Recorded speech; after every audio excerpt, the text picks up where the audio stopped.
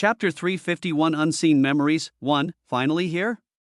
The crisp voice of a woman was the first thing that greeted Damien when he arrived in Astoria. When he looked over, he saw a fiery red figure walking towards him with a smile on her face. I don't get why we had to meet up here before heading to the rendezvous point, but it's whatever. He smiled back, don't be a bother. It's been an entire year since we came to this place, so isn't it normal to feel a bit sentimental? Damien let out a chuckle. He thought back to all the experiences that he had since entering the trial world, from meeting Little Shue to establishing the sanctuary, battling demons on countless occasions and recruiting Elytra. Getting struck by a demigod's true voice and taming Mirage in the ancient temple, and even fusing the void flames and conquering a demon king, it was truly a time filled to the brim with adventures. If he looked back on it now, he might have struggled more than he initially expected. As for sentimentality, well, I guess you could say that I thoroughly enjoyed my time here. He had reaped so many benefits in just this first trial that it almost felt unfair. He was extremely pleased with the progress he had made, not even just with the items he had come into possession of, but his own skills as well. Even his space element had improved by leaps and bounds. To have been able to increase his teleportation range to 10 meters in here, where the spatial suppression was leagues worse than it was in the 3000 Beast Mountain range, he couldn't wait to see what it was like when he returned back outside. But if we have to talk about who had the biggest improvement, wouldn't it be you? He quipped as he glanced at Feng Qinger. In the year since they had arrived, she seemed to have become more beautiful. A slight air of maturity had begun to mix with her original rebelliousness. Feng Qinger turned her head away with a smile. Even if she wanted to refute, she couldn't. Unlocking reincarnation flames before going through universe baptism was extremely rare, and for her to be able to do it was a huge boon, after she became accustomed to her reincarnation flames. Her progress in most other things also increased rapidly. Not to mention, the levels of her skills had skyrocketed. Enough about me. Where the hell is Qing Tan? We can't wait for her forever. The day of the one-year deadline wasn't far away, and if they wanted to reach the rendezvous point in time, they had to leave Astoria today. As if waiting for her cue, though, Qing Tan's voice suddenly rang out from behind them. Oh, I heard that someone was missing me to the point of tears around here, so I came as fast as I could. Don't tell me it was you? Qing Tan smiled and jumped on Feng Qinger, hugging her from behind. Humph. We don't have time for your games today. Now that you're here, we can finally set off. Qing Tan looked downcast as she was forced to pull her hands away from Feng Qinger, but in the end, she accepted. Playing around was fun, but not at the cost of being stuck in the trial world forever. She was dying to leave this place and experience more of the blood-boiling trials to come. With the three of them gathered, they soon set out for the rendezvous point, which was the hill where they first arrived in the trial world. Say, what do you think the next trial will be? Qing Tan suddenly asked. It was a question that had been on both Damien and Feng Qinger's minds ever since they became conscious of the fact that their time in the trial world was ending. The first trial was something fairly straightforward, but ended in then having prolonged conflict with the demons. They had also found out many truths that they didn't expect to be present in a simple secret realm. If just the first trial was like that, what would the rest be like? Damien inwardly hoped that it wouldn't be anything so complicated. Although he didn't mind the trial world's plot twist that much, he would definitely mind if he kept getting used as a tool in the fight between two divinities. It wasn't his purpose in the primordial undying realm, nor was it something he had any interest in, but at the same time, it was an issue concerning the Nox, so a certain part of his brain always urged him to get involved even deeper. The easiest kind of trial would probably be something dealing with comprehension or pure combat like this one, but I doubt they'd reuse that idea again. Comprehension would be nice, but it feels too straightforward for the secret realm that always likes to do the unexpected. I really can't predict what the next trial will be like. Damien muttered, half in thought. Feng Qinger nodded her head in agreement. How nice would it be if the trial was similar to what happened at the end of the ancient temple? Ho! But I don't think Qing Tan would like that at all. Damien smirked. Qing Tan shot him a pointed glare before turning her head away with a pout. She still hadn't forgotten what this bastard had done while she was still intoxicated.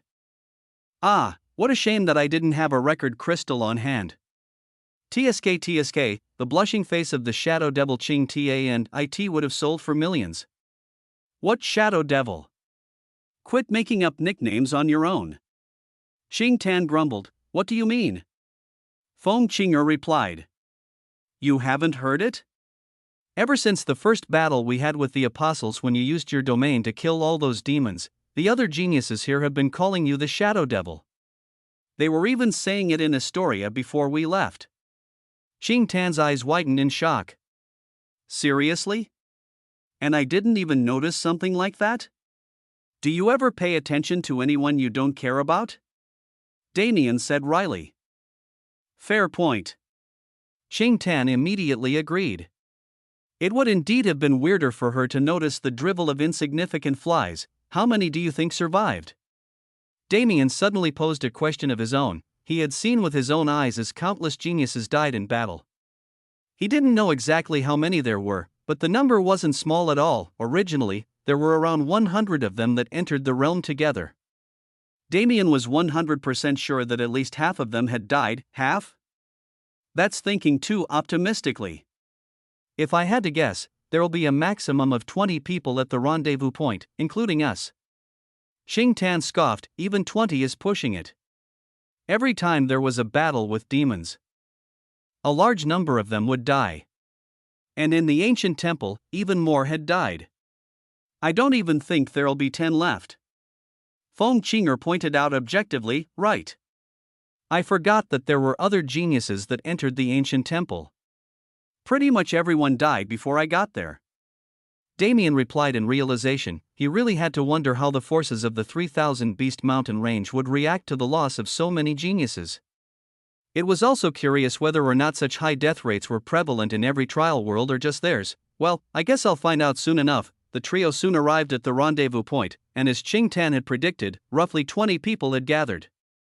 We took our sweet time reaching here, so it shouldn't be long until the notification pops up. Damien muttered to himself, and as he expected, a blue holographic window soon appeared in front of his eyes. The Trial of Stars has been completed. Chapter 352 Unseen Memories. 2. The Trial of Stars has been completed. Total number of survivors, 18. Star distribution, 15 black, 3 white. Those who achieve the white star level will be given a benefit during later trials. The 4 notifications came in quick succession, mostly outlining information that was already known. The main thing people focused on was the last notification. The gazes of all those who gathered on the hill congregated on the Damien trio's location.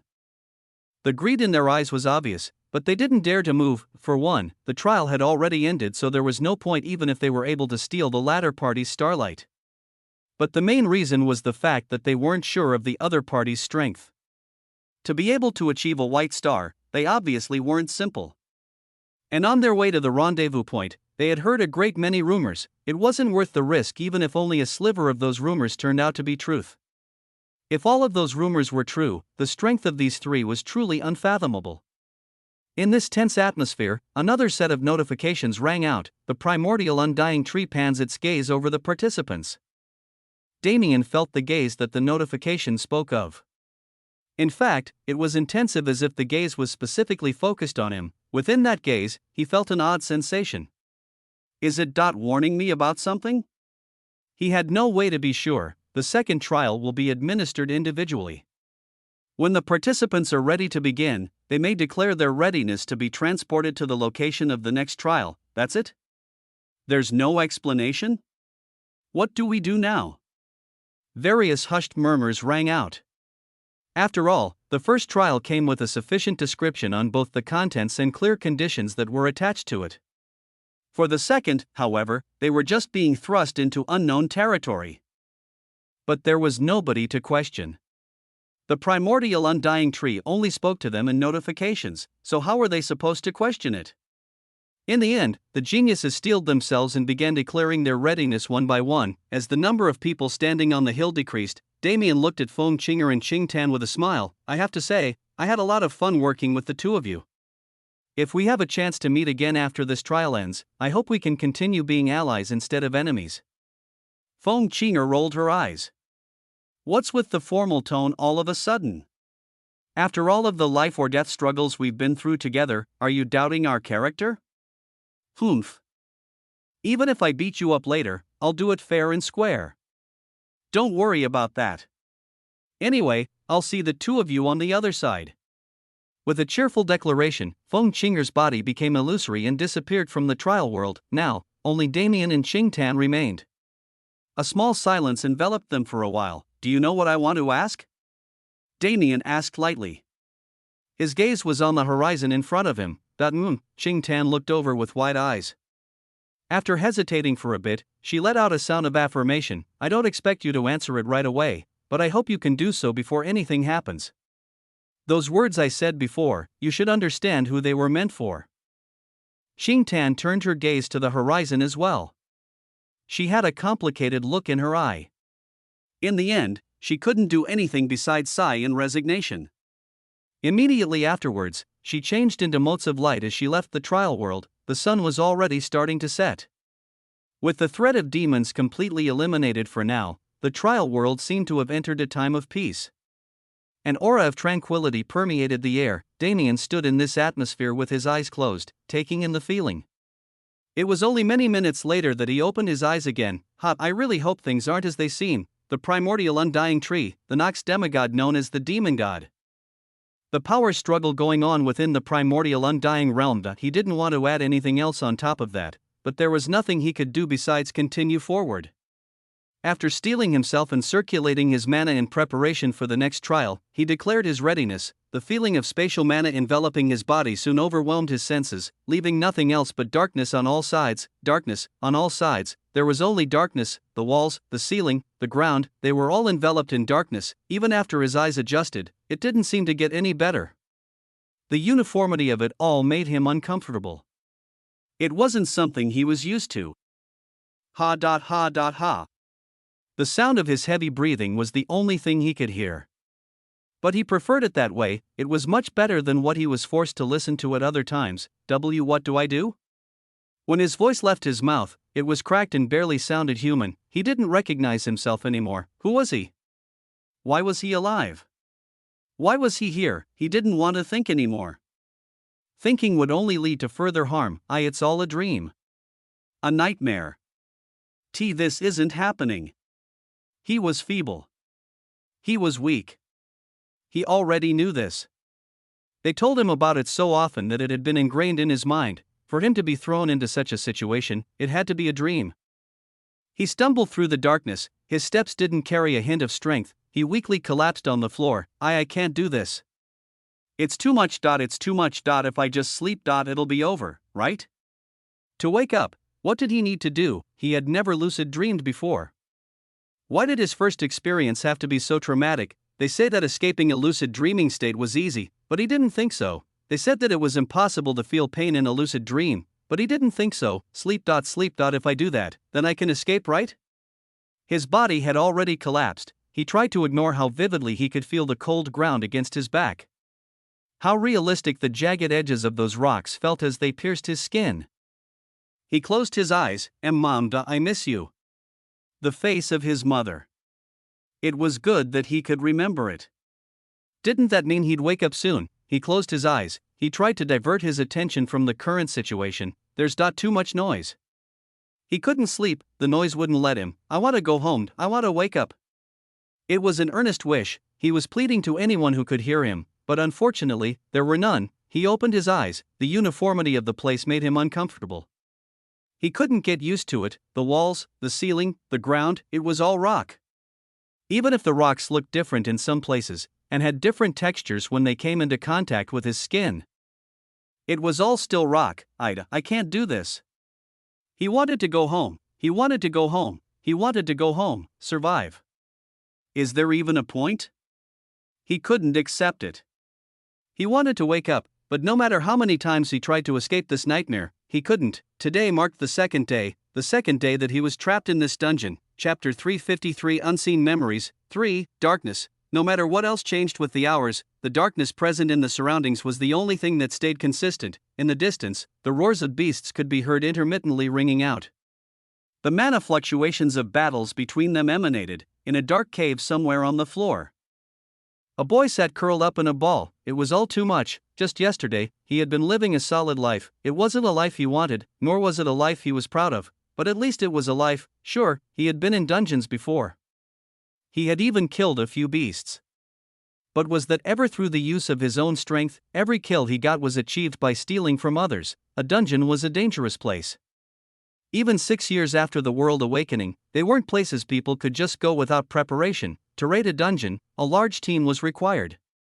Not only for attacking, but also for healing and collection. To enter a dungeon alone? It was unheard of, but it wasn't like he entered by choice. Why? It wasn't like he didn't understand why he ended up in this situation, he just couldn't accept reality. The fact that he was friends with a girl that happened to be a bit more beautiful than the rest, was that justification to put him to death? He resented it, but it was the law of the world. With strength, nothing was impossible, whether it be strength or backing. The one who pushed him into the dungeon had both. Meanwhile, he had none. He was angry. He was furious at the law of the world, and he was furious at the fact that he was put into such a situation, but even greater than that fury was his fear. A fear which translated into hatred for everything that caused him to feel it. If it wasn't for him, Jean Horton, even if he was destined to die in this dungeon, he would carve that name into his heart and never forget it. If it wasn't for her. Elena Pierce. His best friend since childhood. Even if he wasn't thinking straight, he knew it was stupid to resent her. She didn't bear any blame for the current situation. In fact, she might have even prevented such a situation from happening to him countless times in the past without his knowledge. If it wasn't for her serious injury this time, perhaps it would have been the same, but his mind wasn't stable. He couldn't control his emotions, regardless of what logic told him. He couldn't help but resent her. Resent her for what? For being pretty? For being loyal? It was resentment without reason, but the fact that he couldn't find a reason for it only made his resentment grow fiercer. I'm hungry. He couldn't eat, though. Eating meant mutating into a horrendous beast. Even if he had to die, he wouldn't do it in such a way. I have to level up. It wasn't a thought born out of strength. When one's level increased, their stamina would also recover a bit. Even if it wasn't much, it was still something. Since he couldn't eat, he had to level up. That way, he wouldn't be hungry anymore. I have to survive. It had only been a day since he made an oath to survive, since he forged a will to do so. But saying he would do it and putting it into motion were two different things entirely. He desperately wanted to hold to his oath, but every time those bestial roars rang out, his body would freeze in fear. He didn't have a choice, though. He was a coward, sure. He was weak, sure. But he had survived on Earth for so long on his own, he desperately clung to life. He worked any odd job he could get. If it was necessary, he slept on the street to lower the amount of money he spent on himself, all the while supporting his mother and paying her hospital bills so that she could survive as well. He had built up a certain pride after surviving for so long in a hopeless situation. It was a dog's pride.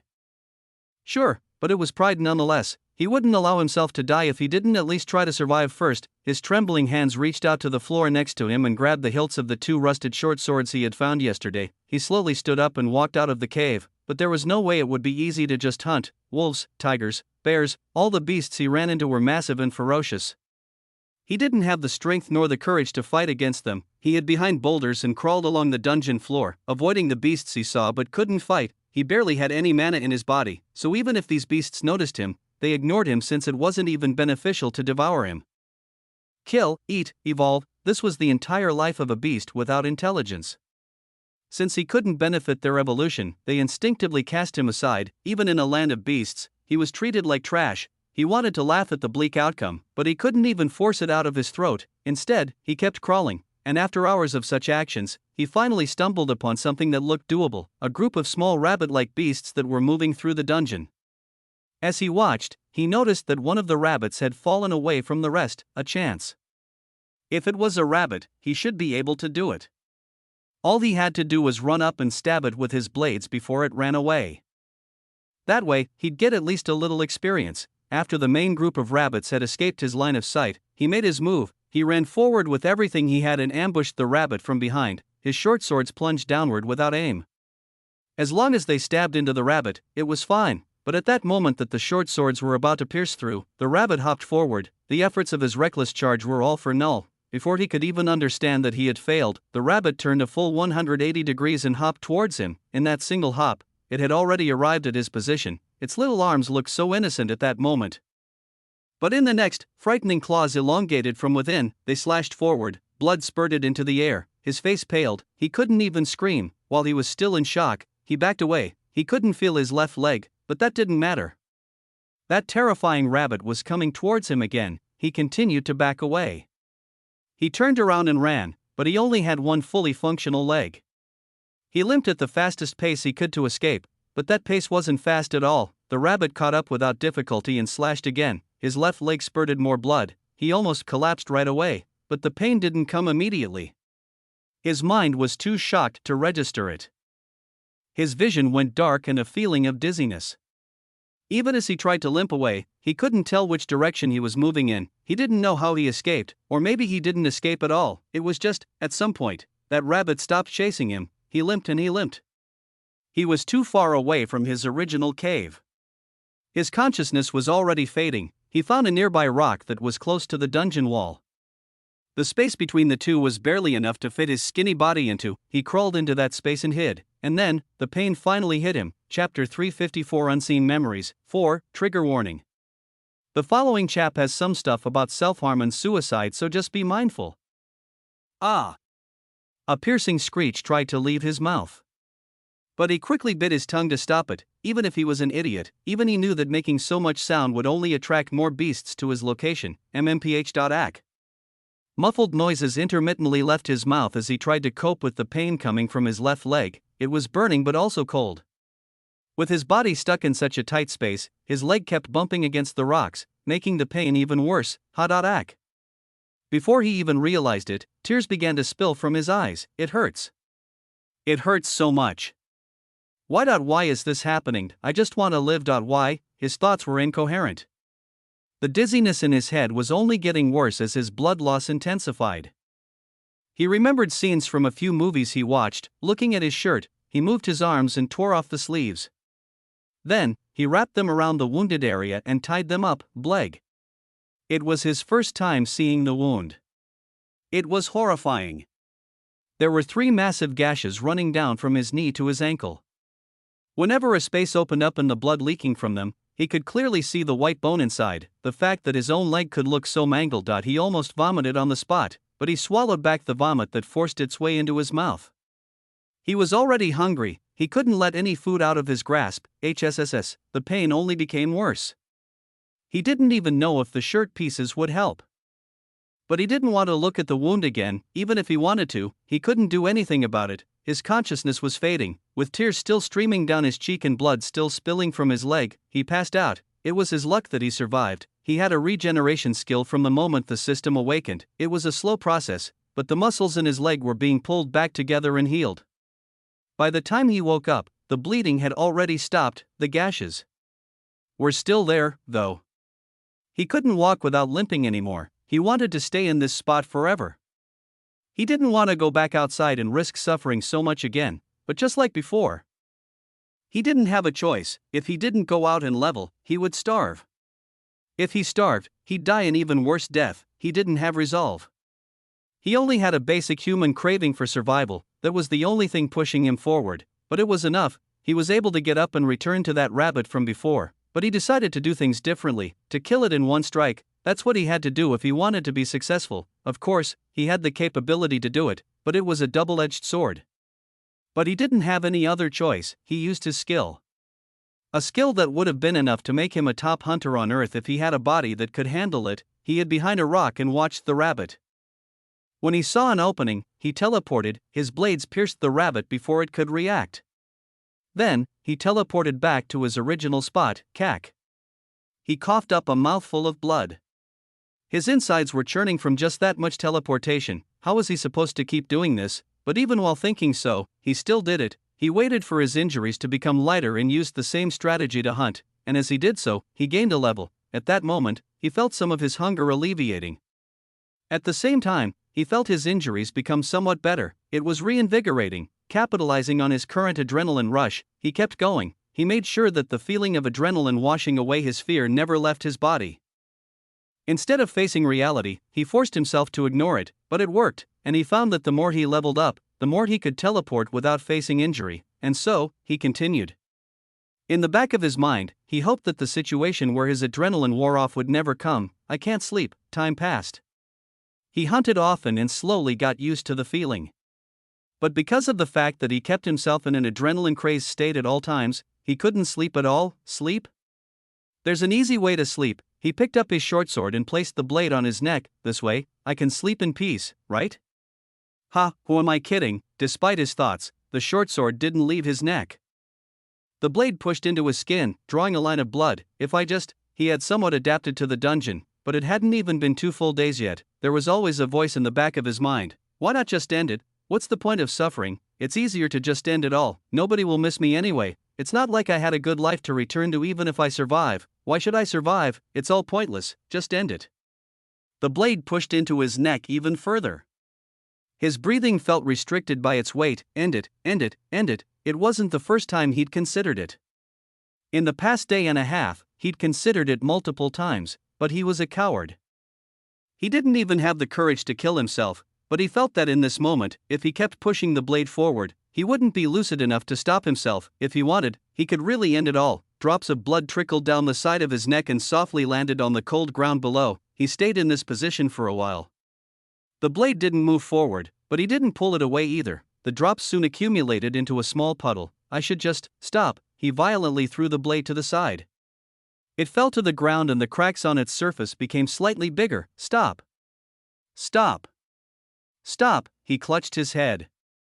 The voice within wouldn't go away. I won't. I won't end it. I won't. He vehemently shook his head. End it. Everything is pointless. Even if I level up, my body is still too weak. I won't ever be able to escape. This dungeon is my grave, so I should just end it all myself. It's better than being eaten by beasts. Why be stubborn? Stop. Stop. Stop. Get out of my head. He staggered over to a nearby wall. What's the point of revenge? Jean Horton isn't a person someone like me can touch. Elena probably moved on already. Mom was doomed from the second I fell into the dungeon. There's no hope left. So why struggle? Get out of my head. He screamed it out loud. His body moved forward. Bang! His head heavily collided with the wall in front of him. Get out! Get out! Get out! Bang! Bang! Bang! The impacts were loud. Dull sounds rang out with every one. Blood oozed from his forehead. Just fucking leave. Crack! His skull cracked slightly. His consciousness could no longer hold on. He slumped to the ground, the light in his eyes gone. It was now the 3rd day since he was trapped in this dungeon. Chapter 355 Unseen Memories 5 A new day began, or at least, he woke up and began moving again. It was hard to tell the time in a place where the sky never changed.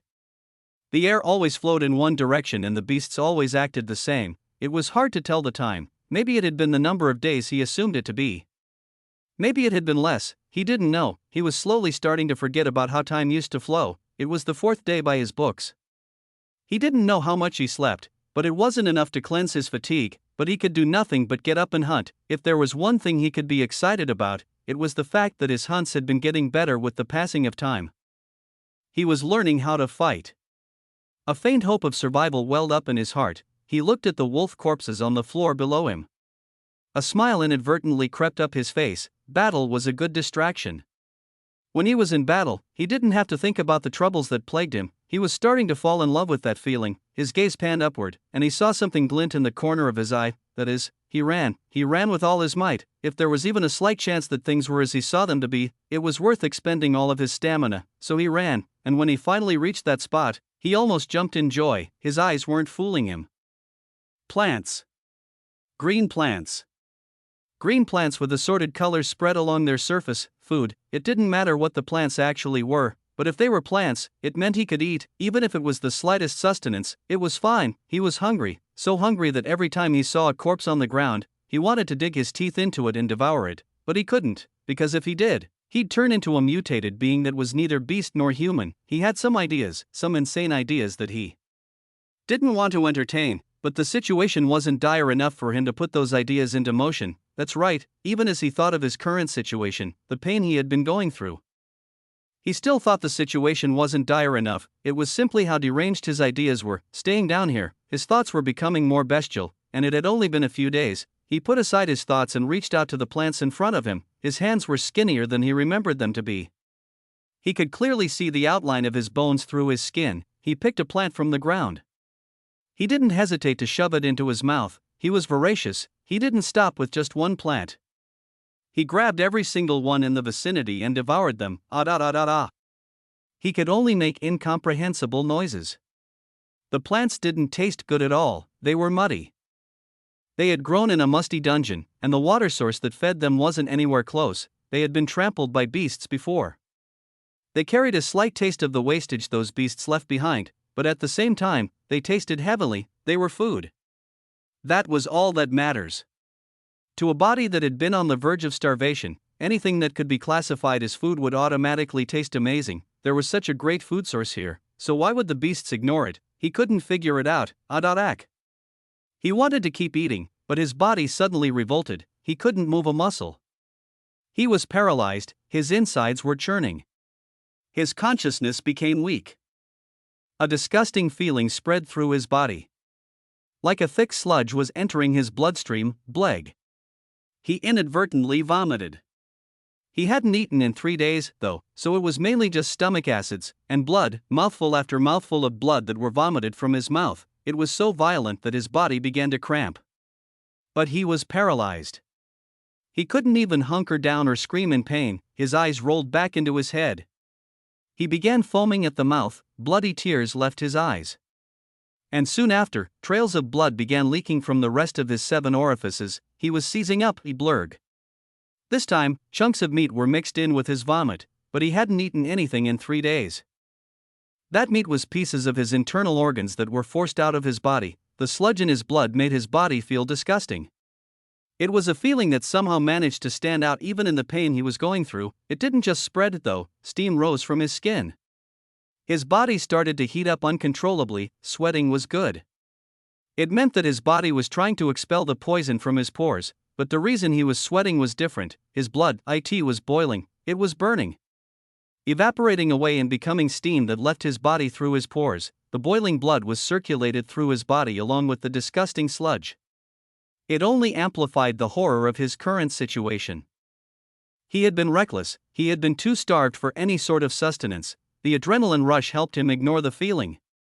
The thick mana in the atmosphere did the same, but in the end, when he saw hope right in front of his eyes, he couldn't resist. He was desperate. He was going to pass out again. He couldn't believe it. How many times had he passed out from pain since he became stranded here? It was embarrassing, but his pride was slowly being whittled away. After all, the poison he ingested just now was vile.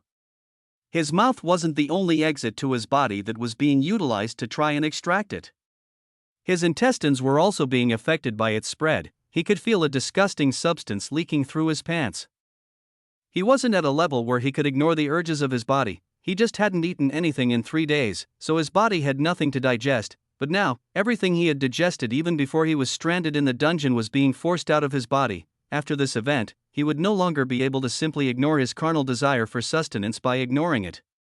He wanted to stop such a situation from occurring at all costs, but he was paralyzed. His blood was evaporating, leaving him even weaker. His body functions were in the process of shutting down. He could only endure the humiliation he brought upon himself, while also enduring the searing pain that racked his body. His consciousness was forced to hold on by the intense pain. Even if he wanted to pass out, he couldn't, but eventually, his mind wasn't able to bear the torture anymore. It shut down, and he passed out again. In a puddle of his own blood and excrement. Chapter 356 Unseen Memories. 6. How did he survive? Once again, by some miracle, he survived. The poison was gone from his body when he woke up, but the aftereffects remained. If he didn't eat soon, he would really die. For a human to die of starvation, it would normally take roughly 2 months. For a human to die of thirst, it would normally take 2 to 4 days.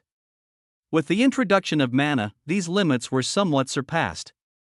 But the level depended on the amount of mana one had. For him, starvation and thirst were still things that could kill him in a week. That was if there were no extraneous circumstances. Even without mentioning the poison, he had been running around and accumulating fatigue for days on end, not to mention how often he got injured and had to cope with the blood loss. It was only normal for those time limits to be rapidly shortened. He had to eat, and so when the 5th day in the dungeon dawned, he became fiercer in his hunting, and he ended up in a situation he couldn't cope with. He almost died. No, he surely would have died. Why did he survive? Once again, it could only be attributed to luck. He was just lucky. It wasn't fair to say everything was due to luck. Since the day he was stranded, he had indeed grown a lot. However, even taking this growth into account, he should have died 5 times over at least. It was strange. He loved to complain about how his luck was terrible, but that was just avoidance. In reality, his luck was amazing. What was terrible was the consequences of his own actions. The only time he was truly unlucky was when he was thrown into the dungeon. Ever since then, luck had kept him alive. When he was almost killed by the rabbit, when he was almost killed by the poison, when he was almost killed by his lack of basic human necessities, he himself didn't do anything that could help him survive. Instead, he only worsened the situation. It could be argued that his reckless actions were forced by the situation, but even that was just an excuse. It was his fault. And on his 5th day in the dungeon, the culmination of consequences of his reckless actions befell him. His fatigue caught up to him, a beast too powerful for him to kill targeted him, and his luck could no longer protect him. As he watched his arm get torn off of his body by the jaws of that beast, he realized this, and he snapped. He didn't care anymore. If he was meant to die, he'd die while killing this beast. He stabbed into its flesh, tore into its body with his fingers and teeth, even after his blade broke. He jammed the jagged stump into the beast's eye to cause any degree of damage he could. Perhaps because he had finally been able to put his life on the line, he was able to kill that beast, and he devoured it. He didn't care anymore, so he tore into its body with his teeth. He feasted on its best and drank its blood. It didn't taste good, but it was the mark of his survival, so he ate and drank without pause. But it wasn't like that beast died immediately. In its death throes, it decided to perish together with him. He survived once again due to luck. Or maybe this time, it could be attributed to his own efforts. Falling was one thing, but what came after was another, a trial by blood. Forced maturity. He stood inside a blood world of his own making, facing an endless horde of beasts that wanted to eat his flesh and drink his blood, but his own stamina was infinite as well. He killed and killed and killed. He started to enjoy the feeling of killing. He started to crave the feeling of blood splashing onto his body, so he killed and killed and killed. His mindset began to change. He was pathetic. When he looked at how he had been behaving for the past few days, he wanted to kill. He wanted to go back and kill that pathetic version of himself. If he wanted to get stronger, all he had to do was kill. How long was it before the horde of beasts finally came to an end? By the time it was over, the man who exited the blood world was no longer the same man who had entered it. It was forced maturity. He killed so he wouldn't be killed. He did so until killing and becoming stronger became the only thought that occupied his mind. Revenge? It could wait. He needed strength to get revenge. His mother? She could wait. He needed strength to cure her of her illness. Everything could wait. Strength was above all. He regained consciousness at some point. He seized his body and took control over his bestial instinct. Or did he? Maybe he just merged with it. After all, he wasn't much different from the version of him that was possessed by that instinct. The only difference was that he was capable of conscious thought, an indomitable will forged in fire. That was what he liked to delude himself into thinking he had built, but he was wrong. It was all just the delusion of a man who was falling into the depths of insanity. The only thing he had built was bloodlust. Bloodlust that trumped his fear and allowed him to continue forward without it, but at least he wasn't pathetic anymore. He wasn't sniveling like a bitch on the floor after every battle. He wasn't coughing up buckets of blood every time he teleported. He had achieved his first class. He had achieved a perfect mutation. He now had the qualifications to grow stronger. Who cares how he got it? So what if he didn't earn it himself? What was the point in being hung up on pointless matters like that? He moved through the dungeon. He cleared it floor by floor. He killed and he killed. He devoured and he evolved. He loved the taste of blood on his tongue. The feeling it gave him when it splashed on his body. He loved the pain. The pain of evolution meant he was growing stronger. The pain of injuries was just proof that he deserved to become stronger, but it wasn't easy to maintain his insanity. Every once in a while, he would have moments of lucidity. I'm lonely. I'm tired. I don't want to do this anymore. The thoughts would flood his head. It was hard to get rid of them. They were his true feelings after all. The feelings that he hid within a sea of blood and a mountain of corpses. I want to go home. But where is home? Earth wasn't a home anymore. He had been cast aside by Earthlings long ago. He only realized it after he was stranded here how little he cared about Earth. The only thing left for him there was his mother, and his revenge, and just like that, his bloodlust resurged. Malice clouded his mind, the feeling of blood, the taste of blood, the pain and the thrill of battle. those were the only things that could quell his insanity. Chapter 357 Unseen Memories. 7. Life in the dungeon continued.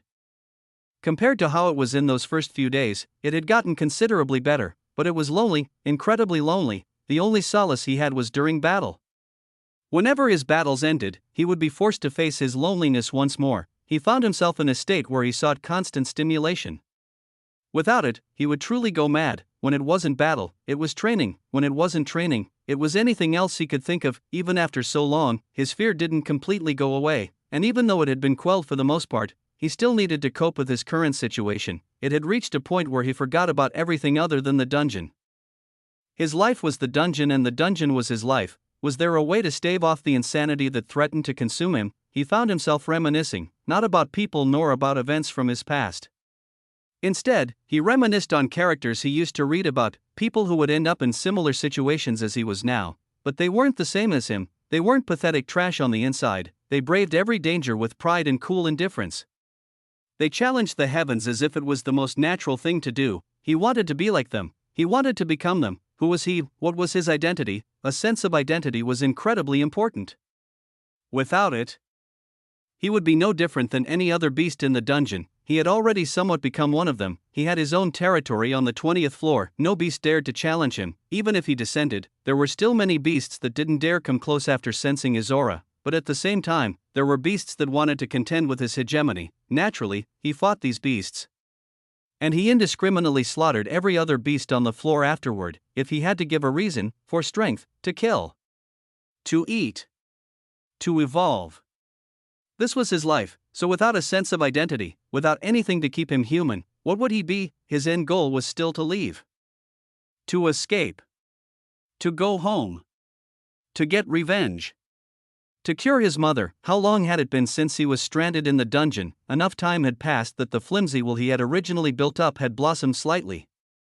He was at least able to clearly delineate his goals, but if he wanted to return to society, could he? In his current state, it was impossible. He needed to become human again. He needed to become those characters he would fervently read about in the past. His days changed. When he needed stimulation, he went and slaughtered hundreds and thousands of beasts. When there were no beasts left on a floor, he would return to training, and when he wasn't training, he acted. He stood in front of a massive beast that was crawling on the floor. Blood stained his skin and leaked from that beast's body. This young master has shown leniency.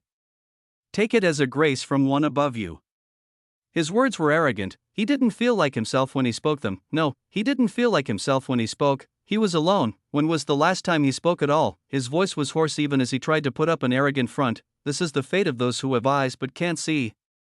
The phrase was one he had seen many times before.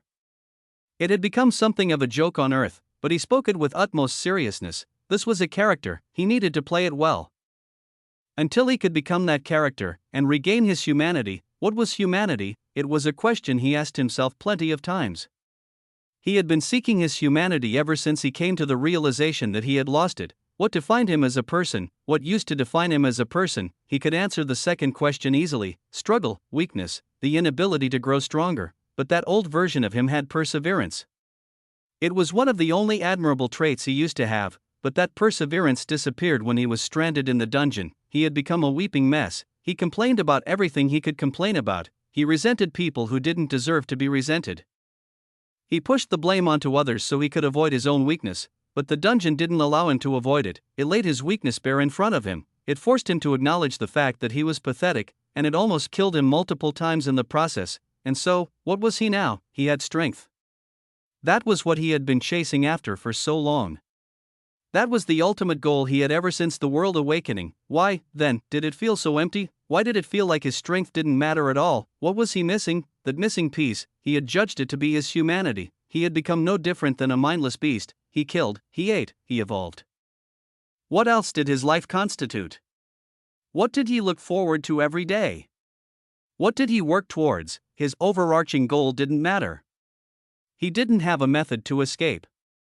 He didn't think he would find one anytime soon. How long would he be trapped in this dungeon? Perhaps, by the time he exited, his mother would have long succumbed to her illness without his support. Perhaps, the target of his revenge would have become a figure that even with his newfound strength, he couldn't touch. He felt like his thoughts should drive him to work harder, to try harder to find an exit to the dungeon. But it didn't work like that. For such determination to be born, the prerequisite was hope. Hope that the chance of success existed. He didn't have that hope. He didn't have humanity either. The only thing he had was the dungeon, to kill, to eat, to evolve. He didn't have any other thoughts in his head. Well, there was one: blood. He had become addicted to it. Sometimes, he found himself unable to sit still if he didn't feel the blood of beasts on his skin for too long. He didn't question this feeling. He just went out and hunted to quench his thirst for blood. It was then that he realized something was wrong. Something inside of him told him that he should be questioning his sanity. But why question it? If there was nothing else to do besides killing, shouldn't it be a good thing that he enjoys it?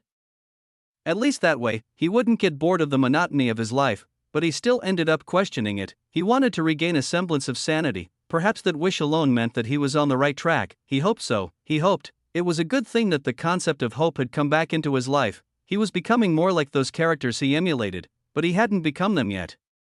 If he had done his job properly, he wouldn't be questioning himself anymore. He would act as he saw fit, and he would do so with confidence. It was still uncomfortable to speak, to act, to show consideration for those around him. It didn't feel like he was himself when he did it. But he would continue without fail, until it wasn't uncomfortable anymore, until he became what he was pretending to be. Chapter 358 Unseen Memories. 8. Constant practice over an extended period of time made that uncomfortable feeling vanish slowly. He began to embody what he wanted to embody. Instead of feeling like he wasn't himself, he started feeling like he was becoming someone new. It wasn't a bad feeling, and finding references to different shows and novels he used to love in his everyday life brought some flavor to his monotonous life. Things were looking up, and then, something new happened. He felt a strange sensation when he looked at a certain beast, something that he felt would help him regain his humanity even more. That was the only reason he saved it, because he was curious about this new stimulation he was receiving. But that was enough of a reason. New stimulation was always welcome, so he saved that beast. He killed hordes and hordes of beasts that chased it. While doing so, he missed the feeling of being drowned in the blood of his enemies. It had been a good amount of time since the last time he was able to feel it. After he did so, he grabbed that beast and ran. It was exciting. His blood was boiling, but in a good way this time. He was being chased. It was a real dragon, an existence he had only seen in fiction until now, and on top of that, it was an entity at a level of strength that he couldn't even hope to win against. He felt like he was back to being the same pathetic person he was when he first arrived in this hellish place. That pathetic weakling had returned, except, this feeling only excited him more. It was the feeling of death encroaching on him. It was intoxicating. He almost stopped running to face that beast. He almost couldn't control his desire to feel death. Wasn't it so exciting, the boundary between life and death? Walking a thin like that could lead to his demise at any misstep. Wasn't it riveting, the feeling of being crushed by an opponent and still managing to regain the upper hand? The feeling of blood intertwining as both sides piled up injuries. He almost stopped in place. He wanted to die while feeling that feeling. It was exhilarating. It was a drug that he couldn't curb his addiction to. He wanted to die at that beast's hands, but he also wanted to live. As he found himself stuck in a conundrum, he felt a new stimulation, a new sensation. His attention was quickly grabbed. He went to find the source of that sensation, and he found himself in a man-made construct. The first one he had seen in a long time. As expected, following the new stimulations he received would always lead him to something fun. Having fun was the best. It was the only thing he lived for. Even if he escaped the dungeon, he wanted to keep having fun and finding new stimulation like this. It led to a life that was worth living. He sat in a chair. It was a good chair. He loved the feeling it gave him. He looked at the beast he saved. Should I kill it? He wanted to kill it. His body craved its death. His eyes only saw red, but there was a sensation. A stimulation that he wanted to follow, that was telling him to keep it alive. So what should I do? He stood up and walked over to that beast. It was small. His single hand was easily enough to crush its neck. If he squeezed a little harder, its bones would snap like twigs. What a satisfying sound that was. What a satisfying feeling that was. There was no blood, but it was still a greatly cathartic feeling. But he couldn't bring himself to do it. His curiosity was too strong. A new stimulation. What would it bring him? He realized that he only had a single arm. It had been too long since he lost it.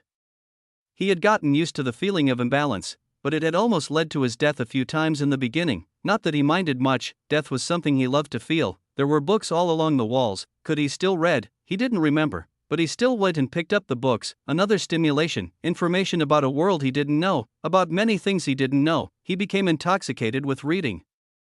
It turned out he could still do it, he didn't know how much time passed.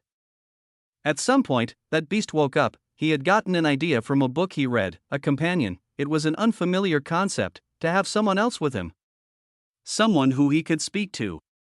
Someone who he could play with to relieve his boredom, a companion. It sounded nice. It was much better than killing the beast, because killing it was only temporary stimulation, but if he took it as a companion, it could entertain him for years to come. It was a great idea. He praised himself for thinking of something so genius. He spoke to that beast.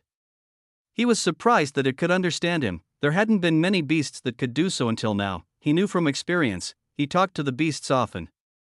He held conversations with them while they fought, or at least, he tried to, but those beasts were stupid.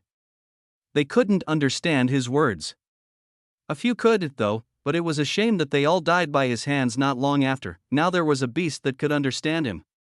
And he wasn't going to kill this beast. It was exciting. Especially when the pact was formed, he could feel the beast's thoughts. It was like he could finally hold a conversation. He didn't just have to talk one-sidedly. It was nice. He became friends with the beast soon enough. They became teammates who hunted together. He fought the dragon. It was a good fight. The dragon let out its breath. Dragon's breath felt good on his skin. The pain was amazing. He almost forgot to defend. His left side was burned to an unrecognizable state. The feeling of burning was new. Not many beasts could use fire in the dungeon. It was searing hot, but also extremely cold. How could those two feelings exist at the same time? It was interesting to feel it personally. The dragon was eventually defeated, though. He couldn't help it. He loved death. He wanted to feel it all the time. He wanted to embrace it lightly. But he never wanted to actually fall into its clutches, so he had to kill the dragon. It turned out to be a wyvern instead of an actual dragon, but it was close enough. Now what? He had become a second class. He had become more powerful. But now what? Continue to descend? It was getting boring. He wanted something new, but descending was good. He saw it in the subspace. He could escape as long as he kept descending. Escape, it was something he had been craving for so long, but why did it feel so empty? He almost didn't want it. He liked his life in the dungeon. He could have fun and follow his desires without any consequences. The outside world was difficult. Humans were difficult. He didn't want to associate with them and get caught up in their problems, but wasn't he human as well? He didn't think of himself as one. His thoughts were chaotic. He didn't want to leave. The dungeon was comfortable. He knew what would happen every day. There were no surprises. The outside world was hard. It was new. He would have difficulty adapting, but what about his mother and his revenge? It was tedious. No, he had to do it. He had to do it. He was reverting to how he was before. He was becoming no different than a beast again. He had worked so hard to fix that. He had worked so hard to become human again, even in the slightest. What was the point of those efforts if he refused to leave the dungeon? In the end, he descended. He went against his desire for comfort, because the outside world had more stimulation. It had more fun things that he didn't know. Even if it was cumbersome, it was still better than his current monotony. So he descended, and he finally left the dungeon. Chapter 359 Unseen Memories. 9. Tears. He collapsed to the ground. An unending stream of tears was the only thing he could see, when he felt the air around him, air that wasn't tainted with the smell of blood. It was awkward, but at the same time, it was refreshing, when he felt the mana in the atmosphere. It wasn't laced with brutality, but rather tranquil as a drifting stream. He felt his mental state clear up just by breathing it in. There were trees in the surroundings. Green trees and plants. Beautiful plants that weren't laced with poison. He could only cry. He couldn't stop himself. The tears flowed without his permission. It was only after his tear ducts ran dry that he finally stopped. He stood up. Now that the tears were gone, he could take the scenery in with fresh eyes. He walked. He could teleport, but he walked. Teleporting would only lessen the time he could spend admiring the scenery. It was quiet. The roars of beasts didn't permeate the air at every point in time. There was a sun in the sky. No, just the fact that there was a sky was enough. The dull scenery of the dungeon was gone. Being surrounded by darkness on all sides was gone. He had escaped that dungeon. After 2 years, 2 grueling years of his life that would have otherwise been spent toiling away endlessly on Earth. He felt proud of his achievement, though it also felt a little empty. Was it just him, or were some parts of his memory hazy? It felt like he couldn't remember something important. No, it was many important things, something that defined the current him. He had lost it. But what was it? He didn't remember. The scenery quickly stole his attention again. It had been a few hours since he started walking, yet the peaceful feeling was unchanging. It was awkward, uncomfortable even. His hands were itching. Why were his hands itching? There was something he wanted to do. What was it? He didn't know. He just knew that there was something he wanted to do. But the current environment didn't allow it. His heart was beating rapidly. His body began to feel weird. Like millions of ants were crawling inside his skin. Why? What did he want to do so bad that it caused such a terrible level of discomfort? He didn't know. He wanted to know. His hands were itching. They wanted to move. He kept walking. Maybe he would find a clue if he did. In the distance, he saw a beast. It was a lone deer that was grazing in a peaceful meadow. Suddenly, he snapped, "Ah, that's right." He knew what he wanted to do. He disappeared. Blood spurted into the air. The deer's heart was in his hand. It was still pumping as if it didn't even realize that it had been removed yet. His eyes were red. The amethyst color that usually shared his irises was gone. He looked at the beating heart in his hand. Blood kept flowing from it and dripping onto his body. He licked his lips. It looked too appetizing. His teeth had already grown into fangs. He bit into the heart. He tore into it. Voraciously, he devoured. The taste of blood on his tongue. It helped calm that itching feeling that had been irking him. But it wasn't enough. His attention soon turned to the corpse of that deer. It met the same fate as its heart. But it wasn't enough. He wanted more blood. He couldn't go a few hours without seeing it. His awareness spread. He found another beast. He continued his hunt. He devoured everything. His gluttony was insatiable. The beasts in the surroundings had already felt the presence of a predator. They began to flee with all their might. He wanted to pursue, but suddenly, he felt impact on the back of his head. It was his companion. That beast he had picked up in the dungeon. The impact helped him come back to his senses. He looked down at his hands. They were covered in blood. His body was soaked in it too. He felt a cold chill run down his spine. Was this him? Didn't he get better? Didn't he overcome his bestial instinct? It seemed he had overestimated himself. He didn't tame the bestial instinct. He just merged with it. It was still there, baring its fangs in full force. He only realized it now. His heart was cold. He couldn't go on like this. Maybe he shouldn't return to society. Humanity probably wouldn't accept him. What if he started craving the blood of humans? What if he ended up devouring their hearts as well? Maybe they'd hunt him to the ends of the earth. He found a stream. He bathed in it. He cleansed himself of the blood and grime that covered his body. He looked into the water and saw his reflection. He looked human. He didn't look like a beast. He looked human, but he wasn't human. But maybe, just maybe, he still had the chance to become one, or at least, to become more like one. He put away his thoughts. He re-entered his character. No, it wasn't a character anymore. It was just him. He didn't want to stay in the forest any longer. It made him crave the blood of beasts even more. So he left. He raced at full speed to anywhere that had civilization. This way, he could take his mind off of his predicament. He didn't even realize he was avoiding the problem. He soon forgot about it entirely. When he felt the clean air around him, when he felt the serene manna in the atmosphere, when he felt the lush grass brushing against his feet as he ran, it helped him forget all those things he no longer wanted to remember. But things didn't always go the way he wished them to go. The memories all came flooding back together. The memories of the dungeon and the memories of the actions he had just taken. The memories of his weakness and the memories of his insanity. But that wasn't it. Memories he didn't have beforehand. Memories of things that would happen in the future. They all came rushing back to him at once. His name, that he had seen it on the status screen many times in the dungeon. He had even yelled it out while fighting against beasts. So why couldn't he remember it? His name. What was his name? It felt like something important was happening. He stopped in his tracks. His companions stopped with him. They were in the middle of a vast open plain. There were mountains in the distance, and even signs of human activity, but he didn't pay it any mind. He stared into empty space. The space in front of him, there was something there, something important, something he hadn't grasped yet, but something he desperately needed to grasp. But no matter how hard he looked, there was nothing there. This time, he couldn't just ignore it and continue on. There was something there. His name, was it there? He needed to know it. He couldn't live if he didn't know it. He tried to check his status window, but there was no name there. He could have sworn he saw it before. What was it? He needed to grasp it. Whatever was in that space in front of him, he reached out his hands, he tried to grasp it, whatever it was, he needed to grasp it. Chapter 360 Trauma 1. A pair of eyes watched him from the void. They had been watching ever since the start. The owner of those eyes desperately wanted to look away. He wished he didn't have to view the scenes he was viewing, but he couldn't. No, he wouldn't, he knew it in his heart. These scenes were something he needed to witness. If he turned away now, he would be no different than the pathetic man that tried to kill himself after only a few days of hardship. No, he couldn't think of it like that. That was part of the problem. The man who had entered the dungeon was no different than a normal person. For him to not go insane and not die in those days before his mutation was an incredible achievement.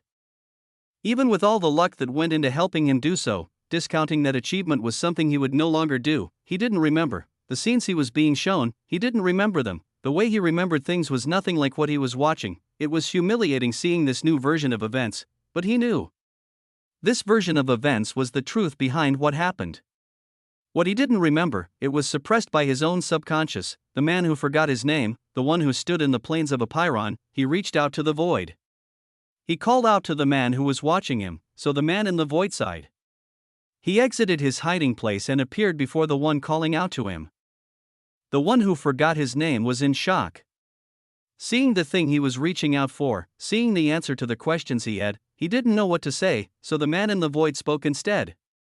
He spoke with a detached smile on his face. I know what you're thinking. Yes, you are me, but I am not you. In a sense, we are two different people. The man from the void didn't wait for his counterpart's response. He spoke as if he alone was in this world. I didn't remember it at all. When I think back to those days, the scenes I see are extremely different.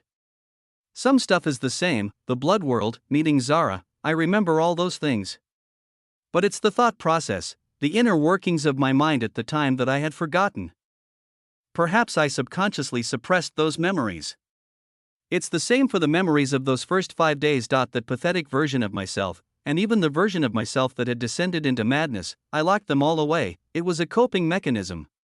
If I allowed those memories to stay, what would I have become? It seems my brain decided that it was too much. For the sake of returning my humanity, everything I didn't want to remember was thrown away. But what did that do to me? I have to admit that due to that, I was indeed able to return to society, but I can't say it was all for the best.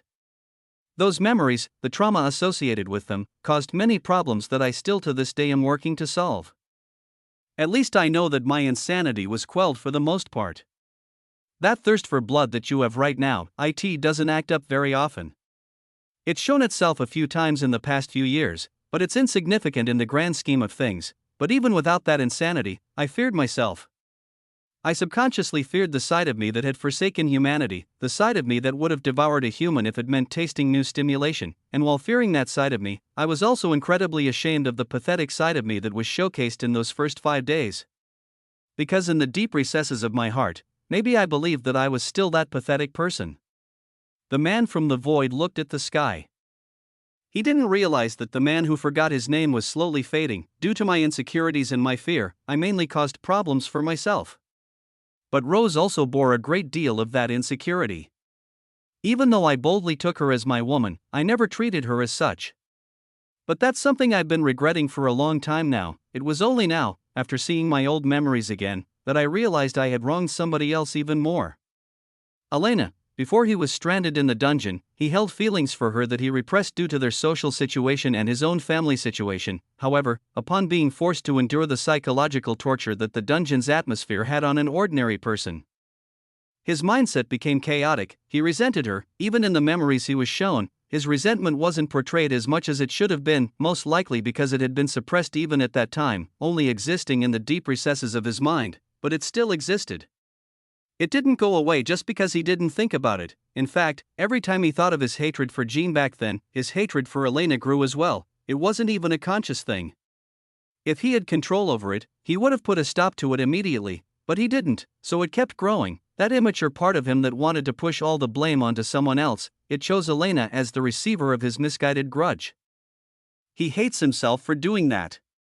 But it was all in the past.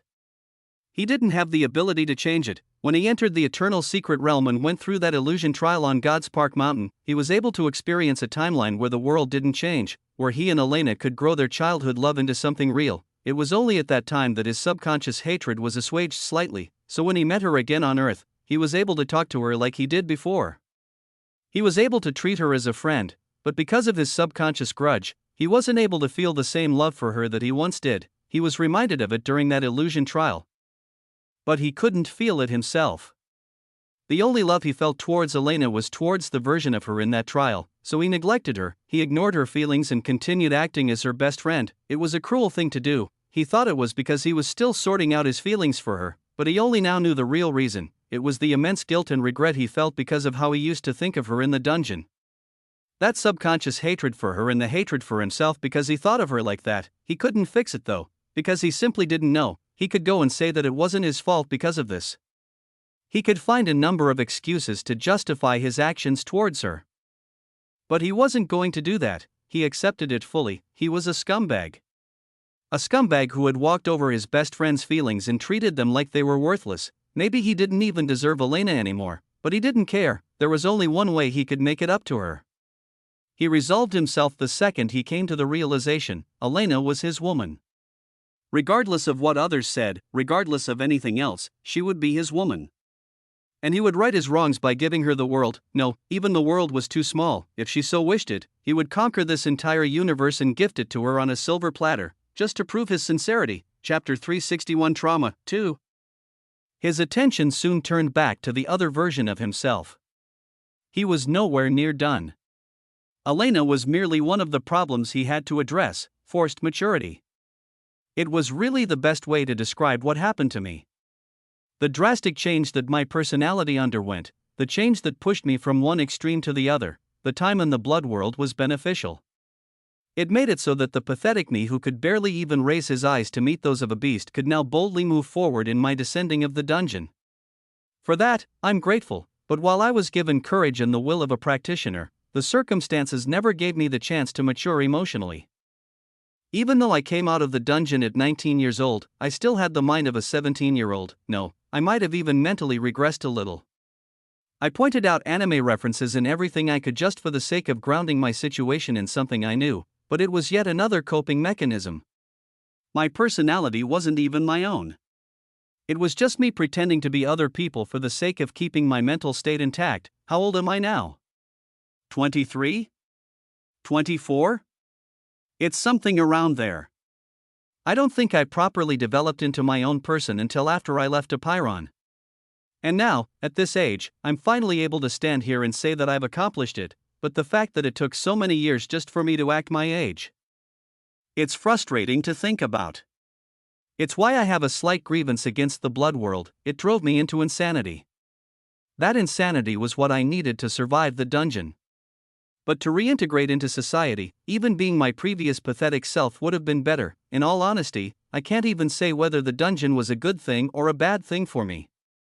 Because of it, I was finally given the qualifications to become stronger. Because of it, I am who I am now. And I can say proudly that I like who I am now, but at the same time, it brought me so many problems that it took this many years to solve. Hell, if it wasn't for this kind of unique circumstance, it would have taken even longer. The trauma that the dungeon gave me is equal to the level of strength I received from it. Perhaps it's just another form of balance, but, regardless of whether it was good or bad, I am glad for that experience. Just as I am happy I was able to have this one. He sighed lightly. He had already said plenty, but there was still too much more he needed to say. But, as long as he knew it in his heart, there was no need to say it all out loud. If it wasn't for the drastic increase in my mental strength because of the primordial undying tree's essence and those 5+ years I spent fixing my spiritual world, having to experience the torture again most likely would have broken my mind. That was the objective of this trial, right? To dig up my worst trauma and present it to me in full force. To break my mind and trap me in this trauma for eternity. Even at my current level of mental strength, I almost gave in to my desire to look away and ignore it, but instead, it's been a huge boon to me. For that, I have to thank the primordial undying tree. I feel like having everything laid bare to me had helped me a lot. It helped me realize a great deal of problems that I didn't even realize I had. Problems that probably would have only shown up again to hinder me when I go through my universe baptism in the future, witnessing these problems, becoming aware of them, and even solving some of them. It's just the beginning. It's a new beginning, the start of a path where I can be the complete version of myself. I won't waste it. I won't commit the same mistakes again. I won't hide away from my problems and trauma. I'm thankful. He said a lot of words, but that was the key point of his message. He closed his eyes, son of Claire Watson, the future husband of Rose Adelaire, Elena Pierce, and Shwaruyua, the bearer of the void physique, the enemy of the Nox, the strongest human from Earth. There are so many different things that can be used to describe me. But what was my name? The name that this version of me wanted to know so badly. The name that I can confidently declare in front of anyone and everyone. The name of the man who would shake the universe by its very foundation in the future. I am Damien Void. Whether it be the past, the present, or the future, I am, and always will be, Damien Void. A mere trial like this isn't enough to shake my will. And by the wills of others, I will never forget who I am and what I represent. Now, primordial undying tree, you should have your answer, no? The scenery of a Pyron began to fade. The version of himself from the past faded with it. He had a light smile on his face as he did so. His purpose had been achieved, and at the end, he received the answer he wanted. Damien found himself inside yet another infinite void. A blue holographic notification appeared in front of his eyes. The primordial undying tree smiles. The primordial undying tree states that this was indeed the outcome it was hoping for. The primordial undying tree tells you that there is only a single trial left. In that trial, it hopes that you can become the one who claims its fruit. Damien smiled in response. Of course it'll be me. Come on, you've been watching this entire time. Do you really think anyone in here can beat me? Another notification immediately popped up. The primordial undying tree warns you not to get too conceited. Bah, I can't even joke with you? So stiff. Trust me, I know I still have people to look out for. That Hun Fong guy is particularly mysterious. Not to mention forget it, why demon god, you're there too, right? How's it feel to be trapped in this by an old-ass tree? You know, I can't speak for a demigod, but if it were me personally, I wouldn't take that if I were you. The primordial undying tree bursts into laughter. It says it hasn't had such a good laugh in many millennia. A frightening aura pervades the realm. The demon god is furious at your taunting. He is wondering why a mere mortal dares to blaspheme him. The primordial undying tree tells him to shut up. It says that the demon god must be seething with embarrassment because he's being restricted by a mere tree. Damien laughed out loud. The back and forth between these two monsters was more entertaining than he expected it to be. With a bright smile on his face, he stretched his tired body. He had been living as the version of himself from the dungeon for so long, after all. He had experienced those 2 years without any time displacement. It all happened in real time. I've yet again become mentally older than my actual age. At this point, I'll become an old monster before in 30. Damien lamented inwardly, but outwardly, he was feeling incredibly refreshed. The benefits of this experience were far better than the ones he got from the trial world, even if the results weren't as tangible. He felt like he was reborn. The trauma trial he had just passed was the second trial, and according to the primordial undying tree, he would be able to acquire its fruits in the next and final trial. He was motivated, and his mood was far better than it had ever been ever since the world awakening first happened all those years ago. Yo, primordial undying tree, send me off to the next trial. Chapter 362 Final Trial 1. Yo, primordial undying tree, send me off to the next trial. The second the words left his mouth, Damien felt space distort around him. Almost all of the notifications that hovered in front of his face disappeared, leaving only a single one. You have passed the trial of self. Trial of self. It was a really good way to describe the previous trial, although in those final moments, he had been watching everything from the void. It wasn't like that the entire time. Unlike the one who set up the illusion trial in the eternal secret realm, the primordial undying tree was a being that had reached godhood. Damien's all-seeing eyes had been thoroughly suppressed when he was crying in the corner on his second day in the dungeon. When he tried to kill himself on the third, when he humiliated himself on the fourth, when he went insane on the fifth, he had been there. He had experienced it all again firsthand, not as an outsider looking in, but as the one going through those situations himself. But even with his all-seeing eyes suppressed, he didn't suddenly lose everything he had worked for over the years. The spiritual intent that he had refined tirelessly while he was comatose was still fully present. And due to the strong mind he had now, he was able to watch those scenes without breaking. But those 2 years were truly grueling. It wasn't an entirely good thing that Damien had unlocked his repressed memories. In the first place, those memories had been subconsciously suppressed to protect him. From the moment he awakened his ego, he could feel a level of bloodlust he hadn't felt in years churning inside of him. But even then, he was glad to feel this bloodlust, because he had never controlled it properly before. It had been hidden in the recesses of his mind with the rest of his experiences in the dungeon. Now that it was back, he could use his current strength to properly control and make it a part of himself. He never wanted to abandon his bestial side entirely. He never wanted to abandon his experiences in the dungeon, those experiences, that bestial instinct. It was all a core part of his personality. Abandoning them was actually more harmful to his sense of identity than it was good, so controlling and integrating was the best course of action. To take his current self and evolve into something better. Wasn't that the path he had walked so far? There was no hesitation in his thoughts. In fact, they moved so fast that he had already finished pondering by the time his body finished transporting to the next area. And when he felt the cool sensation of earth under his feet again, he immediately spread his awareness. Gotcha. He heavily stomped the ground, infusing vector control into his movements to increase the gravity around him. The earth cracked with a bang, a pool of blood leaked from below. Although the beast never had a chance to surface, Damien had already seen its appearance. It was a massive groundworm several kilometers in length. Its mouth was filled with razor-sharp teeth, and open like the petals of a flower. Now, its head had been thoroughly crushed under the pressure of Damien's stomp. It was killed before it even had the opportunity to do anything. What else is around here? Damien ignored the groundworm and refocused his attention on the surroundings. All around him were sand dunes of varying sizes, a desert, huh? Come to think of it, I haven't really been in a desert before. It was odd considering the number of different places he'd visited, but he really hadn't seen a desert before in person.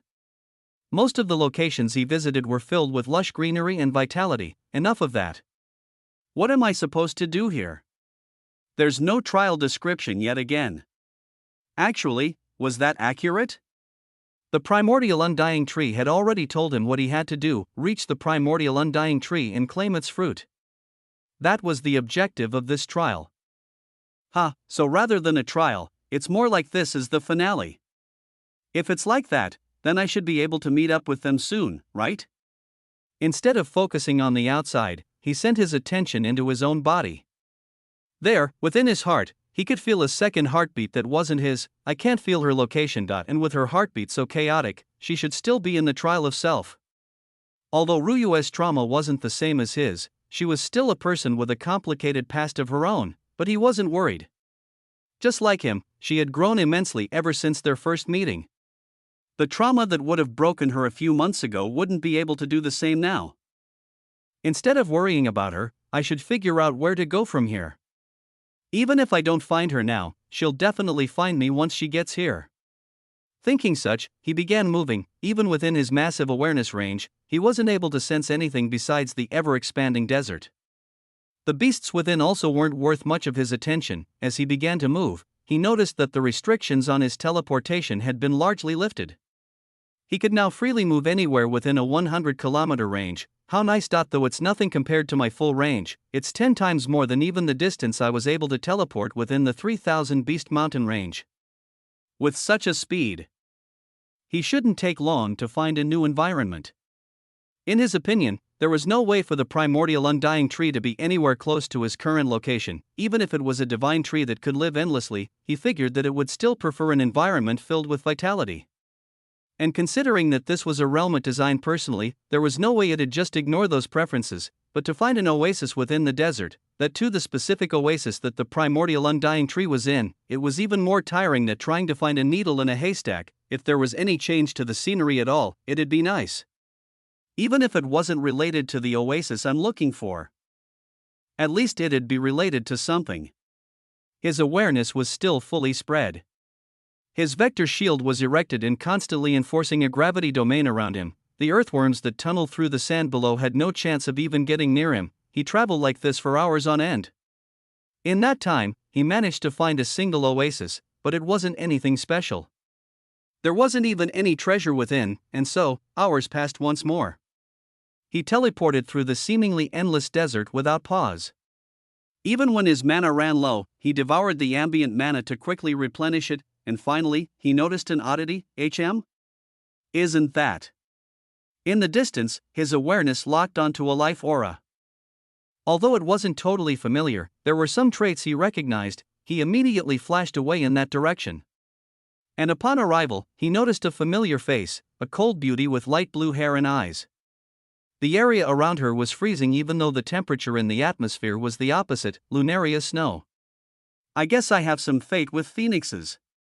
Damien commented lightly. Since she was someone with such a close relationship with Feng Qinger, he had no reason not to trust her. Therefore, he boldly revealed his presence. Miss Snow, fancy meeting you here. Chapter 363 Final Trial, 2, Miss Snow, fancy meeting you here. When his voice rang out, Lunaria Snow's head snapped in his direction, her aura flaring. But when she saw who it was, her momentum waned. You are. Ah, I guess we've only met once before. My name is Damien Void. Lunaria shook her head. No, I'm well aware of your identity. That last Ruyue spoke very highly of you. Damien's eyes widened. You know Ruyue? Were the two of you in the same trial world? Trial world? An apt name. Indeed, she was in the same space as I was. We spent the year traveling together. It's a shame we were separated afterward. Ah, that's just how the rest of the trials are. She hasn't arrived here yet. Have you met anyone else? Lunaria shook her head. You are the first person I've seen. This desert is too expansive. Even if there are others, it wouldn't be surprising if we never meet. Damien nodded his head. For him to meet someone he was somewhat familiar with, even if it was many hours after his first entry into the desert, it must have been the primordial undying tree pulling the strings. That old tree really favors me, he thought inwardly. I wonder what he wants from me. There's no way he's just letting me have a free lunch. It was a little troubling to owe so many favors to a demigod-level existence, but he couldn't help it anymore. The old tree had already given him a life-saving grace. If he didn't pay back that gratitude, he'd be no different than scum. He quickly turned his attention back to Lunaria. How about we travel together? We can be considered mutual acquaintances, since you're close to Ruyue and I'd become friends with Feng Qinger. I think it's better to stick together. Lunaria mulled over his proposal for a bit before agreeing. Very well. I still do not know much about this place, so having a helping hand wouldn't hurt. With that, the two of them soon began traveling together. Though, not much changed from before. They wandered the endless desert aimlessly and looked for anything special, but most of the time they ended up striking out. Damien was feeling a little troubled. Not just by the situation, but also by Lunaria Snow herself. Compared to Feng Qinger, it was a lot harder to get along with her. Whenever he tried to strike up a conversation, he was always met with the flattest and most blunt responses. He felt that there was no way he could get closer to her, therefore, he also shut his mouth and stopped embarrassing himself. Unless it was necessary, he didn't try to talk to her. Their situation continued for hours on end, but they still had yet to find anything special. Damien lamented in his heart. This is going to be an arduous journey indeed. With the passing of time, day and night interchanged. The sun gave way to the moon, cooling the blazing heat that enveloped the desert. With an entire day being used fruitlessly searching for something new, the Damien and Lunaria duo were tired of moving, and so, they decided to set up camp and wait out the night, resting for a bit before continuing their journey. Currently, the two sat around a small campfire. Well, campfire was one way to describe it. But since there was no wood in the surroundings, it was really just Damien's void flames burning on the sand between them, granting them a bit of light in the night. How is Qinger? Damien was surprised to see Lunaria taking the initiative to speak. After all, she hadn't done so even once in the past day, but he ended up smiling. The information about them in the 3000 Beast record was apparently the complete opposite of their actual relationship. This indifferent woman was actually deeply worried about her friend. She was doing great the last time I saw her. It's surprising to see someone who can be so lively without end. That's what she's been like since young. A fiery personality even for a fire phoenix. She gave her mother no small amount of trouble. Lunaria had a soft smile on her face. It was so small it was barely perceptible, but it was a smile nonetheless. Seeing this, Damien couldn't help himself. He ended up telling her all the stories of what happened in the trial world. Of course, mainly those that involved Feng Qinger. For the first time, Damien was able to show off his abilities as a storyteller. His recollections were so vivid that it almost felt like one was transported into those scenes themselves, experiencing them firsthand, and Lunaria listened intently as he spoke. When she heard about Feng Qinger unlocking the reincarnation flames, she was shocked to the point where even her ice-cold exterior cracked. When he finally finished his stories, Lunaria sighed. As expected, she is thriving in an environment like this. Her love of adventure has always propelled her forward, so this is just another situation like that. Damien also nodded. That love of adventure wasn't really something he had seen, but he could definitely feel that Feng Qinger was someone who grew stronger through hardship.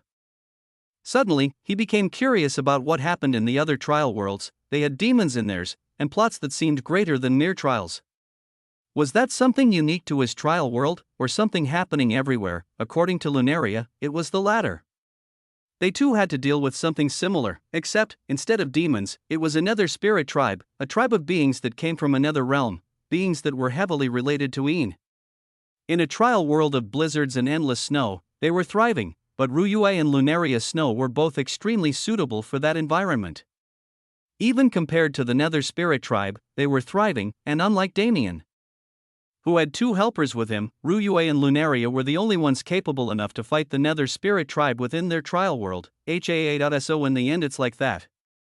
That demon god fellow enslaves multiple races under his command for whatever purpose he's trying to achieve.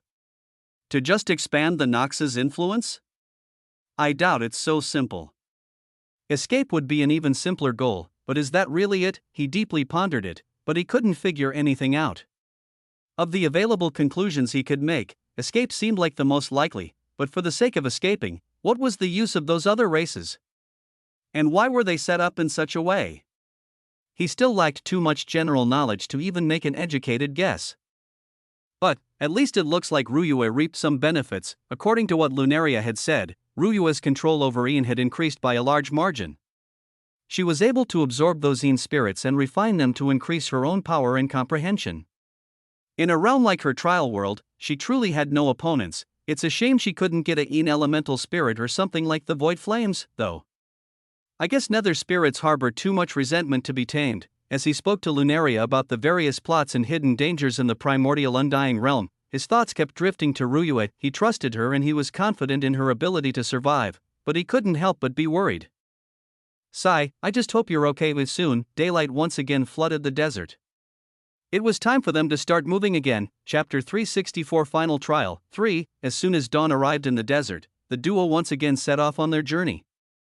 And as expected, it was another day filled with fruitless travel. To have such an expansive desert that serves no purpose at all. Are we looking at things the wrong way?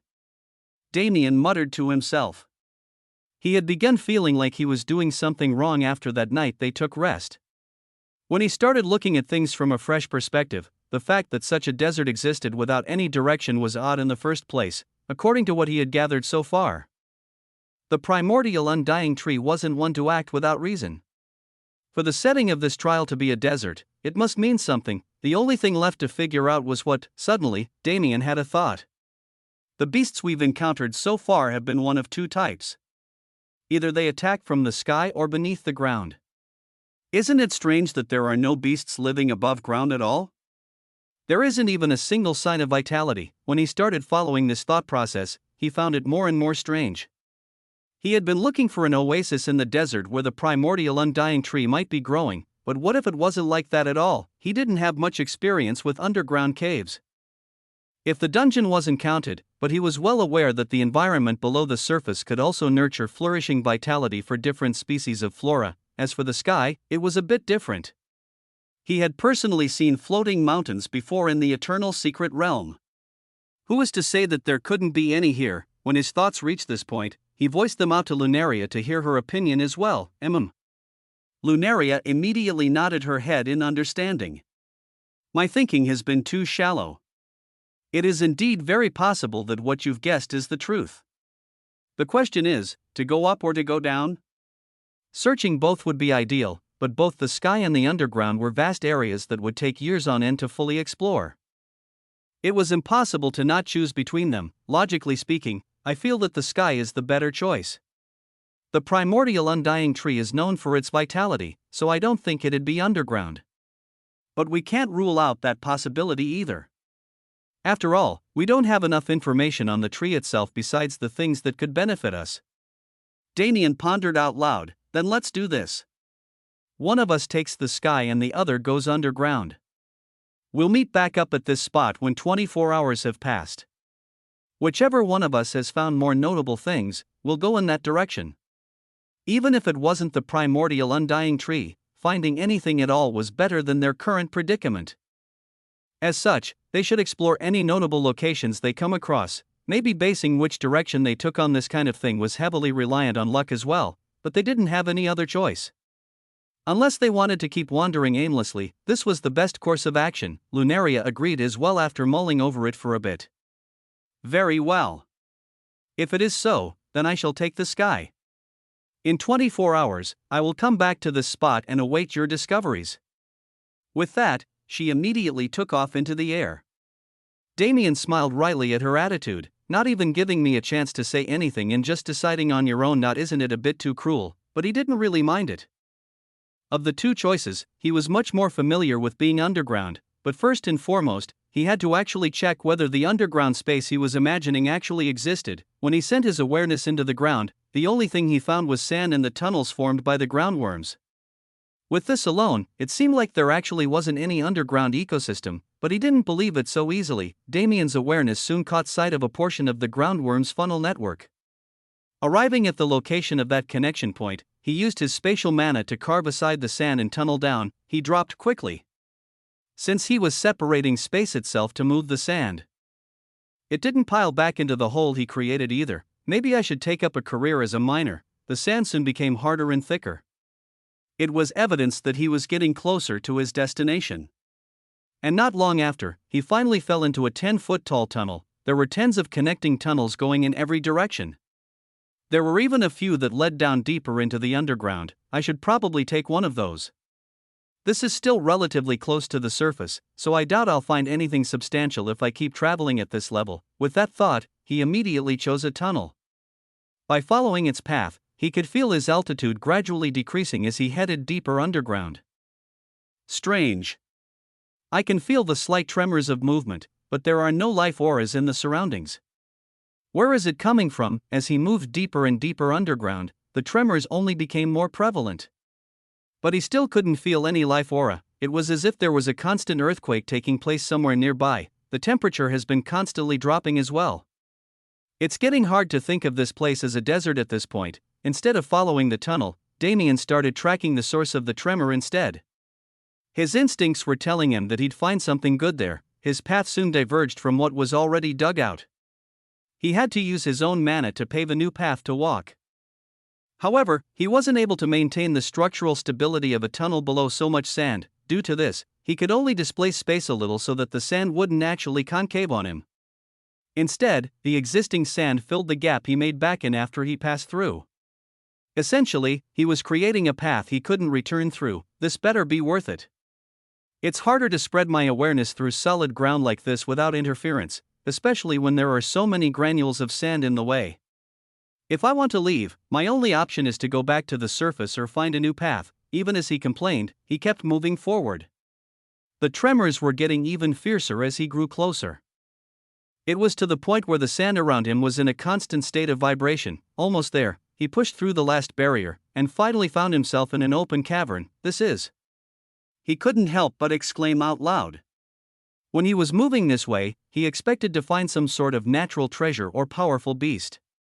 But the sight in front of him was neither. Instead, he found a man-made construct. It was a set of ruins that was constantly sending out pulses of mana, causing the tremors he felt earlier. Countless life auras of beasts were present within the ruins. Although he couldn't see them, he could estimate that all of them were at the peak of third class, and perhaps the most surprising fact of all was the temperature. Calling it cold was an understatement, it was like a sub-zero blizzard. This cavern alone was filled with snow and ice completely unlike everything around it. Even with his resistance and powerful body, Damien could feel a biting chill enveloping him. This can't be natural. Something in that ruin is influencing the environment like this. But it isn't a living being, since the mana signature coming from this blizzard doesn't match any of the beast auras I sense. If so, what is it? He was curious to find out. He wanted to dive into the ruin right away, but he had a companion to meet up with later today. Not to mention, that companion would be a great help in an environment like this one. Damien let his mana loose and allowed his unique spatial mana to imprint on the surroundings. This way, he'd be able to find this place even if he left far away and had to come back. I have many hours left before I have to meet up with Lunaria. Until then, I'll keep exploring. But after we meet, we definitely have to come back here first. Although he knew there was nothing here that could benefit him, he had realized as soon as he entered that there was something he could give Ryue. Good. Let's see how she likes my present when we finally meet up. Ah, right. I wonder if she's cleared the trial of self yet. I guess I'll find out soon enough. With that thought, Damien left the icy cavern and continued exploring the underground. Chapter 365 Ryue 1. Her face never changed, regardless of what they said to her, her face never changed. She stood unmoving like a block of ice. Her behavior made them even more furious than they already were. Filth. That's all you are. How selfish can you be? You were born for the sake of the clan, so you should live for its sake as well. How dare you act so willfully? Look at this pathetic bitch.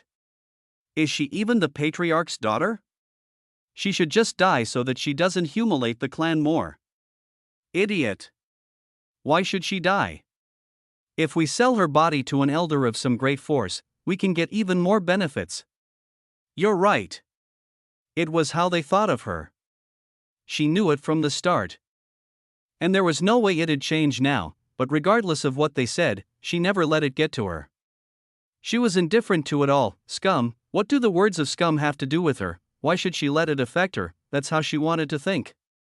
That's the ideal she was looking for, but she was never that cold and indifferent person. She could fool others, but she couldn't fool herself. They told her that even if she was getting raped in a back alley, it would be better than what she was doing now. They told her that if she killed herself, they'd let her corpse get desecrated by orcs. She was only 16, how was she supposed to remain cold and indifferent? It was impossible. She cried. Even as they jeered at her, she cried. But she couldn't let them see her tears, or else their attitudes would only become even worse, so when those tears threatened to spill out of her eyes, she froze them. She froze them and shattered them into specks of frost so minuscule that the others couldn't even perceive them. The only way to make them shut their mouths is with strength. You must never let them believe they've won against you. The clan didn't care for her. She was given an ill maid and a guard who was just as weak as she was. But those two were her family. The words they said held meaning in her heart. That guard had told her this to gain strength. Otherwise, she would never have any say in what others thought. She would never have any control over her own fate. Her maid berated him for speaking such cruel words, but she didn't mind. He told her a fundamental truth that she needed to understand. For that, she was grateful, and he wasn't wrong. From that day onward, she began to sneak out of the clan manor. She went into nearby forests with a shabby steel spear and killed anything that moved, and slowly, she gained strength. The clan that didn't pay attention to her, the members who preyed on her downfall, they began to look at her with a hint of fear in their gazes. At least, they did at first. Soon, a piece of news traveled through the clan. The third elder of the Jade Heavenly Palace was to take Ryue as his 347th concubine. 347th, that prized gem of the Shui clan wasn't even given the status of an official wife or even an important concubine. She was to be reduced to a position no greater than a dog's, but in return for acquiring the young miss of the Shui clan as his sex slave, the third elder of the Jade Heavenly Palace would grant the Shui clan unprecedented status that would allow them to outshine the other three great clans. She was horrified upon hearing the news. She felt like the hope she'd built up over the years had crumbled in an instant. She wanted to run. She wanted to leave and never look back. However, tonight, the third elder will be coming to see you. If you can't serve him well, don't expect that pathetic mate of yours to live. Those were the words she was given. Rather than threatening her life, they threatened the lives of some of the only people she cared about, so she resigned herself to fate. That night, she laid on the bed defenseless. She was prepared to offer no resistance. Her heart had frozen over, but fate had other plans in store for her. That guard broke into her room before the third elder arrived at the clan. He forcefully dragged her away. Even though his strength was now nothing in front of her, she couldn't bear to hurt even a strand of hair on the head of the person who had raised her with care since she was young. So she allowed herself to be pulled away. On that silent night, the Shui clan was sent into an uproar. 2 mere servants had rebelled, using an unknown poison. They killed dozens of guards that were monitoring the little princess, and they sent her out of the clan. On that night, Shui Ruyue ran with all her might. She didn't look back. She didn't hesitate. Because she knew that if she did, she wouldn't be able to control herself. She wouldn't be able to leave her parents in such a terrible situation. On that night, the guard and the housemaid, the two who had raised Shui Ruyue like their own child, committed suicide in front of the clan gates. Their fates would have only been worse if they didn't. The housemaid would have been raped and humiliated until she was a shell of her former self. The guard would have been tortured brutally until he was unrecognizable. They knew this, so they acted decisively. Shui Ruyue only found out later what had happened to them. When she did, she swore revenge. She would tear down the Shui clan even if it took her hundreds of years to do so. Meanwhile, the Shui clan was in an uproar. Not only did they have nobody to punish for the events that occurred that night, they had also incurred the ire of the third elder. By the time they caught wind of their little princess again, she had gained the backing of the Grand Elder of the Celestial Star Palace. They could no longer touch her, but Shui Ruyue wasn't in the slightest bit proud of her achievement. In the end, the people she cared about died because of her weakness. The clan she hated most was still standing strong. Under their influence, news of the incident never leaked.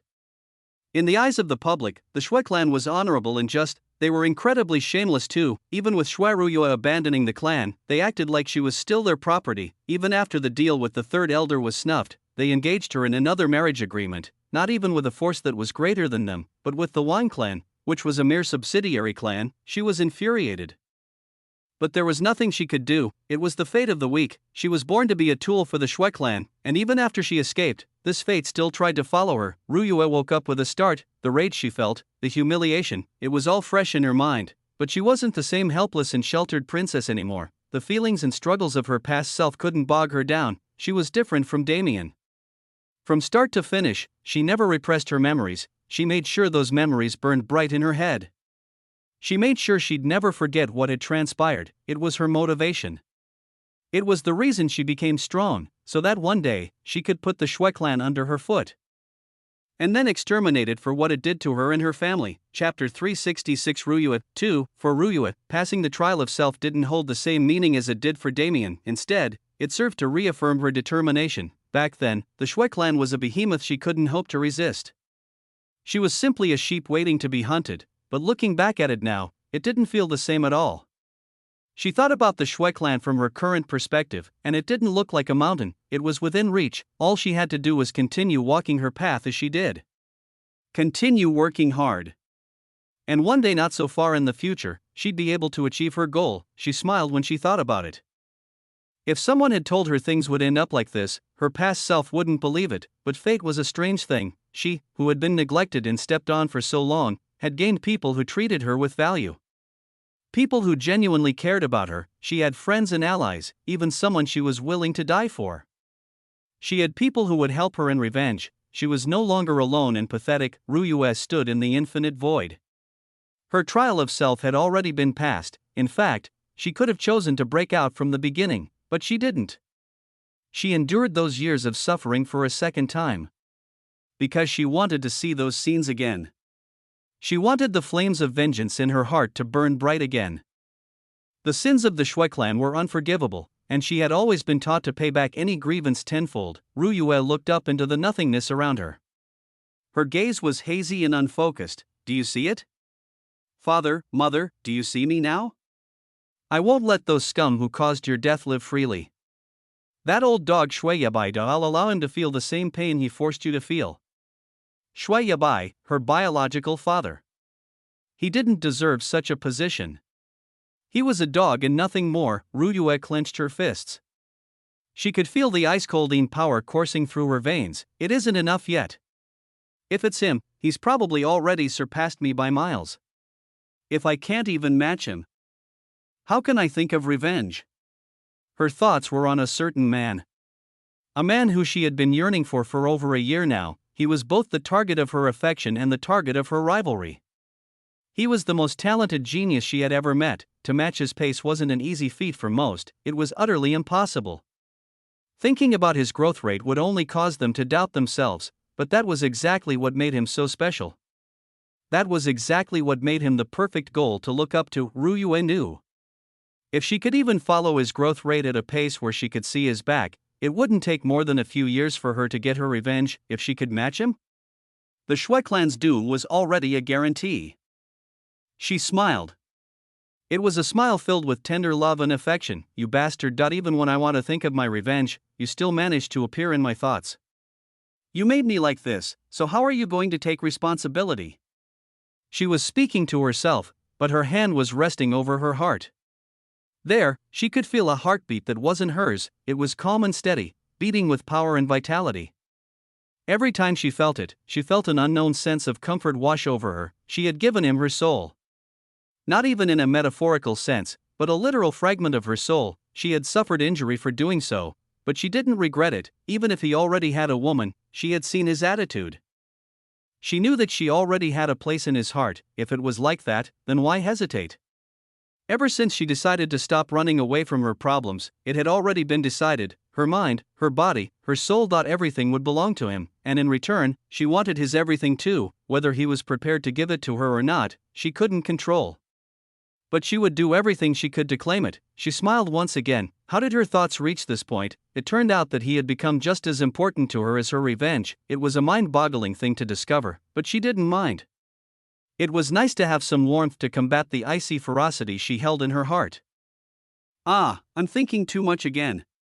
The trial is already over, so I should be transported to the next one now, right? Although she said the words, she didn't feel the nauseating feeling of spatial transportation enveloping her. Instead, a string of blue holographic text appeared in front of her eyes. The primordial undying tree watches you with interest. The primordial undying tree says it notices a strange connection between you and that person. The primordial undying tree is expecting great things from that person, so it decides to give you a small gift. The primordial undying tree tells you to assist him well. A crack opened within the infinite void. From within it, a greenish-white essence exuding a divine aura leaked out. Soon, it shot forward and flowed into Ryue's mouth. It tasted like a clear and refreshing spring filled with heavenly dew water. Ryue was forced to shut her eyes and concentrate on the powerful mana flooding into her body, but her thoughts were still active. That person? From the words I saw, it can only be a single person. The great primordial undying tree is personally helping me for his sake? Geez, what the hell has he been up to? A small smile decorated her face. A feeling of pride welled up inside of her. How could she not be proud? The man she chose was being acknowledged by a demigod-level existence. It was an utmost honor for those at their meager level of strength. A translucent green cocoon enveloped her not long after the essence entered her body. At this point, her thoughts were cut off. She had to focus internally rather than think of unnecessary things. A gentle stream of energy seemed to be purifying her from within. Her meridians, her flesh and bones, and even her internal organs were purged of anything that could be considered as impurity. Her mana capacity expanded rapidly. As it turned out, even her mana was getting purified. Ryue was focused on the feeling of this mana as it moved through her body. It worked on its own, with her not needing to control the process, but she still didn't take her attention off of it. After all, she could never know whether there would be mishaps or not. This was a mana on a level that far exceeded her own. She was being transformed. Within the infinite void, a solitary green cocoon floated aimlessly. How long it would take for the cocoon to shatter? That was unknown. Chapter 367 Ruins 1. 24 hours soon passed within the endless desert of the final trial. Damien broke through the sand and arrived on the surface once more, quickly moving towards the rendezvous point. The underground is far more expansive than I originally expected. Even after I found that ruin, there were still so many interesting things down there. Damien looked into his subspace with a smile. There, he saw a collection of assorted herbs and fruits that radiated unique mana signatures. These were some of his finds during his time in the underground. Along with plenty of subterranean beasts, there were areas that were filled with vitality and unique plants just as he had expected. But none of these areas were anywhere near as dangerous as the ruins he found first. That place, even if he could clear it alone, it would take a few days to do so. It was part of the reason he wanted to meet up with Lunaria before exploring. A few days wasn't a long time, but when he was racing against others to find the primordial undying tree, it was time he couldn't afford to waste. Therefore, meeting up with Lunaria and clearing it together within a few hours or at most a day was the most solid option. As for the fruits and herbs in his subspace, even he didn't have the necessary knowledge to say what they did yet. All he knew was that they all had interesting mana radiating from them. So he picked them up. While he sorted his gains, he arrived at the point of rendezvous, where Lunaria was already waiting. Found anything? He asked curiously. Although the underground was packed with interesting stuff, it didn't mean the sky would be void of it. He wanted to know just how much treasure was packed into this endless desert realm. Lunaria looked at him with a hint of annoyance in her gaze. After all, he had arrived an hour later than the promised time. However, she still answered his question, nothing of note. While I did find some traces of floating constructs, there was nothing special on them. Either they had already been looted at some point, or they were barren from the start. Damien's attention was piqued. So the possibility of there being good stuff in the sky isn't nil. As for the location of the primordial undying tree, I don't think it's there. There was another discovery Damien had made when he was in the underground.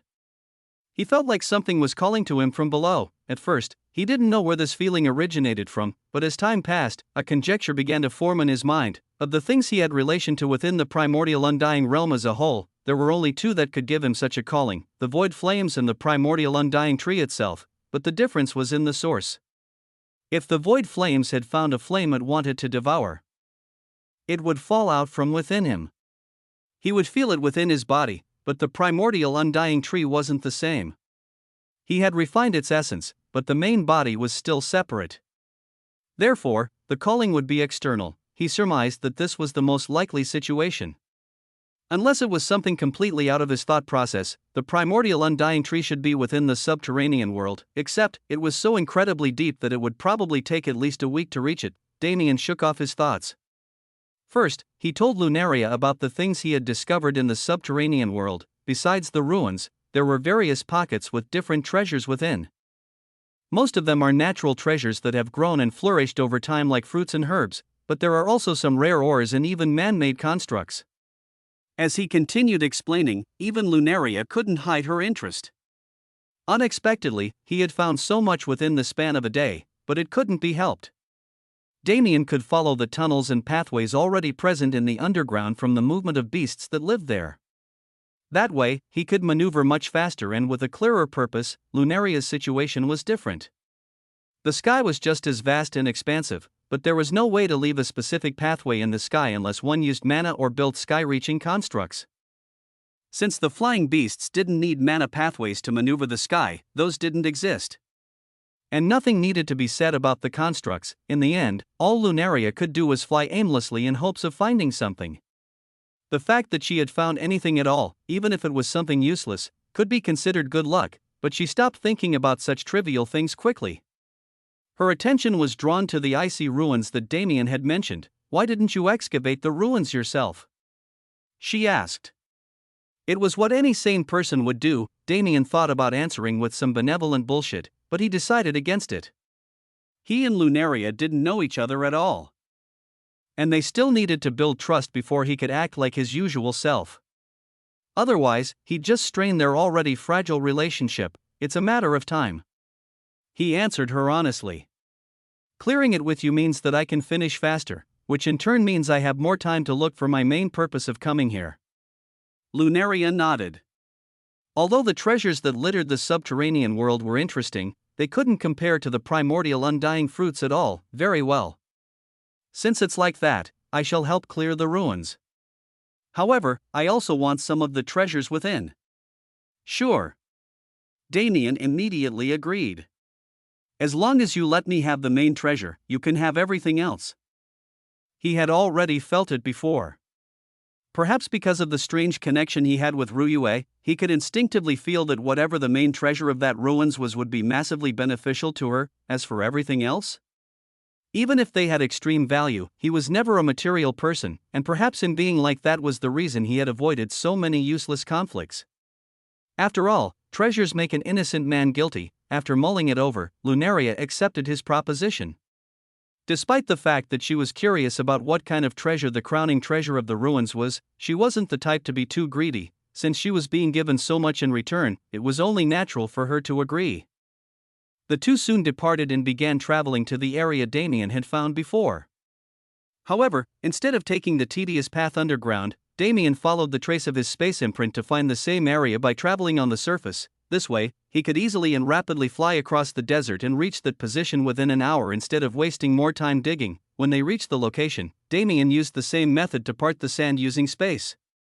And without delay, they dropped into the frozen cavern that he had found earlier. Sensing the heavy frost aura, Lunaria lightly commented in surprise. She could now understand why Damien wanted her help to clear the ruins. Meanwhile, Damien was frowning. The number of life auras I sensed has rapidly increased. It seems it won't be simple to get our hands on this cake, but it was still something he had to do. Turning to Lunaria, he nodded his head. Well then, let's go. Chapter 368 Ruins 2. Lunaria hesitated slightly. Wouldn't it be best to go into an unknown location like this with a plan? She wanted to ask, but by the time she tried to do so, Damien had already rushed into the entrance of the ruins. Sigh. In the end, she could only follow. Seeing his seemingly reckless behavior, she began to understand how he became good friends with Chinger. The entrance to the ruins was a large broken Japanese-style gate.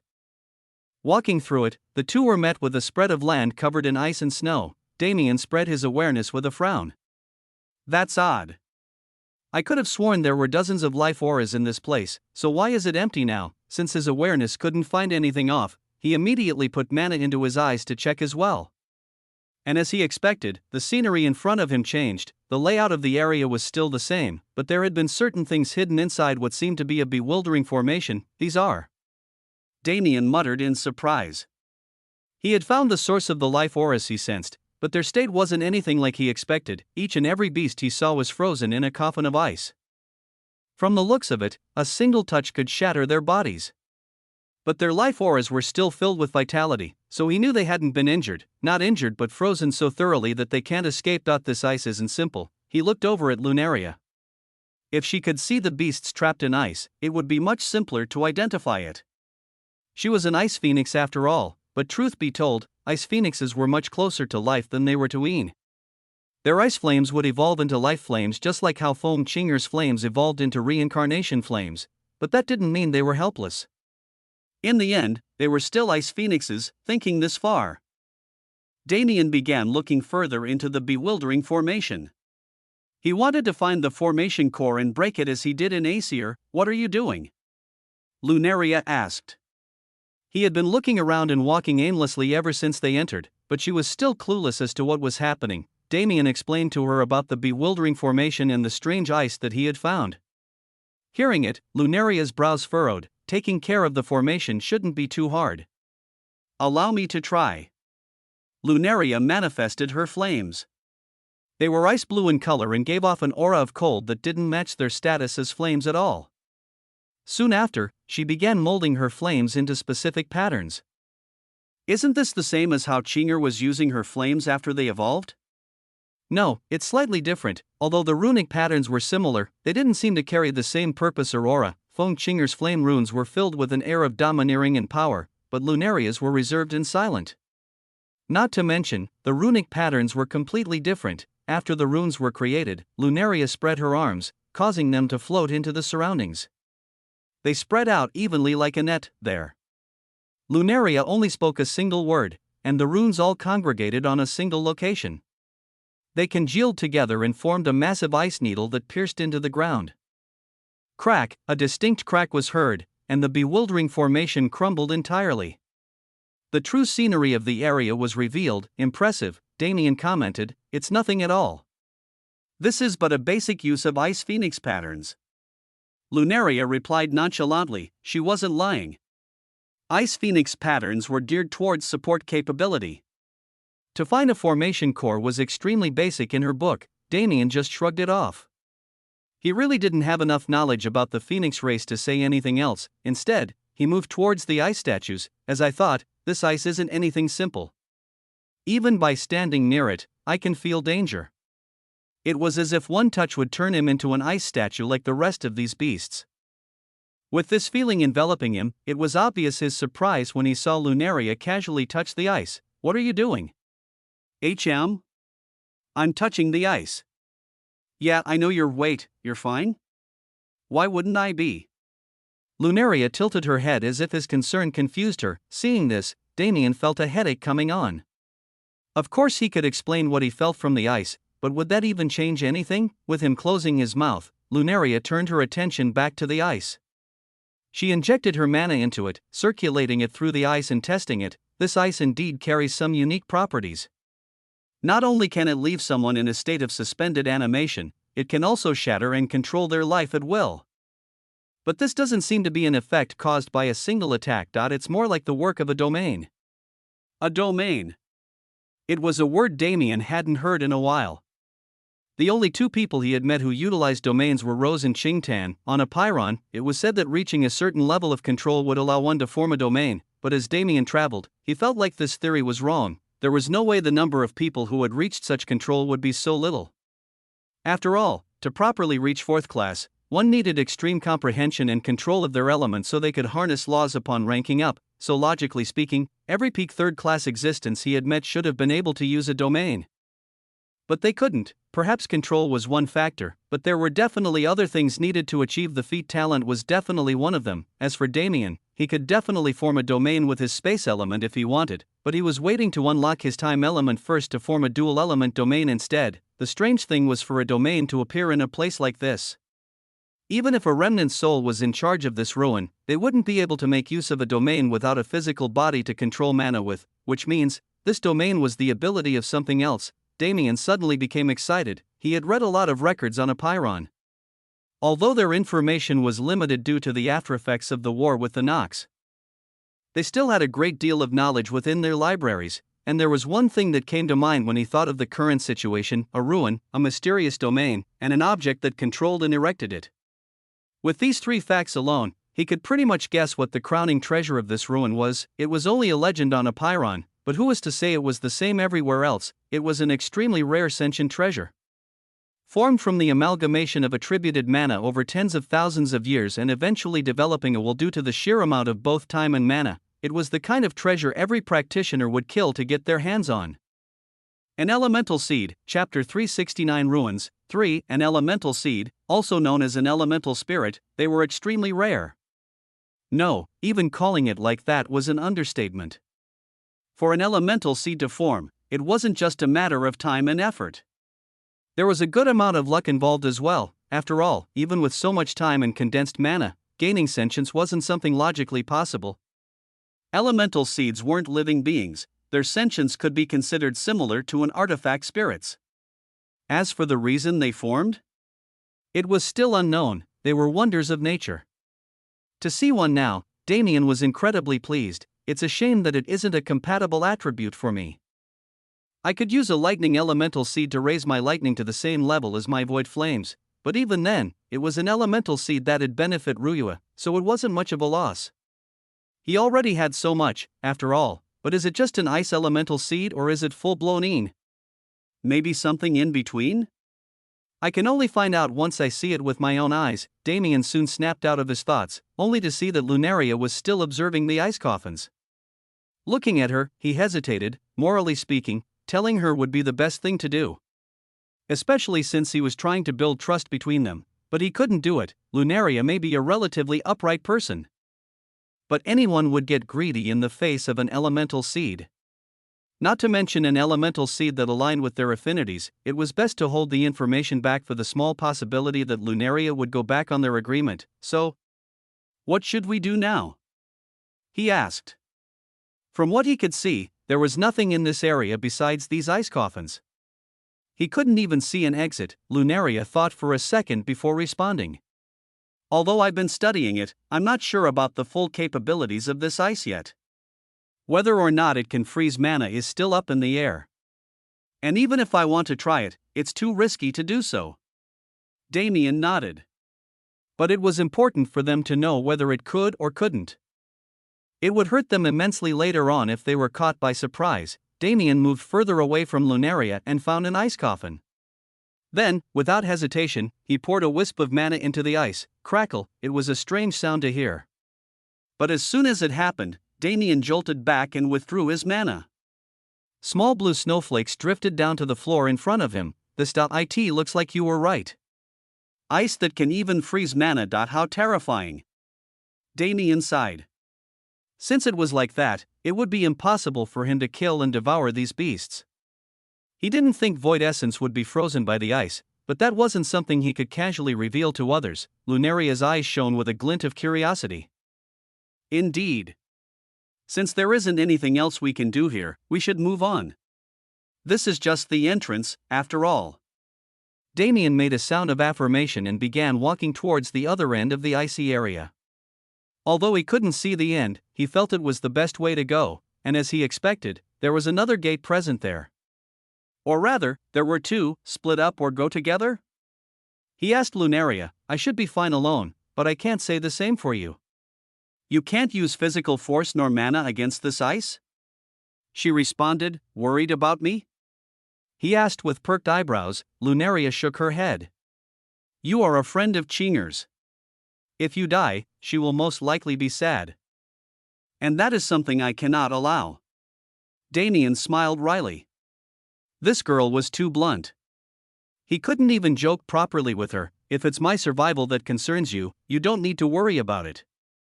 I'm confident I can stay alive at least. And if necessary, I can easily escape. Lunaria looked at him closely as if she was trying to find any lies in his statement. Soon after, she shook her head. If you think you can survive, then that is your choice. I will not interfere. Which door will you choose? Damien fell into thought. He used his awareness to check both doors, but there was nothing special about either. Even when he poured mana into his eyes, he couldn't come to a decision. His expression became wry. It seems I'm not fated with this treasure at all. I can only rely on luck and hope I find it first. Thinking such, he randomly picked the door on the right. Lunaria nodded. Good. I was going to choose the left door anyway. Well then, I will see you when we exit the ruin. After she spoke, she immediately rushed into the left door. Damien frowned at how hastily she departed. Did I make the wrong choice? With her affinity, she should have a better feeling for this place than I do. Well, nothing I can do about it. He soon entered the right door as well. Truthfully, he was glad they separated. Staying with Lunaria was too awkward for him. Having to restrain his personality so much to just stay cordial with someone was a new experience for him. But it wasn't only that. Now that I'm alone, I can finally use it. He muttered. A pitch-black essence surfaced on his palm. When it appeared, even the cold aura in the surroundings retreated in fear. Even if you're an elemental spirit, you're nothing in front of void essence. Now, let's see how you hide from me. He shot forward. Whenever he came across a frozen coffin, he engulfed it in his void essence, causing it to quickly dissolve into nothingness. Beyond the right door, the scenery didn't change much. It was still an icy tundra-like flatland. But there were a few signs of dilapidated buildings that had existed in the past. This ruin is much vaster than it looks from the outside. But even then, these buildings are too worn down. I doubt anything within them could survive. He checked with his awareness just to make sure, but as he expected, most of the buildings were empty. In some, though, he could see extremely ancient traces of human activity. Rusted weapons and torn pages from books that no longer existed, even teacups and other kitchenware that had been eroded with time. Was this a city? Underground? Wait, that's beside the point. There were people living here. It wasn't the same as the situation with the demons. He had heard their story and their origin. In the end, they were still outsiders who entered the trial world a long time ago, but the endless desert was different. It was the place where the primordial undying tree's main body was situated. There was no way such a being would allow those corrupted by the demon gods so close to it. If so, who were the ones that once lived here? And what happened to them? They must have been extremely adept at using ice element, or else they couldn't have survived in this environment. If it was like that, then the desert environment would have been hard-pressed to kill them. Starvation and thirst weren't problems they would have had to deal with, so what killed them? Chapter 370 Ruins. For, it was pointless to think about it. To chalk it up to the Nox would be the easiest and most direct solution, and judging by their track rate, it wouldn't be surprising either, but he couldn't just make that conclusion without any evidence. Besides, the reason for these people's extinction didn't matter to him. The only thing he cared about was the elemental seed. Did Lunaria find something similar on her side? I should ask her once we meet again. Thinking so, he continued teleporting through the ruin. The difficulty wasn't anything like what he imagined it would be. From start to finish, he didn't get attacked at all, until finally, he arrived at a building that had held itself in pristine condition unlike any of the rest. It was something that looked like a shrine, with hundreds of steps leading up to the actual floor of the building. The steps were lined with torches in a strange pattern. Every time he climbed another step, a corresponding torch would be lit aflame, but the flames were ice blue in color just like Lunaria's ice phoenix flames. Only, they lacked the same gentleness. Clack! Clack! Clack! Each step he took created a resounding sound that seemed to echo through the area. With each torch that was lit, the temperature dropped significantly. It was already extremely cold. The domain conjured by the elemental seed had submerged the entire ruin in an ice age. When the temperature continued to drop on top of that, it reached a point where even Damien couldn't simply bear it. Clack! Clack! Clack! He soon climbed up 100 steps. His void flame encased his body like a fiery robe that expelled the cold mana from his system and prevented it from coming close, but the void flame was still in its growth phase. There was no way it would be able to hold up entirely. By the time he hit 150 steps, the flame's protection began to wane. Clack! Clack! Clack! The torches that hovered in the air began emitting a strange resonance as more and more were lit up. However, Damien didn't have the time to pay attention to them. The cold had penetrated his void flames and entered his body. He immediately moved his void essence into action, which prevented his internals from being immediately frozen over, but his exterior condition couldn't be helped. And the cold mana kept invading his system without pause, making it so he couldn't use his void essence for any other purpose besides defending his internal body. Clack! His steps began to slow. Frost gathered on his hair and eyebrows, painting them white. His skin began to take on a bluish hue as well. He had reached 300 steps up the shrine, but there were still 200 to go. Judging by his current pace, he wouldn't be able to make it. I could just teleport. No. I can't do that. He wanted to teleport, but his instincts were adamantly telling him not to. It was as if he would fail the ongoing trial if he did, so he kept climbing, putting one foot in front of the other over and over again.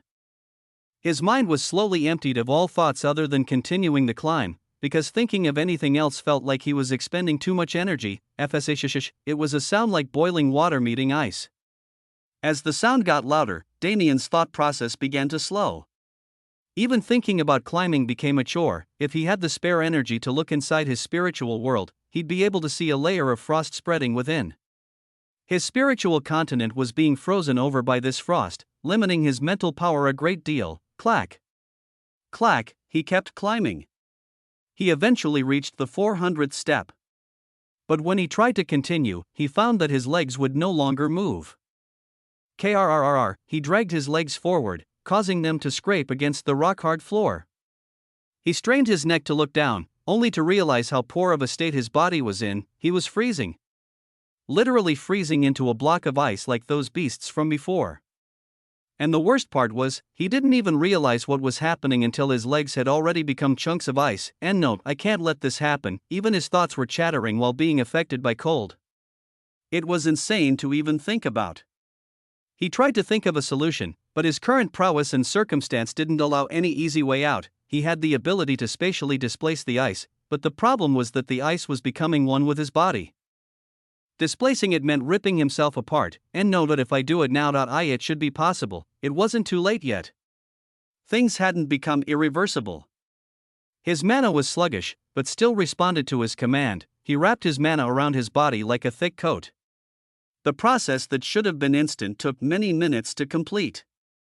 The freezing had already gotten worse, but his bone structure and muscles still hadn't been totally affected yet. Realizing what he was about to do, he cringed. He really didn't want to take this route, but since teleportation seemed to be illegal, he could only move forward with what he planned. This is really going to hurt. It was his last thought of hesitation. Immediately after, he circulated his mana in a rage. Spatial mana coated his frozen legs and freezing upper body like a veil. It infused into the ice and deep into his skin and muscle, and then, he displaced everything his mana had encased. RIP, RGH. He screamed in pain. Laying on the ground a few meters away from him was a lump of flesh and skin. All of the skin and a part of the muscles on his legs had been flayed from his body. Luckily, only the skin of his upper body had been affected, or else the pain would have been multiple times worse. Copious amounts of blood spilled to the ground from his body. From the neck down, his muscles were entirely exposed to the outside world. Looking like the models he used to study in health class. The pain was unbearable. Flaying of skin was a commonly used torture method, but he never thought he'd be the first one to do it to himself. But just as rapidly as his skin and muscles were torn from his body, new skin and muscles began to grow. His high-level regeneration worked its full effect, slowly bringing his body back to peak condition. High-level regeneration was a good skill. He was incredibly thankful to have it. As long as he didn't lose any limbs and as long as he had enough mana, it could heal him entirely, but the pain didn't go away. Along with the pain brought by the forceful healing of so much of his body, the phantom pain of him ripping off all his skin continued to impact him. His legs were first to heal. His regeneration had been focused there first before moving on to his torso, but as he focused on regulating his body while healing, he failed to notice the odd movements of the blood that had spilled to the floor. Chapter 371 Ruins 5. As Damien's body slowly healed on the 400th step, the blood that had pooled on the floor began behaving strangely. It didn't freeze over in the cold. Instead, it wriggled around on the floor like it was alive. Slowly, it seeped into the cracks between the bricks in the floor and snaked through the ground, splitting into various strands and arriving under the floating torches lining the steps. Whether it be the 400 torches that were already lit, or the 100 that had yet to be, they all had a drop of blood hovering below them. Soon enough, Damien finished healing his torso as well and looked around. But by that time, the blood had already merged with the torches and disappeared. He frowned inwardly. He'd be an idiot not to notice that the pool of blood below his feet was gone, but he couldn't tell where it went. Even his all-seeing eyes could only feel that something dangerous had happened. I have to stay on my guard. The cold mana had already started invading his new skin and muscles again. And considering that he was on the 400th step already, it was much worse than it was in the beginning. It was disadvantageous to waste time on a single step. Before anything, though, he quickly moved his void essence and expelled the frost that had invaded his spiritual world as well. With his thought process and body back to normal, he rushed up the stairs with reckless abandon.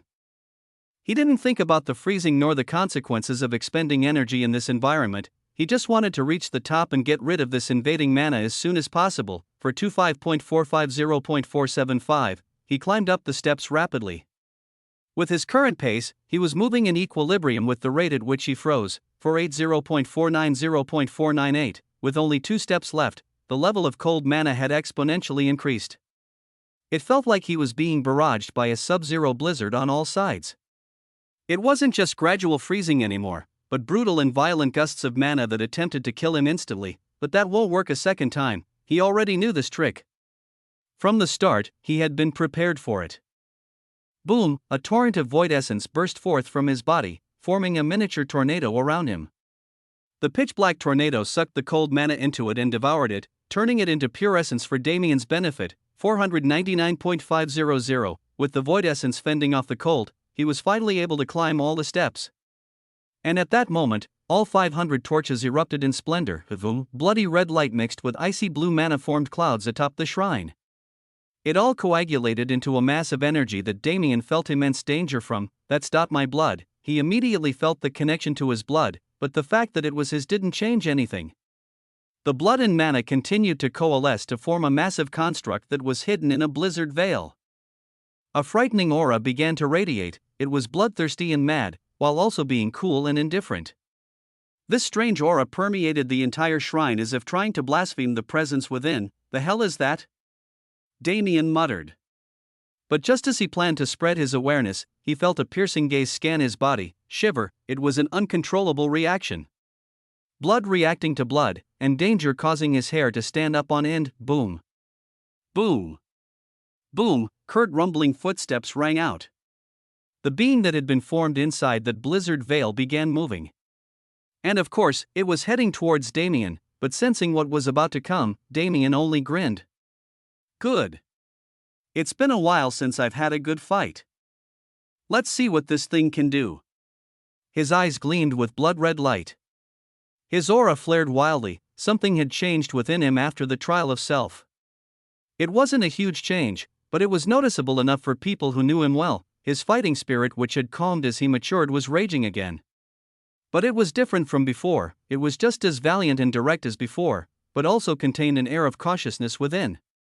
He was no longer the kid who was fighting just for the sake of stimulation. Without even waiting for the unknown being to arrive, Damien shot into the air like a rocket and charged into the blizzard veil. Unexpectedly, there was no obstruction from the veil itself. He was soon able to see the form of the beast. It was a 20-meter-tall giant made entirely of ice. It looked like a suit of armor, but was a translucent red in color, taking my blood to make a golem. How vile of you. Damien muttered. His charge didn't stop. Flames erupted from the palms of his feet and propelled him with heightened speed. The concept of distance was twisted by his spatial mana. Within a single second, he had traveled hundreds of meters. Boom, his fist shot forward and heavily impacted the helmet of the golem. Its massive body was forced to rock back from the immense force contained in the punch. Boom. Boom. Boom, but he didn't stop there. Nor did he give the golem any opportunity to retaliate. He teleported from place to place, striking every inch of the golem with a flurry of fists. Although it wasn't injured, its balance was heavily disrupted, forcing it on the defensive, but Damien's goal had never been to injure it in the first place. Come. Let's see if you're worthy of the name you've been given. Mirage. An almost transparent sword appeared in his hand, vibrating in excitement for its first battle. If it wasn't for the bending of light after it passed through the sword, it would have been invisible. Ha! I see you're excited. Well, you see that big punching bag over there? I'll use it as a dummy to let you witness your master's greatness. Damien grinned wildly and shot forward again. Void Sword Art first step, bladeless. It wasn't just a single iteration of bladeless. Tens of massive gashes were formed in space, taking chunks of the golem into the void while also forcing its movements to be limited to a specific area. Void Sword Art second step, Dance of the Void. His figure flashed into the array of space cracks and flickered in and out of existence. Even when compared to normal teleportation, his movements were faster. The golem didn't have of its own, but bloody gashes still began appearing on its surface. The blood it stole from Damien was being forced out of its body by the spatial light of Damien's sword dance. With every slash, spatial mana invaded the golem's body. Wreaking havoc within, Damien flashed away, appearing 100 meters away from the golem. Void Sword Art third step, Horizon Break. It was a killing move. His body bent like a bow and his sword was angled parallel to the ground. The kinetic energy he built up was transferred into the blade along with torrents of mana. He struck out. Slow and smooth, but faster than the eye could see. Boom, the impact wasn't in front of him. Even the air in his surroundings was untouched by the momentum of the blade. Instead, that momentum ignored distance and arrived in the middle of the golem's forehead. A massive explosion rang out as even the extremely thick ice the golem was made from wasn't able to sustain itself. A massive hole opened in the golem's forehead. Within the span of a few seconds, it had been barraged so much that its body looked no different from a heap of ice. Crash, the ice slowly began to collapse. As an earthling, Damien was well aware of the weakness of most golems. That is, their forehead. Of course, this wasn't an end-all be-all weakness, but it was something to try regardless. In reality, a golem's weakness was the same as a formation's. Their core. They weren't living beings, after all. They needed a source of energy to draw from. It was just that the forehead or the center of the chest were the best places to put the core for equal energy distribution throughout the golem's body. As Damien watched the ice collapse, he still didn't feel right. It would be too stupid for the weakness of a golem to be its forehead even when that weakness was widespread knowledge even on an underdeveloped world like Earth. There must be a trick. A second form or something. Even if there isn't, it's better to be safe. With a wide grin on his face, Damien primed Mirage above his head. Gravity increased dozenfold through vector control, spatial mana raged in the atmosphere and caused small space cracks to fill the air. Watch this one. This is your master's crowning achievement, Damien said lightly, and in the next instant, he concentrated all the power in his body on his sword and swung down. Void Sword Art 4th Step, Spatial Collapse, Chapter 372 Ruins, 6, Destruction rang free. Space itself was crushed under the pressure of his sword and collapsed in on itself, causing a massive black hole to manifest. It furiously rotated, creating a suction force that dragged in everything in the vicinity. The black hole went beyond what Damien usually created through spatial collapse. His previous sword only amplified his attack power, but Mirage was on a whole different level. It was equivalent to a spatial practitioner on its own, so when its spatial manipulation was paired with Damien and harmonized, it created a black hole of untold proportions and power. Naturally, the icy remains of the golem, which had just started repairing itself, succumbed to the irresistible force. Roar! Mirage let out a joyful cry that sounded like a roar. It was extremely pleased with the destruction it was able to cause. Damien smiled lightly and descended from the air. As he watched on, the black hole slowly shrunk into a small point and disappeared as space repaired itself. Rumble! But before he had time to catch his breath, the entire shrine began to tremble. The debris on the ground vibrated and jumped around as the ground itself roared in fury. Boom! Boom! Boom! Fuck! What is it this time? Damien mumbled. The situation was extremely similar to the golden summoning, except the intense rumbling seemed to come from the shrine itself this time. Cracks spread through the ground. And soon enough, the entire area of the shrine imploded, collapsing in on itself. Damien fell into the abyss that was left in its wake. Not this again. He thought he was going to be falling endlessly like he did within the ancient temple, but luckily the situation was different this time. It was only a short drop of a few hundred meters. Of course, he could have flown out, but he didn't think it was necessary. For there to be such a large underground space beneath the shrine, there must have been something important there. Damien cut away the debris around him and spread his awareness through the dark space. At first, he thought it was a vast empty area. But he felt a prickling sensation in his awareness whenever it spread through the darkness. Is this? He waved his arm in front of him randomly, and found that the sensation he felt was true. The darkness was tangible. It wasn't merely caused by the lack of light in the area. This thing can control darkness too? Is it a dual element seed? He manifested his void flames to test the waters, letting them do as they pleased. Once they emerged in reality, the void flames flickered curiously, seemingly looking around at the surrounding space. And then, they hopped away from Damien's body and began burning madly. The darkness in his vicinity began to clear up. The void flames were actually devouring it. Devouring darkness? Or is it just devouring mana? If it's the latter, then things become much simpler. Damien tried using his own devour ability as well, since devouring mana was something he could do, but he found that it was ineffective. I don't think the void flames are capable of devouring something conceptual like darkness. But it isn't just pure mana either. There must be something else that I'm missing. Without being able to understand the surrounding darkness, Damien didn't want to move recklessly and get himself in trouble. But at the same time, he felt like moving forward was the only way to solve the current problem. Fuck it. It doesn't look like my teleportation is being blocked. So in the worst case I can still warp out and be safe. Thinking such, he immediately began moving. As he ran through the darkness, the prickling sensation on his skin increased. What is it trying to do? Curious, he made a bold decision. Since the darkness was tangible, he wanted to see what effects it had on his body. And without thinking, he opened his mouth and swallowed a portion of it. A corrosive aura immediately spread through his esophagus and tried to melt through his neck. He mobilized his void essence instantly to neutralize it. That was a stupid decision, but at least I know what's happening now. The prickling sensation on his skin must have been the corrosive force that he just felt. Only, it wasn't able to penetrate his body. Has my body become so strong? If so, why was the cold aura able to penetrate my defenses? Perhaps the elemental seed was more proficient in its ice element than its darkness. Or maybe the darkness wasn't even an ability of the elemental seed in the first place. Regardless, it was still reality that the darkness couldn't affect him. The fact that he felt the same prickling sensation on his awareness, though, was his main concern. The frost aura also affected my mind. It was actually able to slow my thought process to the point where it took 400 steps for me to realize my body was being frozen. I can't make the same mistake this time and ignore this sensation. Even if it didn't feel dangerous, he wasn't planning to take the same risk again. When comparing his mind and body, the former was far weaker. Even with the strengthening he got from refining the primordial undying tree's essence, his mind still didn't match up to his body, which had been refined over and over again over the course of many years. He withdrew his awareness. With his eyes, he didn't need to use it to see. But his bodily senses weren't as prone to danger, so he upped his cautiousness to the max. Like this, he continued walking through the darkness.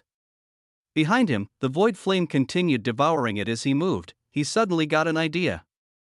Instead of moving in a single direction, he altered his path and walked in a zigzag pattern for a bit. All the while, he kept a part of his attention on the movement of the void flame, and as he expected, when he turned once more, the void flame's excitement spiked. I see. So the source must be over there somewhere. If there was one thing the void flame would want to devour more than the darkness, it'd be the source of the darkness. This was the logic he used to determine his direction, and once he figured it out, he increased his speed and bolted towards the source. The corrosive effect of the darkness became fiercer as he moved. No, it was more like it was actively targeting him. Waves upon waves of corrosive darkness fell onto his position like tsunamis. It got to the point where he had to erect his vector field and use a barrier of void essence to ward it off, and as he drew closer to the source, a feral growling sound began permeating through the atmosphere. But it was odd. It was like two voices stacked on top of each other. One was bestial, while the other seemed extremely young. Something isn't right about this. Damien wreathed his body in lightning and shot forward with even faster speed, and not even 10 minutes later, he reached the source of the growling sound. His eyes widened in shock. On the floor was a small child no older than 10 years old. She was crouched in a fetal position with her hands covering her ears. And behind her, a massive black mass with thousands of closed eyes that blanketed the darkness like an aura. As if responding to the sound of Damien's approach, the girl raised her head. She opened her eyes and looked at him, and in that same instant, the eyes in the darkness opened as well. Chapter 373 Spirit 1. What is this? Damien muttered in shock. Shining silver hair that draped down to the floor, crystalline skin like glass, and a white dress that seemed to accentuate her innocence. That was the girl's appearance, at least, on the right side of her body. The left side of her body was a horror to look at. Rotting red skin that oozed pus and what looked like blue blood that stained her dress. Inky black hair, and a face covered in scar marks and horrendous holes. Even her mana was split into two parts. One side was the same as the domain and ice mana Damien had been assailed with since he entered the ruins, while the other was connected to the black aura filled with countless eyes that floated behind her. What the hell is this? Is it them again? Damien's first instinct upon seeing the black mana was to connect it to the Nox. But he didn't hastily make that judgment. Even if it looks similar to their mana, it's something entirely different. He realized it after observing closer.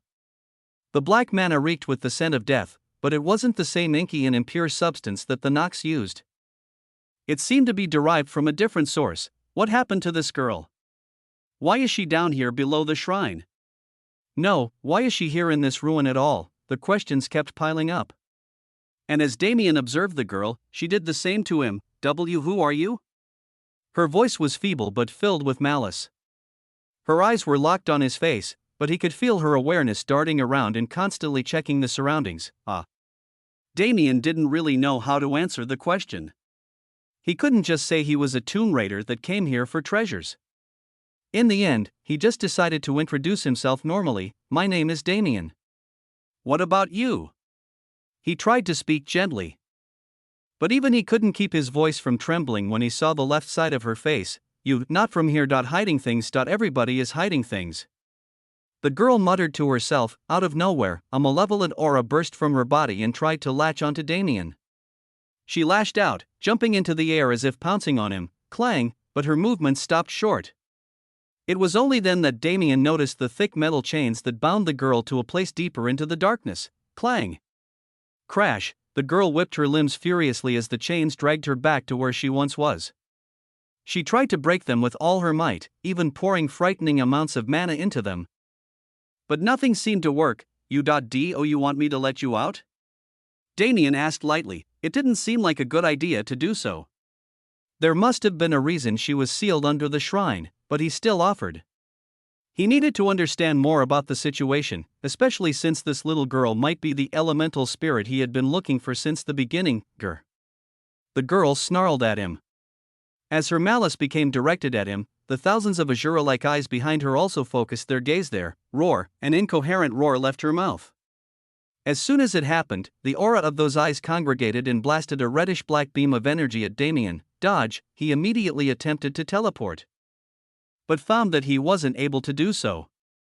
It wasn't a problem with space, rather it was his mana that didn't obey him. It moved sluggishly, and whenever it left his body it froze into crystalline snowflakes that fell to the ground and shattered. Damn. She's using the domain. Using his spatial affinity became meaningless the second it happened. In fact, any mana-based attack lost its value. In the last moment before the beam hit him, Damien rolled to the side, using his void flames to propel him away. Arg. Even though he saved his vitals, his arm was still caught in the blast. Within seconds, it turned into a corroded mass similar to the left side of the girl's body. Damn. I can't endure that darkness power with my body alone. Luckily, the void flames still work, but even that was limited. The void flames could still be used since they drew mana directly from his mana heart and didn't need externally deployed mana to function, but at the same time, they grew and flourished by devouring mana. Their full potential would be limited when mana itself was a resource that he couldn't use. Roar, another roar rang out. The thousand eyes glowed red, and in response, the darkness around Damien began to move. Tendrils were formed out of thin air, attacking him from all sides.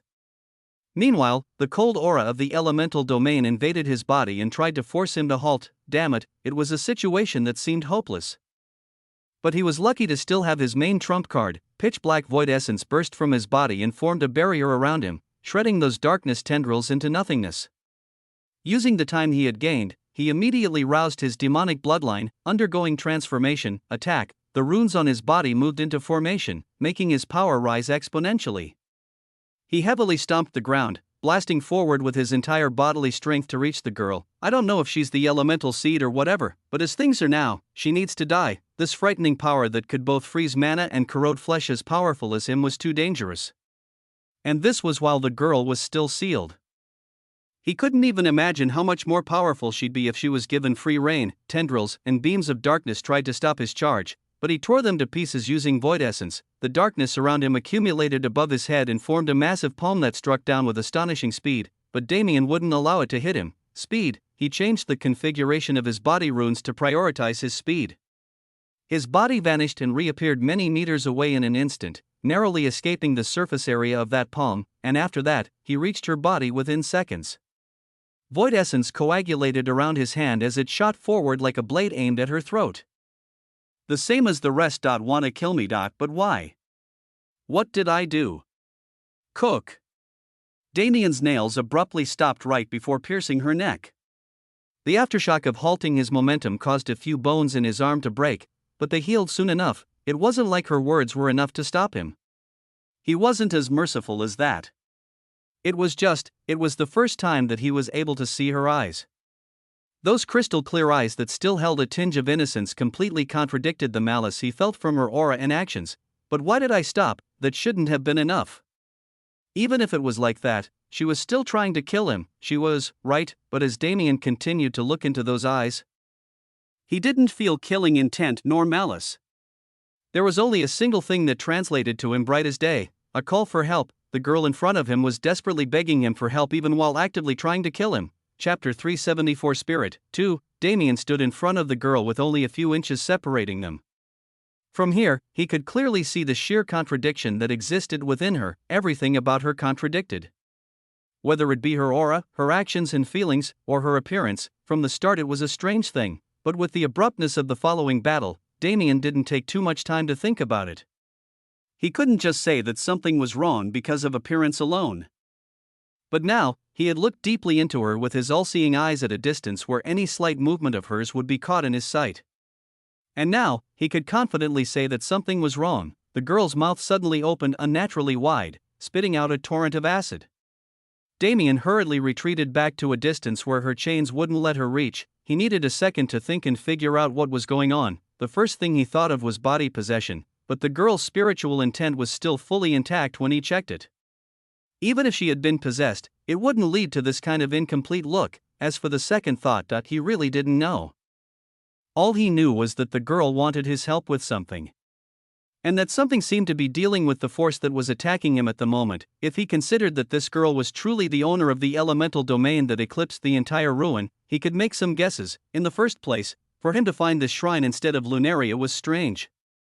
She was the one with a close affinity towards ice and the one who would likely be chosen as the master of the elemental seed if it met her. But instead, it led him here instead. If the ruins were truly under this girl's control, there was no other explanation for how he found the area that only had the shrine and nothing else.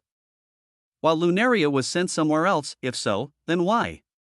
Why would it be him instead of the one more deserving? What set him apart? There were a few things.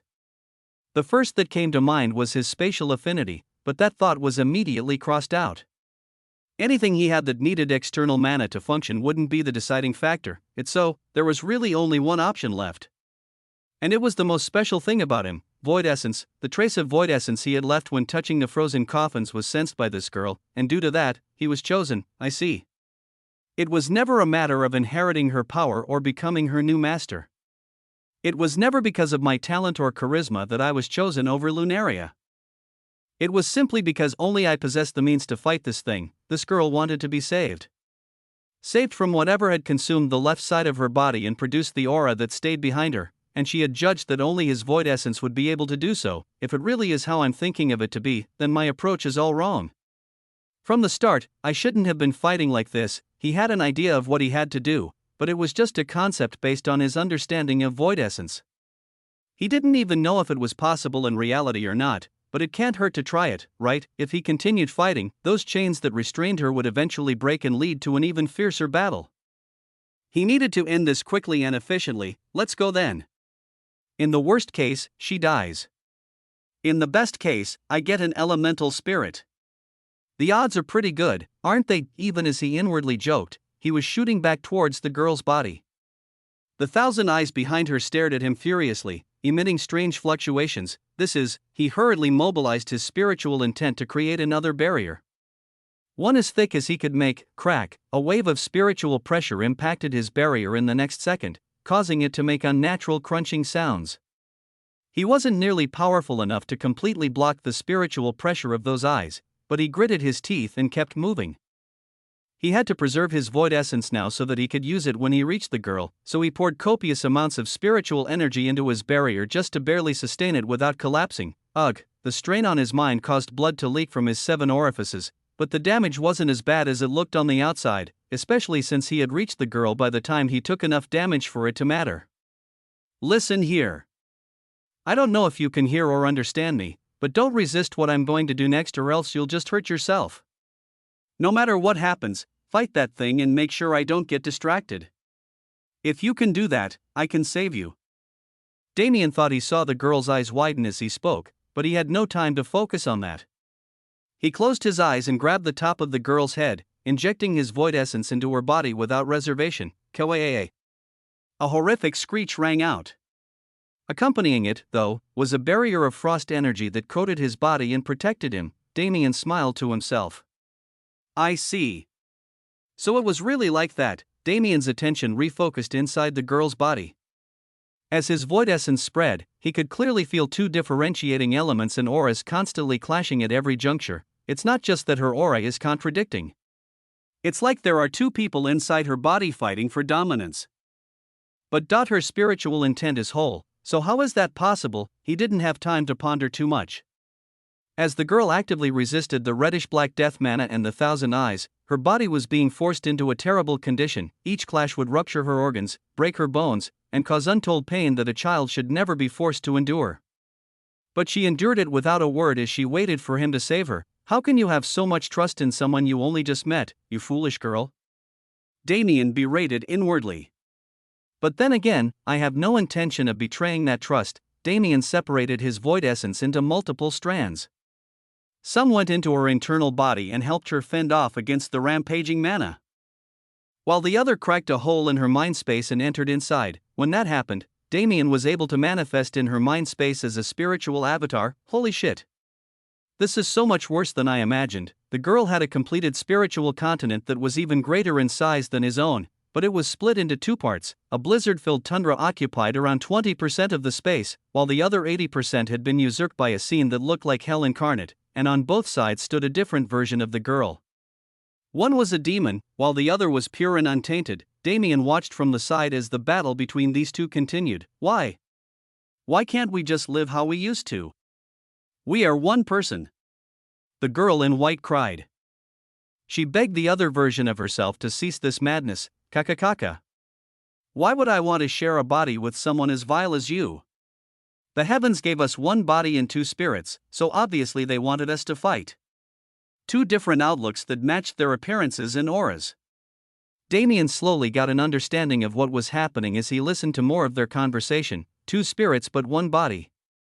This wasn't due to outside interference, she was just born this way. And as those two spirits headed in different paths, their personalities began to differ and clash as well. Only, why is it so bad? They were one body but two minds. Even if they clashed harshly, the power they drew on came from the same source. Unless they were like Ryue, Yin was a vast law. It embodied gentleness and cold, while also embodying darkness and evil. Ryue only had a single spirit, so a situation like this never occurred. As long as she could comprehend the connected concept, she could control the attribute of Yin that she desired, but this girl was different. In the separation and differentiation between these two spirits, her Yin element got affected too. The gentleness, coldness, and flexibility of Yin were embodied in the pure version of the girl. And the vile, evil, darkness of Yin was embodied in the demon. Due to the fact that both of them were only half of a whole spirit, they were influenced by their elements far more than the average person. And the situation became like this: a pure, gentle girl who wanted to return to peace and a vile demon who wanted to destroy and subjugate, fighting each other endlessly while sealed under the shrine. Chapter 375 Spirit 3. Why won't it end? Why must we live like this? Because fate is cruel. And this cruel fate is one I should destroy with my own hands. So give up your futile resistance and hand our body over to me. I don't want to die. I don't want to die. Shut up. It was a little pathetic. That was what Damien thought as he watched them continue to struggle against each other with both words and fists. In the end, the girl was just a child. Even when she was being influenced by her element like this, her motivations and outlook were still incredibly childish. So when Damien watched it happen in real time, it looked more like a quarrel between children than a life or death struggle. It might have seemed like a strong person was bullying a weak one, but it wasn't like that at all. The two of them were equal in every way. The only reason the evil version was winning was because the pure version didn't resist. If she resisted, they'd maintain a constant state of equilibrium as it was meant to be. He hadn't been in her spiritual world for long, but Damien was already able to figure out this much about the girl and her two personas: their path was one of mutual destruction. Maybe they themselves couldn't see it because they were too embroiled in their conflict, but as an outsider, Damien could see it clearly. From the start, they were one being. Whether it be the pure version or the evil version, they were two sides of the same coin. If one of them was destroyed, the other wouldn't be able to last long either. Even if they tried to absorb each other, their conflicting natures would still collide and make it impossible. Once he realized this, Damien understood that his original approach wouldn't work at all. He couldn't destroy the evil version. That wouldn't save the little girl but instead, kill her. He needed to help them regain equilibrium, but with their personalities, he didn't think it would be easy to do that. No, he could probably do it, but he would have to keep the girl on a tight leash so that she wouldn't fall back into this kind of circumstance again. But that's only until I find Ryue. If Ryue, who can properly control the dual nature of Yin, was able to bond with or contract with this girl, she would be able to permanently solve her problem. Unlike me, it was really a convenient thing for him, since he didn't want to have to deal with a volatile bomb like this little girl. And since he always planned to give the elemental seed to Ryue, it was even better, but the approach has to change. She's not an elemental seed, but a full-blown spirit. Since it's like this, forcing a contract or treating her like an object is no longer an option. I guess Ryue is also going to end up adopting a little sister in this secret realm. Damien grinned at his own thoughts before moving into action. First, he exited the girl's spiritual world and turned his focus to her body. He then changed the intent of the void essence within the girl's body. Instead of trying to destroy the reddish-black mana, it moved to tame it. With void essence being what it was, the reddish-black mana was quickly tamed. But as Damien was about to start fusing the two different energies, a problem arose. The mana struggled against the control of the void essence. And even as it did, new strains of reddish-black mana emerged and tried to battle the second energy in the girl's body. This won't do, he thought inwardly. It'll take too much time to complete this process. My arrival seems to have accelerated the rate at which she destroyed herself. And if I continue like this, her body will totally break down before I finish. Even if I temporarily solve the situation in her body, it'll never stop completely until her mind has been settled. For now, I should just confine the two energies in their own parts of her body. He changed his intention again. He used void essence to draw a clear divide within the girl's body, splitting it vertically. Any non-conforming energy on either side was swiftly tamed and dragged to its true home. As he did this, the action of those thousand eyes also became less violent. They were never a separate entity, but a manifestation of power. With his void essence trying to tame the reddish-black mana, the eyes were also influenced. Alright. Since that's more or less dealt with, I can focus on the task at hand. It was a stopgap measure, but it was enough. He swiftly returned to the girl's spiritual world, only to find two pairs of eyes staring at him when he did. Not hi? He greeted awkwardly. The two versions of the girl continued staring at him like he was some kind of strange specimen. It must have been too long since they've seen another person. Damien smiled lightly. He then split his spiritual avatar into two and sent one towards each girl. Splitting his consciousness was something he learned to do proficiently when he was reconnecting the floating continents in his mind space. But this was the first time he actually put that ability into use. But to think it was for something like this, he smiled wryly. Once his two avatars reached the two girls, he waved his hands in front of their faces. Hello? Is there something on my face? They both yelped and retreated. It seemed like his appearance had put a temporary stop to their power struggle. You are the man from outside. The pure version was the first to speak. As she was the one who called him here, she naturally recognized him first. That's me. I guess I'm here to save you. He responded. Are you going to kill her? The girl looked at her other self, who was warily staring at the two Damiens. Being inside her spiritual world, Damien could feel her unwillingness incredibly clearly, but he just shook his head in response. No. How could I kill you? If I'm not wrong, aren't the two of you the same person? The two versions of the girl looked away as if not accepting his words, but at the same time, they didn't refute. You too? Why are you fighting like this? You should know better than anyone else the state of your body right now. Why else should we fight? It's for control. I want this body, and she can't have it. Damien flicked the evil version's head as she spoke. You stupid. Why would killing her even solve your problem? Did you even take a second to think things over before you acted? How can you be so reckless? The evil version held her forehead with tears forming in her eyes. It was too unfair.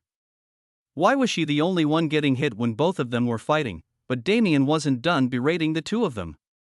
They might have been children, but their idiocy really ticked him off. Especially seeing how their circumstance hadn't helped them mature at all. Don't think you're safe either, Damien said to the pure version. How can you sit here and cower? Don't you know that your behavior is only spurring her to keep acting out? How can you let your other self become like that without even trying to help?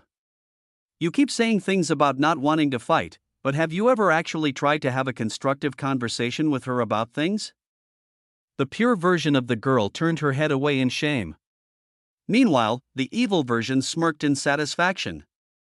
That is, until Damien shot her a pointed glare. That's it. If I don't teach the two of you today, then my name isn't Damien Void. And as he said, his berating session continued. Chapter 376 Spirit. For, it was strange for a quarrel between children to become something so life-threatening, but such was the reality of a world where power was so accessible. Damien had never expected for the situation to take this kind of turn. He came into this girl's spiritual world with every intention to kill. But here he was, two different versions of the same girl sat on their knees in front of him with their heads hanging low while he endlessly berated them about how idiotic they were. Even when the evil version's destructive nature acted up, Damien simply flashed a hint of his void essence and it immediately calmed down. sighed out, at least tell me your circumstances so I can help you solve this problem. He tiredly said, yes, the girl responded. She then began telling her story, the Ice Spirit Tribe. They were a tribe that was originally formed by an elemental seed that evolved into a spirit, but over time bloomed into a full-blown spirit tribe. By the time they reached the girl's generation, they were closer to fairies than they were to elemental seeds, even though their origins were different. As for how they ended up living underground in the secret realm, the girl wasn't privy to that kind of information. All she knew was that they had been living in peace until she was born. She was an outlier within the tribe. With her ruined appearance and occasional outbursts, there were many that became wary of her. From the moment she was born, there were two of her. It was something they called the twin spirit body. Under normal circumstances, this kind of constitution would be a heavenly gift, but her case was different. It was because of the complexity of her element. Under the influence of the twin spirit body, her yin element was also segregated into two parts. And after that, things went generally similar to what Damien had already guessed.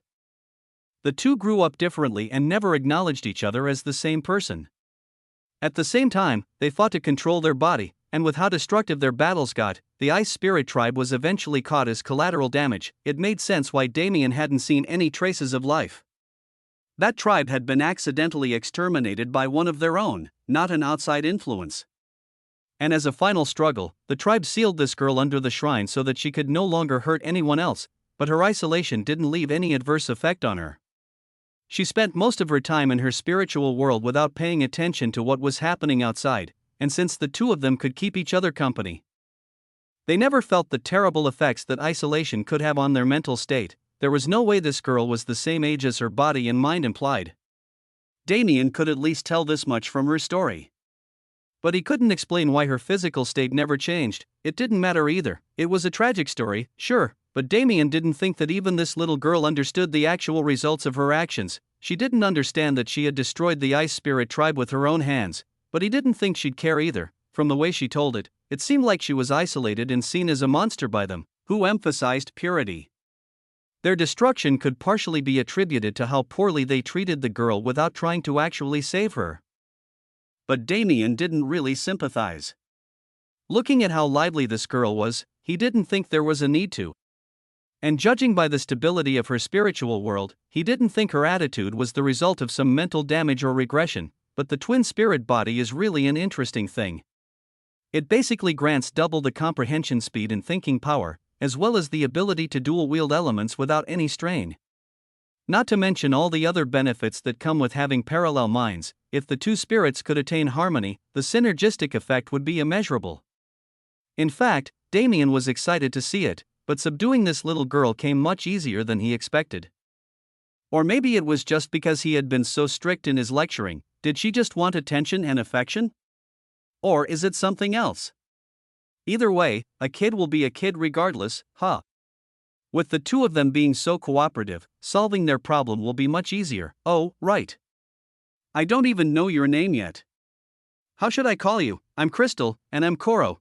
Damien stared at them blankly. Ow, ow, 2 strong flicks landed on their foreheads. Seriously. What's with your naming sense? Crystal because your body is crystalline? And you, Koro? Because of what? Your mana? Really? Wait, isn't that Japanese? How the hell do you know Japanese? Damien exploded. He understood that these girls never had someone name or take care of them, but this was too much. Crystal. Koro. Ignoring the extremely suspicious fact that they somehow came up with a Japanese name, their naming sense was so bad that it was even worse than his own. I can't accept this. I refuse to accept this. How about I give you new names, you will, new ones? The two girls' reactions were surprisingly positive. But when he thought about it, it somewhat made sense.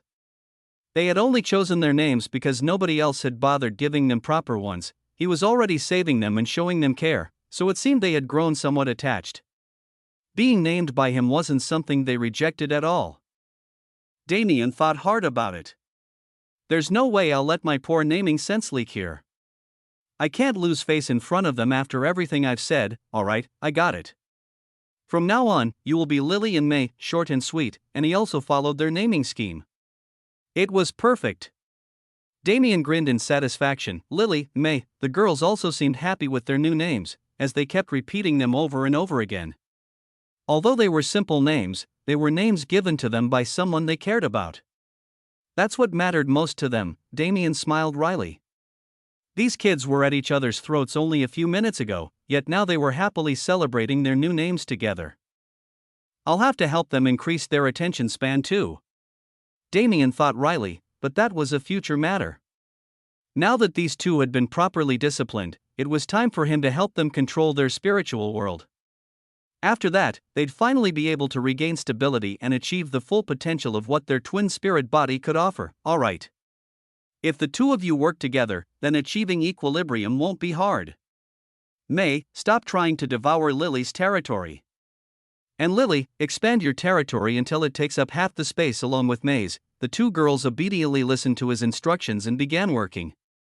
Although their personalities were that of children, their actual control over their power far exceeded their age. The process soon started. The pure white land of snow and ice expanded to take up exactly half of the spiritual world. Meanwhile, the hellscape retreated to accommodate it. The two of you are sisters who share the same body. Even if you fight, you can't harm yourselves. If I see you doing it, then I'll punish you. Okay? Damien said strictly as he watched over the process. The two girls nodded in response. After the first scolding they got, as well as the harrowing feeling that void essence gave them, they had no thoughts of being disobedient. Even the raging emotions brought by their elemental influence had been quelled. Void essence ruled over all other forms of mana, so it wasn't a surprise. Only, Damien never expected for things to be so easy, but he wasn't complaining. Although the two girls hadn't completely made up yet and they hadn't actually begun seeing each other as sisters, he had planted the seed in their head. Now, all they needed was proper time and nurturing to become a powerful existence under his and Ryua's care. As the process began to reach its end, Damien nodded his head in satisfaction. It seems like my help isn't needed here anymore. Let's exit the spiritual world and wait for them outside. And with that, the unexpected situation had finally reached a temporary close. Chapter 377 Arrival 1. While Damien was within Lily and May's spiritual world, the situation on the outside had also calmed down. Since the girls weren't fighting, their mana also stopped responding.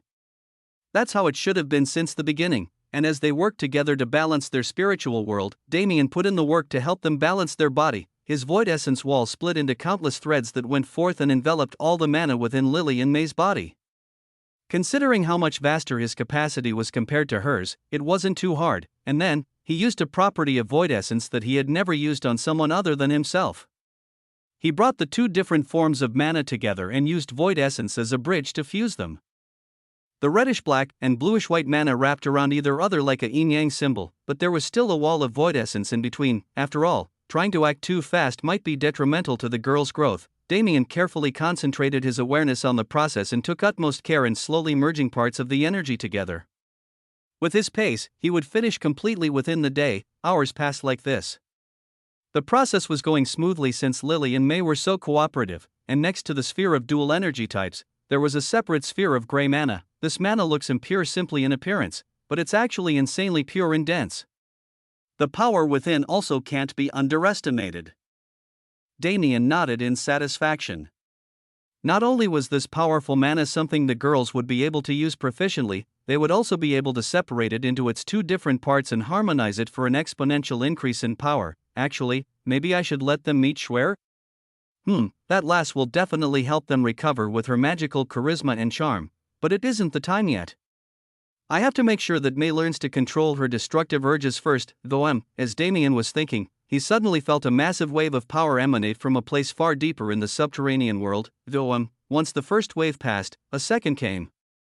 And after the second, a third. It was like the ringing of a bell when the clock struck midnight. As the waves passed through the atmosphere, an air of vitality spread through the realm uncontrollably. Even in the dark space under the shrine where Damien was, countless flowers and trees bloomed out of nowhere, filling the space with the air of nature. That old tree it's announcing its presence. Damien realized in shock, damn it. So what was the point of all that shit you said in the trial of self? This damn old tree is playing with me. The primordial undying tree smirks. Damn old man. Don't just randomly send notifications and come fight me. The primordial undying tree asks if you have time to fight a damn old tree like him when the geniuses are already congregating at his location. Fuck.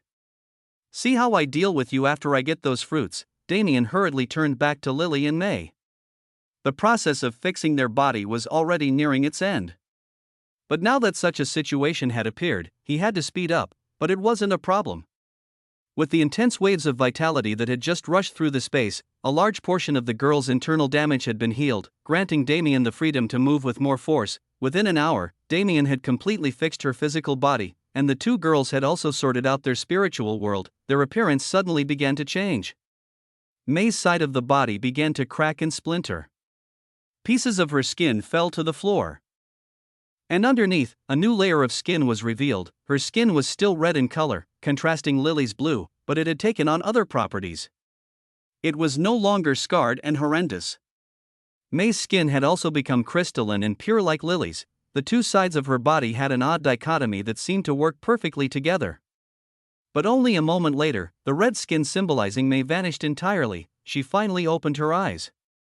When she saw Damien standing in front of her, a bright smile appeared on her face. Big brother, she leaped into his arms and rubbed her head against his chest with reckless abandon, as if trying to soak up all of his warmth. Damien gasped in surprise. Big brother? Again? It wasn't supposed to go like this, though, Lily? Why am I big brother? Because you saved me, eh? That's enough? Yep. May said yes too. Damien furrowed his brows. This was going to be a problem. He knew Schwer's personality best. Although she was always a happy-go-lucky kid, she was also incredibly possessive. Whenever he entered the sanctuary, she would immediately find him and cling onto him. He didn't even know how many times Elytra had been blocked by little Schwer when they were competing for affection. If he showed up with another little sister, two of them, but he shuddered thinking about what that girl's reaction would be. But I can't just tell them I can't be their big brother. Especially since they're going to be Ruyues in the future, I'll technically still be their big brother, just in law. He decided to leave it as is. He could figure out how to appease little Schwer's anger once these three girls actually met each other, but that's not important right now. I have to move, and fast, okay? For now, big brother will take you to a safe place, okay? I need to do something dangerous now, so I can't take you with me. Lily frowned. Her skin soon turned red, and a pouting May appeared as well. The two girls glared at him using the same face, causing him to sweat a bit. But it couldn't be helped, don't worry. You won't be bored in there since there are a lot of friends for you. Also, big brother will come there as well in a little bit. Damien patted their head and brushed his fingers through their hair. The girl's face showed a contented smile as he did so, and their anger seemed to be slightly dealt with. In the end, Damien finally managed to get them to enter the sanctuary after a great deal of convincing. If they meet little Schwer, it's going to cause a headache. Damn that old tree. It's all his fault. As he cursed the primordial undying tree, Damien flashed away from the space. With Lily's disappearance, the ice domain that froze his mana had also been released. He soon arrived at the entrance, where Lunaria was also waiting for him. Did you feel that mana wave? She asked. I did. And we need to find it as soon as possible. The others are already congregating there. The final struggle for the primordial undying fruit is about to begin. Oh, also, I apologize in advance. Wah, Damien didn't even stop to hear her answer. He grabbed her shoulder and teleported, causing the two of them to appear 10 kilometers below their original position, in another underground tunnel. Lunaria wasn't even given a chance to gather her breath before he teleported again. The primordial undying tree had called. There was no time for anything else. Chapter 378 Arrival 2. Damien dragged Lunaria through the underground as fast as he could, but it wasn't an easy thing. In the first place, the tunnel system was far too complicated. Even if he wanted to just teleport straight down continuously, it was impossible. His awareness was concentrated below him as far as he could reach, scanning the area. If he could, he would directly teleport to a tunnel in that area. But most of the time, there simply wasn't one there. He had to rush through the tunnel system on foot and search for viable locations to teleport to, while also keeping the location of the primordial undying tree in mind so he didn't stray too far away. He couldn't even use the maximum range of his teleportation, since long-distance spatial travel would negatively impact those without an affinity for it. He needed Lunaria to stay in peak shape for the upcoming struggle, even if everyone is an enemy. That's only once we reach the fruits. Around 20 survived from our trial world, and even if I cut that number by half because of the trial of self, I still don't know the total amount of trial worlds there were, so I can't accurately gauge how much competition we'll have. At the very least, I expect a few hundred to be there. In a place where hundreds of people were competing for a total of 16 fruits, he couldn't burn the bridges he had already crossed. At least, not until they had eliminated the rest of their competition. That old tree had told me not to get too conceited, and he probably wasn't just telling me to be wary of all the people I've already met. There must be solid competition among those that have survived. In particular, Damien was curious about the first-ranked genius, Hunfong. He had only seen the man once, but that guy was simply too mysterious, even evading the probing of his all-seeing eyes. I've gained so much from this realm already. Compared to everyone else I've met so far, I've definitely reaped the most benefits. But still, I can't expect that to stay true with so many variables around. Damien was wary of a few people, but that wasn't important yet. He and Lunaria had already traveled hundreds of kilometers through the vast network of tunnels in the subterranean world, but they weren't even halfway to the location of the tree yet. That damn bastard. How the hell are the others going to reach his body if he hides so deep underground?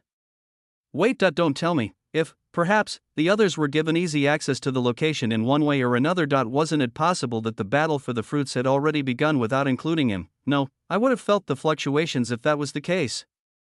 But it doesn't mean that others haven't reached the location yet. I need to speed up. Without warning, he increased his teleportation distance to 20 kilometers. With this much, it shouldn't be a burden to Lunaria yet. As he went deeper and deeper underground, the number of tunnels and complexities within the subterranean world decreased as well. And it soon reached a point where Damien could actually see the patterns within those tunnels. They snaked about and connected to various different locations, but in the end, they all congregated in a single place. That place was too far down for him to see, but he didn't need to see it to know what it was. Almost there, he increased his speed once again in excitement. It was finally time to get the treasure he had been lusting over for so long. While Damien was busy rampantly teleporting to reach the primordial undying tree, more and more people began to appear in the desert above the tree's location. Was it here? I felt an extremely strong fluctuation from this location. So why is it empty? So this must be everyone that survived. I can't believe our numbers were cut down so much. There were at least 200 people congregated in the area, and among them were a few familiar faces. Chinger, didn't you say that he passed the trial with you guys? Why haven't I seen him yet? A beauty with white hair and golden eyes asked worriedly. Even amongst this large crowd, she stood out like a glimmering moon in the midst of the night sky. Next to her, another fiery beauty stood with her arms crossed, scanning the area. Humph. That bastard won't die so easily. If I had to guess, he's probably a lot farther along than we are. Ruyue hesitated, but ended up nodding in agreement. The Damien she knew wouldn't be left behind by anyone. If anything, he would be the one leaving people behind. But where did that girl Qing Tan go? I could have sworn I saw her, but she disappeared as soon as I tried to greet her. What happened to camaraderie? Feng Qinger muttered to herself. It was true that she had seen Qing Tan a few moments after she had been sent to this desert realm, but that girl disappeared like the wind upon seeing her. If Feng Qinger didn't know any better, she'd think that Qing Tan was purposefully avoiding her. You were talking about the girl that was with you and Damien in your trial world? If you want to ask about her, then shouldn't you ask about your dear sister as well? I haven't seen Luna ever since entering this realm either. Ruyue teased. That's right, Feng Qinger gasped in shame. She had been too focused on the fact that Qing Tan ignored her. She had almost forgotten about her very own sister. Now that she thought about it, many powerful people were missing from this place. Whether it be Hunfong, Qing Tan, Lunaria, or others in the top 10 of the 3000 beast record, but they should be fine.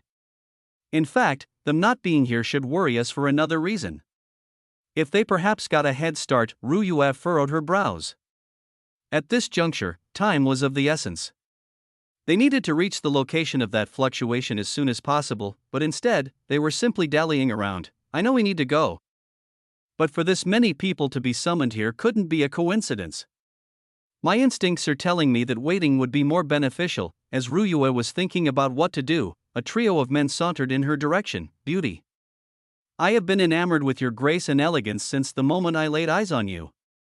Please accept my greetings. The one who led the three lowered his head and tried to gently grab Ryua's hand. Is that spatial fluctuations? It doesn't have Damien's mana signature, so something else must be happening. Ishem, what is this? As she was in thought, Ryua felt an irritating presence in front of her and half-heartedly swatted her hand, but a half-hearted swat from Ryua wasn't something that could be taken lightly anymore. The blessing of the primordial undying tree wasn't just for show. After all, swoosh, her hand sliced through the air, only feeling a slight resistance. Feeling that she had gotten rid of a bug near her, Ryua nodded in satisfaction before continuing with her thinking, that is, until she heard the piercing shriek that sounded near her. When she looked over, she saw a man whose arm had been freshly severed rolling across the ground. Her senses became alert. For someone to be crippled without anyone noticing, there must have been a powerful enemy in the vicinity. She spread her awareness and circulated her mana in preparation for battle. Only then did she notice that most of the gazes were congregated on her rather than the poor man on the floor. Ha! She tilted her head curiously. Why is everyone looking at me? Chapter 379 Arrival, 3, Pft. Feng Qinger let out a crisp peal of laughter upon seeing Ryua's confusion. To think that she hadn't even noticed the man who she had crippled before doing so, it was comedic to think about, but before she could say anything else, strong spatial fluctuations eclipsed the area they were standing in, enveloping all the geniuses that had gathered. What is this? Again? Some panicked, while others simply watched how things progressed. But the thing they all had in common was that they knew something important was happening. The spatial fluctuations soon became extremely strong, and people began vanishing one by one. Ryua narrowed her eyes as this happened, directing her gaze towards the ground. They are being teleported. Down there, she didn't know when it started, but her perception towards space had become incredibly keen. Of course, it could never compare to an actual spatial practitioner, but it was still far above what others could do. This could be seen by how she noticed the faint spatial fluctuations long before the rest had done the same. Although she couldn't gauge the exact location to which they were being teleported, she could at least understand the direction. And seeing that they were being taken underground, there was only one thing she could think of. I see. As expected, we were summoned here. To think that we'd be teleported down to the location of the tree senior without having to go through any more trials. It feels a bit strange, but it wasn't like she could do anything about it, and it wasn't like she preferred being hindered at every step. The light of spatial transmission soon reached Ryua and turned her surroundings black. When she opened her eyes again, she was in an expansive underground space. The ceiling of this space was so high above her head that Ryua almost doubted whether the space could actually sustain itself without collapsing. In fact, the only reason she could even see the ceiling was because of the small floating motes of light that inhabited the space. Unlike what one would expect from an underground area, the place was extremely rich in vitality. Various flora gathered and flourished throughout the space, with towering trees and uniquely patterned flowers being common. And the plants weren't normal at all. Besides the immense aura of vitality they gave off, they also had other special fluctuations. All of these are valuable herbs and materials. Ryua realized as she glanced around, this place was like a heaven filled with treasures. Even a random stalk of grass one picked up off the floor would have astonishing regenerative properties, but for a place like this to have no life forms is too strange. Ryua began walking forward while ignoring the crowd around her. The expansiveness of the space didn't just constitute of its high ceilings, the distance it covered horizontally was also immense. As Ryua moved, the others also regained their senses. The smell of greed clouded the atmosphere. Ha ha ha. It's all mine. This trip was totally worth it. Fuck off. I got my hands on it first. Humph. Let's see if you have the power to keep it. Tens of geniuses ran wantonly about the cave trying to get to the treasure herbs that surrounded them. Clashes of weapons and the light of mana filled the air as they fought over the goods. Ryua sighed in disdain. They're so focused on what's in front of them that they can't see anything else. How did people like this even pass the previous trials? But then again, even she was feeling greed upon seeing so much treasure in one place. Could she really fault them? It was the nature of man to die for treasure, but she quickly suppressed her greed. Rather than aiming for the small things, shouldn't she go for the big fish? She could clearly feel a massive aura of vitality emanating from a place she assumed was the center of the realm. There, she was sure she'd find the treasure she had been looking for since the beginning, and not just that, he should also be there. Damn, I hate how much I miss his stupid face. Ryua shook her head and rushed forward, ignoring the commotion around her. Hey! Wait for me! A crisp voice rang out from behind. Feng Qinger soon caught up to Ryua and moved alongside her. Ha! It's such a shame. I'm so tempted to go after these treasures, but thanks to you I was able to regain my senses. Ryua glanced at the sighing Feng Qinger. She could definitely understand the other girl's feelings, it can't be helped. There's no way we are the only group to arrive here. We can't say whether or not others have reached the primordial undying tree yet. Feng Qinger's eyes widened. It's really here? You're sure, right? Ryua looked in the direction she felt that aura from and nodded. It's here. I'm sure of it. She, like Damien, had received the baptism of the primordial undying tree, although to a lesser extent. Just as he could feel its calling, she could as well. TCH. If it's really like that, then I'll just follow along with you. You don't mind, right? I promise I won't leech. When did I ever say you would be a leech? If Damien has befriended you, then you are definitely a strong person. That guy. Only geniuses congregate around him. Humph. Although I don't really like that bastard, I'll take the compliment. Anyway, why haven't we been attacked yet? Should the race to the primordial undying tree be so simple? Ryua furrowed her brows. She was thinking the same thing. The fact that there weren't any beasts in this area was strange enough. For there to not be any traps either, Ryua opened her eyes wide, causing them to shine in resplendent gold. As she looked around, she suddenly shuddered in fear. Let's hurry. Also, no matter what happens, do not step on or aggregate any of the plants growing here. What do you mean by, ah? Fuck.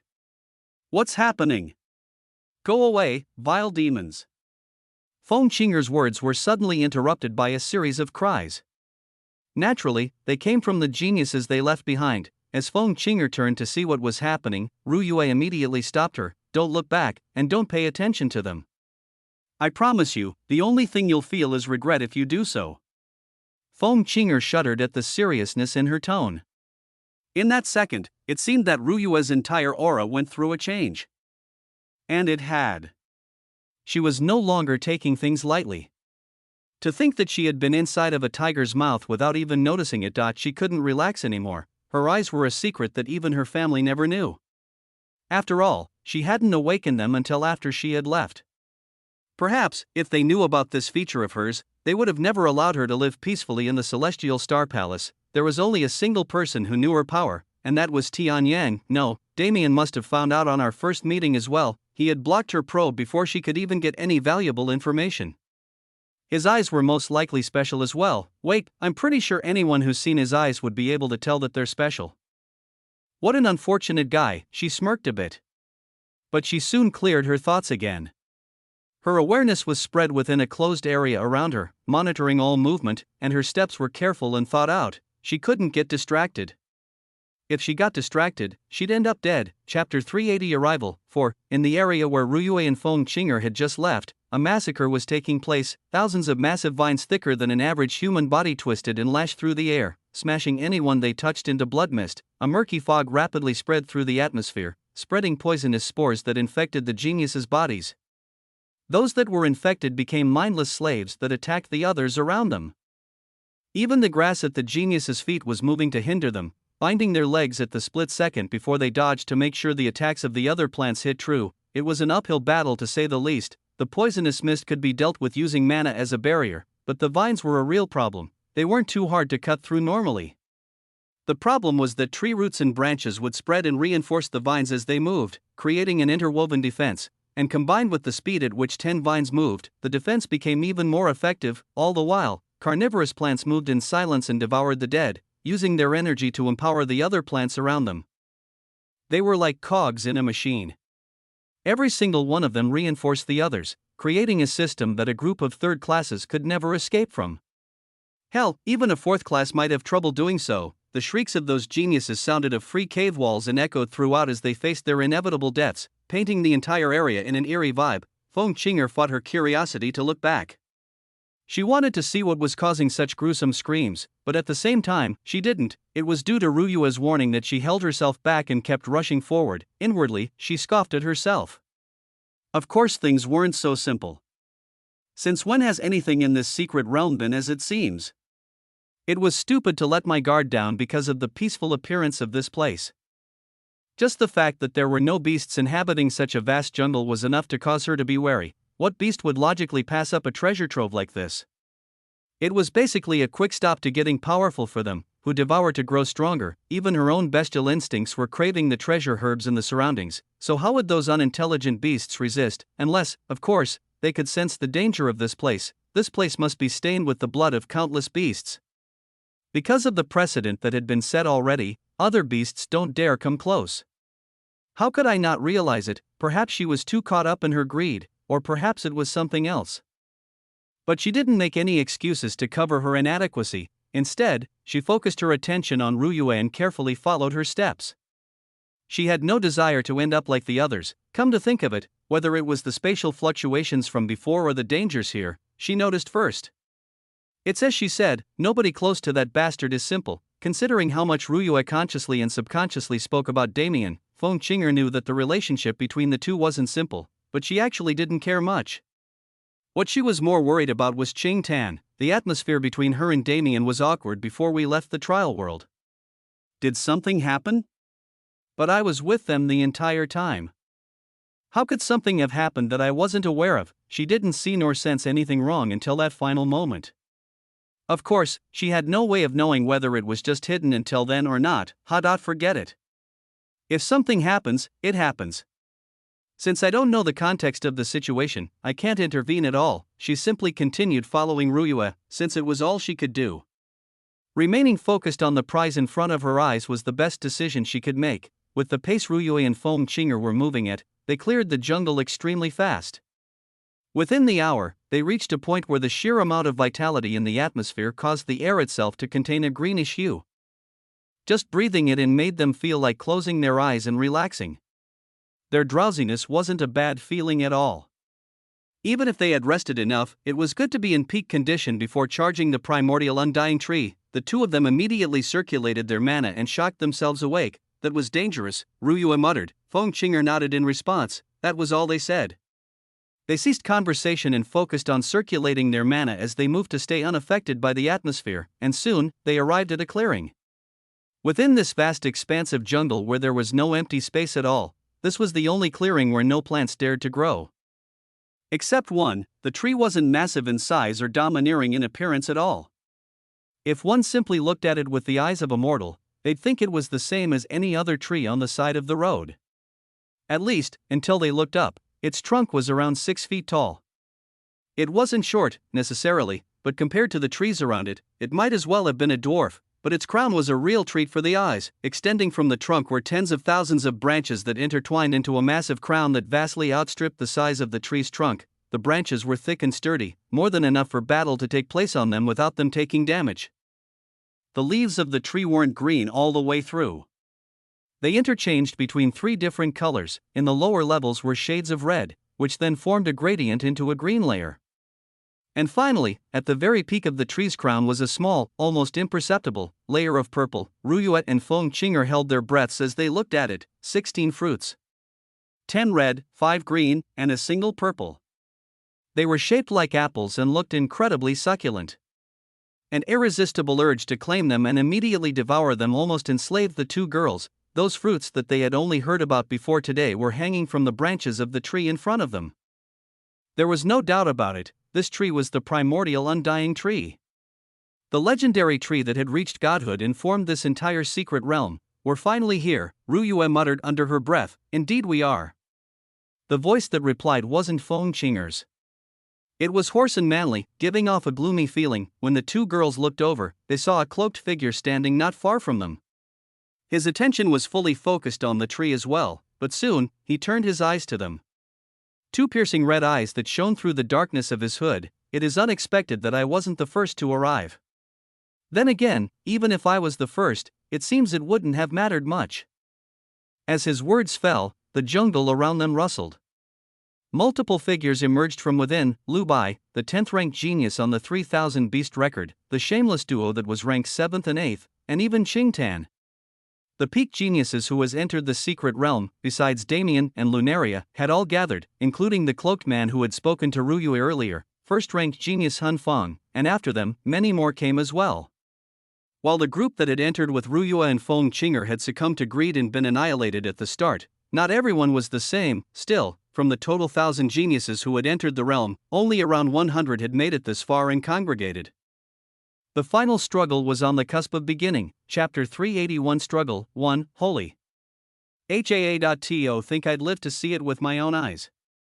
Various expressions of shock filled the air as the geniuses congregated at the location of the primordial undying tree. And their shock was truly warranted, even discounting the fact that their end goal was finally before their eyes. The fact that they had lived through the trials that took place to reach here was enough of a miracle. When compared to what they had heard before they entered the realm, the actual experience was far worse. In fact, most of them would have chosen not to enter if they had known it'd be like this. What now? Ruyue wondered as she watched those geniuses regain their bearings. Everyone had gathered, sure, but were they just supposed to start fighting out of nowhere? The tree was standing right in front of them with seemingly no protection. In this situation, the first to move would be the loser. Ruyue's gaze moved to the very peak of the tree. There, a single purple fruit sat like a king on its throne. Although the tree isn't too big, it still won't be easy to reach that place. The branches are like a maze, so moving through the tree's crown is disadvantageous. But at the same time, openly aiming for it will earn the combined attack of everyone else present. There was also the fact that they had no idea whether the tree was truly as unguarded as it looked. To account for hidden dangers was also necessary. How troublesome. If Damien was here, she knew he would just charge for the top without regard for anyone else. But that was the kind of thing only he could do. His spatial affinity, insane regeneration, and many other factors allowed him to move relatively unhindered regardless of where he was, but Ruyue wasn't the same. Even if she was powerful, that was it. She didn't have the same versatility that he did when it came to this kind of thing. For now, I'll just observe. Ruyue wasn't the only one thinking like this. Anyone with a brain had a similar thought process. Leading the charge wasn't a role any of them were willing to take. And it led to a stalemate where those congregated around the tree didn't dare move any closer. I hate this. Feng Qinger muttered under her breath, if you hate it then why don't you charge into the fray? Another woman responded. She had emerald green hair and feathers coating different parts of her body. It wasn't that the woman's beast transformation art was incomplete, rather, she simply took pride in her feathers. Pang Xiaoyan. Feng Qinger said unenthusiastically. You're as annoying as ever, I see. Poof. And you're just as uncouth as I remember you to be. Though, it seems you've grown a fledgling of a brain since then. Yeah.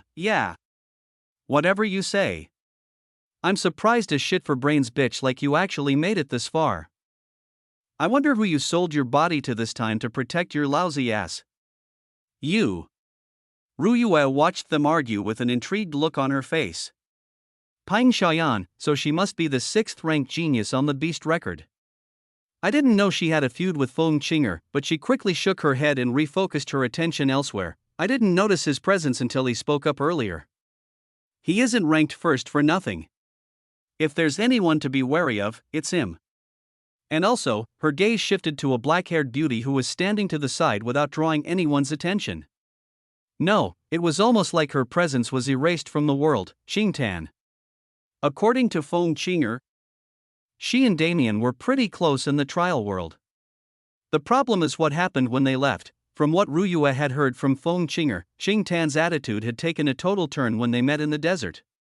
She had been ignored by someone she considered a friend, but if that was the case, then something must have happened. Ruyue wasn't sure if she could fully trust Qing Tan. It was the same with the rest. As she observed the crowd, she realized how alone she was in this struggle. If only Luna was here, the two of us could dominate most of these geniuses if we worked together. Did you think I wouldn't notice?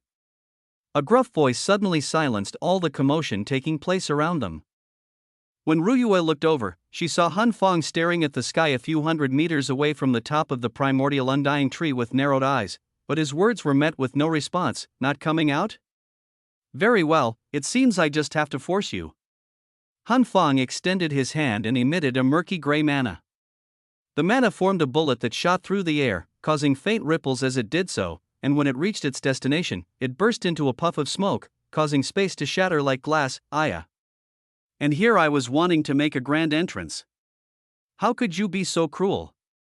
A playful voice came from the shattered space. Ryuya narrowed her eyes. This voice, you guys are so boring. The grand prize is right in front of you. Yet you sit here trying to play mind games with each other. Isn't it a little too cowardly? The sarcastic tone of that voice continued as the man's body was slowly revealed, long black hair with silver streaks, and a pair of eyes that Ryuya would never forget. Damien. She inadvertently cried in excitement. HM? Ah, Ryuya. Did you miss me? He smiled softly and sent her a playful wink. Humph. Who is missing you? I'm just glad that we can finally drop all these pretenses and actually do what we came to do. Ryuya huffed back, but inwardly, she was smiling. He may have been speaking in the same casual tone that he always used, but she could clearly feel his heart through the soul connection they had. His yearning feelings, she could understand them clearly, and it made her all the happier to see him again, but it wasn't the time for a teary-eyed reunion. She wasn't lying when she spoke to him. Upon his entrance, he had immediately secured himself a spot far closer to the primordial undying tree than the rest of them. If they continued to stand still, he'd reap all the benefits instead of them. Fuck. Don't let him get to the fruits. It was unknown who spoke, but those words acted as a trigger. Those 100 geniuses who made it to the primordial undying tree all charged forth. Intense mana fluctuations enveloped the atmosphere as they pushed their speed to the max. Bang! The ground erupted. Massive vines similar to the ones Ryuya had seen previously shot into the air and attacked the incoming geniuses, and attacks began to fly. Whether it was fighting against the vines or each other, battle had finally broken out. Damien grinned. Yeah, this is what it's supposed to look like. His gaze moved to Han Fong, who was staring back at him ferociously. What? Did you have something up your sleeve? Sorry, but I'm the direct type. These pansy schemes aren't to my taste at all. If that's the case, then you should have the strength to back up your confidence. Whether or not your presence is worthy of collapsing the schemes of others, it isn't up to you. Han Fong growled back. Oh? Well then, whether or not my strength is enough, would you like to try it for yourself? These two were different from the rest. When it came to competition, they didn't hold anyone in their eyes besides each other. That purple fruit at the top of the tree, it would go to one of the two of them. And their battle would decide who. You're bold. I don't think anyone has been brash enough to challenge me so openly in many years. Come, then. Let us see whether it is shameless boasting or true confidence. Han Fong said as he readied his mana, but Damien shook his head with a sly smile. Come to you? Don't make me laugh. If you truly want to fight, then you first have to catch me. You. Han Fong rapidly shot a wave of gray mana at Damien's position. But by the time it reached, the latter had already disappeared into the intertwining branches of the primordial undying tree. Han Fong's brow twitched when he saw it. Fine. If you want to play games, then I shall accompany you. I'll gladly show you how I earned the title of Spirit King. Chapter 382 Struggle 2. Various large and small battles had erupted around the crown of the primordial undying tree. Bang! A genius who flew into the air in a bid to rapidly reach the peak of the tree burst into blood mist as the combined attacks of many around him landed on his body. One thing was certain. Regardless of who they were battling, every genius was doing their best to keep an eye on one another, and every single one of them was aiming to enter the maze of branches that constituted the primordial undying tree's crown. Scree! The cry of a phoenix rang out as a swift phantom made of flames dived towards its target. But considering who it was aimed at, it was almost natural that it missed. TCH. You lot from the Pang clan are only good for fleeing. Let's see how long a rat like you can last. Feng Qinger scoffed as she watched it happen. Ha! Speak after you actually land an attack on me, you slow-witted bitch. Oh wait, you've never managed to do that unless you teamed up with your counterpart, have you? Pen Xiaoyan flashed through the air with speeds that matched teleportation.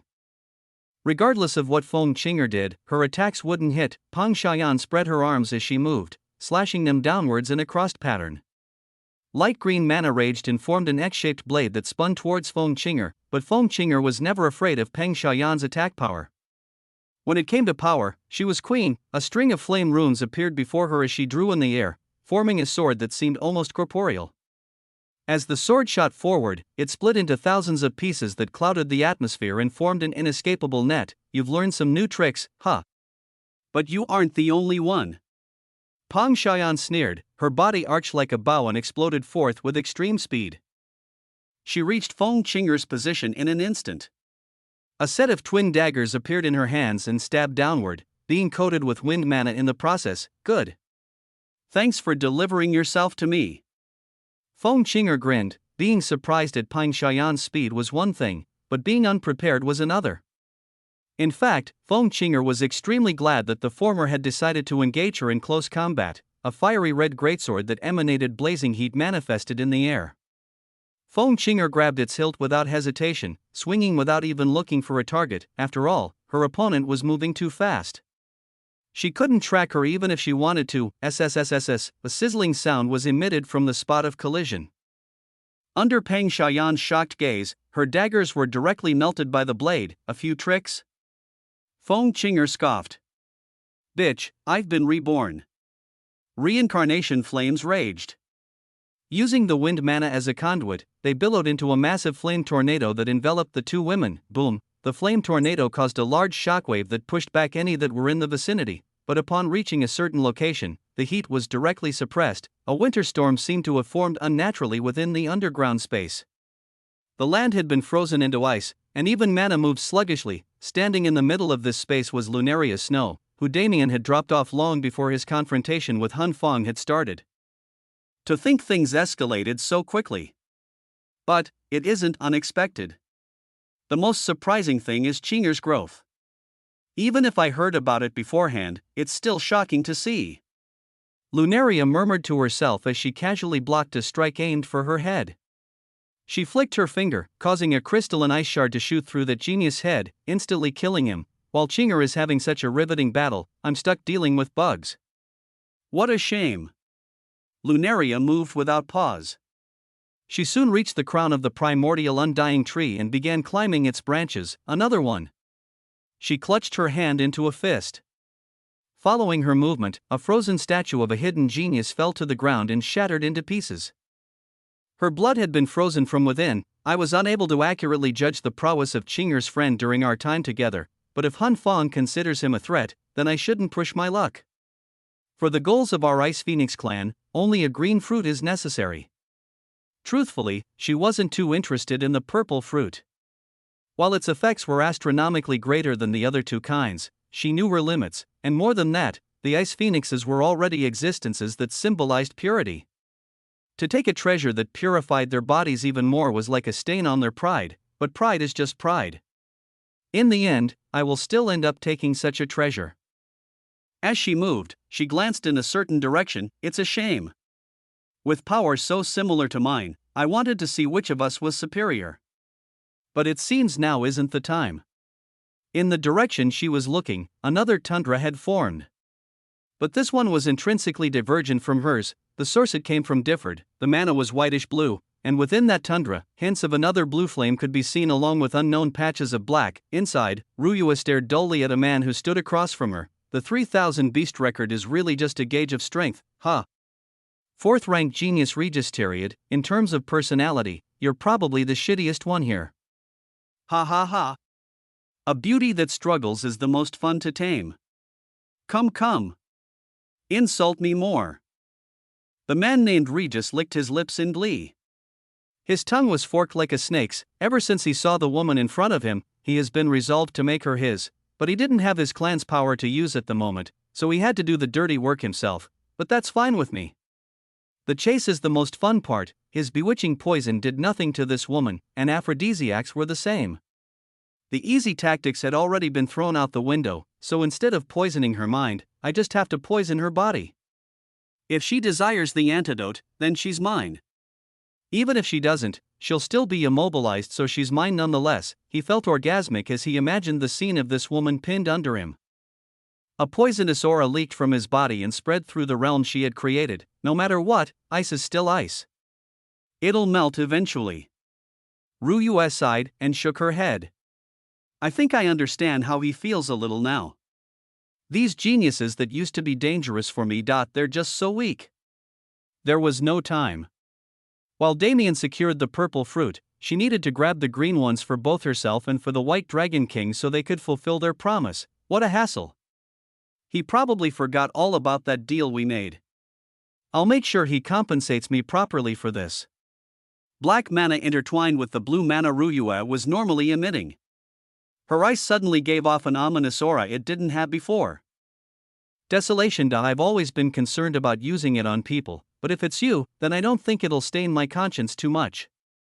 The mana shot forward, piercing the fog of poison that Regis had put up previously. What? My thousand death. How can you pierce it so easily?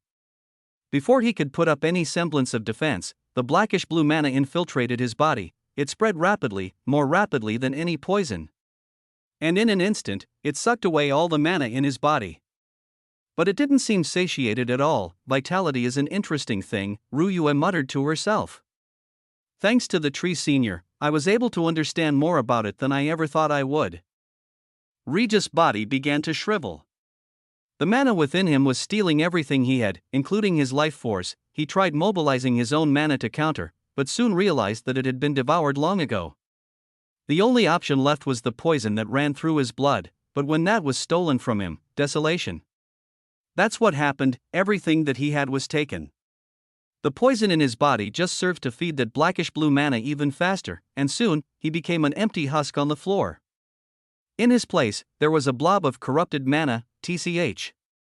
I don't even want this. I'll just throw it over there. Ruyue flicked her finger and discarded the blob of mana. In the place where it fell, a massive explosion filled with poisonous gas erupted, slaughtering 10 geniuses at once. Alright. Now that that's over, back to the task at hand. Ruyue soon arrived at the crown of the tree, and just like Lunaria had a few moments prior, she began her hunt for the green fruits. Chapter 383 Struggle 3, saying that there were thousands or even tens of thousands of intertwining branches within the crown of the primordial undying tree wasn't an exaggeration at all. From the outside, it did indeed look like the canopy of a tree, with the only special thing about it being its size and color, but when inside, one would no longer even believe they were on a tree anymore. Tens of thousands of branches that tangled and snaked in unnatural directions, they formed a natural labyrinth that was hidden by the leaves and flowers that decorated the outside of the crown. Swoosh, as Damien rushed through this labyrinth, he was once again forced to realize the grandiosity of such a tree. He would run in a straight line across a single branch, but would somehow find himself on a separate branch many meters away without even realizing how he got there, and it wasn't even an illusion, it was just a miracle of sheer complexity. If it's like this, even reaching the purple fruit will be a problem, let alone stealing it from Hunfeng. Speaking of, where is that guy? He was sure the first-ranked genius had chased him into the tree, but at some point, he could no longer sense the latter's presence. Did he stop chasing me? No, it's more likely that he was led somewhere else by this convoluted labyrinth. But our end goal is the same place, even if the clash was delayed. It was inevitable. Until then, though, Damien had to find his way through the labyrinth. There were no walls or ceilings, only branches in every direction. It was a four-dimensional labyrinth where he was always free to switch paths, but he would never know where he was going. But I should still be able to feel if I'm headed upward, right? With his awareness spread and his all-seeing eyes operating at full capacity, he took the path he felt was best. Now that he had reached this juncture, he could only rely on his own skill. The calling he felt earlier had become useless. Damn old tree, always making things difficult for me. Suddenly, Damien's eyes picked up a presence standing in the path before him. But it wasn't anything humanoid, nor was it one of the geniuses who had entered the secret realm. His eyes hardened. That beast. It's the most powerful being I've seen in this secret realm besides those two demigods, and that was including the demon kings, but he didn't stop moving. If there was such a beast blocking his path, it meant he was going in the right direction. He soon arrived in front of it. It was a massive serpent whose body was curled around hundreds of branches. Its head was already twice Damien's height, its eyes were closed and its breathing was steady, indicating that it was asleep. Damien came to a stop a few hundred meters away and hid his presence. He didn't know if such tactics would work against a beast so much more powerful than him. But it was the best he could do. Damn. Going around doesn't seem possible, but there's no way I can defeat it. He crept up the branch he was standing on, trying to find a path forward, but he couldn't think of one. These hundreds of branches that the snake is curled around are all interconnected far deeper than the rest.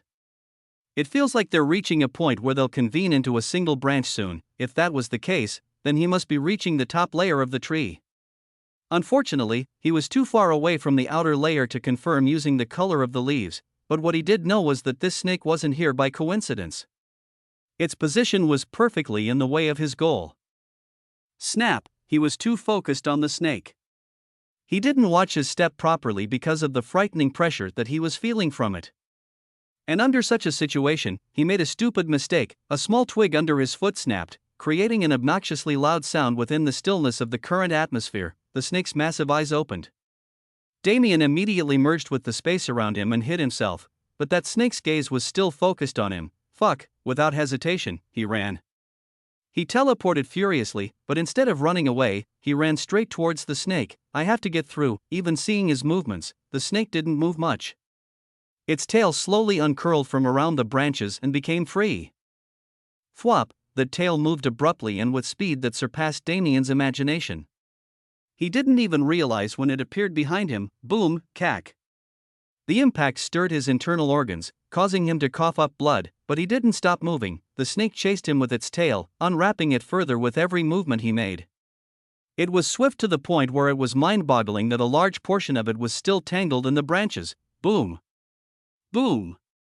Boom, Damien desperately teleported away, but the tail always managed to find him. Ack. He barely avoided the last strike, but the sharp edge of the snake's skin swept across his shins and lacerated his tendons, without a choice. He surrounded himself in a cocoon of void essence to buy himself time to heal. This thing is far too great for me. With my current strength, and even my current void essence, it's impossible to kill it. If I can withdraw high-level void essence from that space I saw before, I might be able to cut its tail off, but containing that level of essence will undoubtedly break my body. His thoughts raced. If it was just this battle alone, then the strategy of using power beyond his capabilities was fine, but the current situation wasn't like that. He would need to fight Hun Fong for the purple fruit and also escape from this area so he could consume it. To do all that, he needed to be in peak shape. But coming out of this unhindered doesn't seem possible. That snake is definitely going easy on me, but I'm still injured to such an extent with only a few strikes. The gap between third and fourth class was too wide, especially when it was past the entry level. But still, he needed to try. Fine. No risk, no reward, right? Within a few seconds, his thoughts had wrapped up. His injuries hadn't healed completely, but it was enough. The cocoon of void essence faded, and Damien instantly erected his vector field and teleported away. As expected, the snake was hot on his trail. Bang.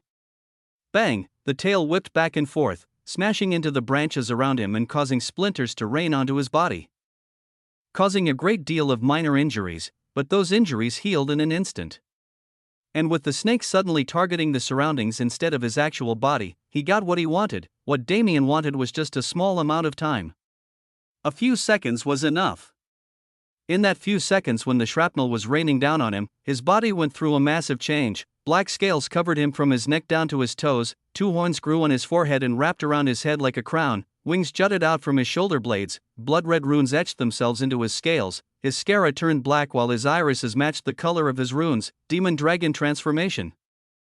Once he was in his most powerful form, he formed a connection to the space he termed the void plane. Within a second, he repeated the process he used when he was facing the head apostle in the trial world. Mid-level void essence emerged from a crack in space and covered his body. He had 27 seconds left in his transformation, but he had no plans to use up all that time again.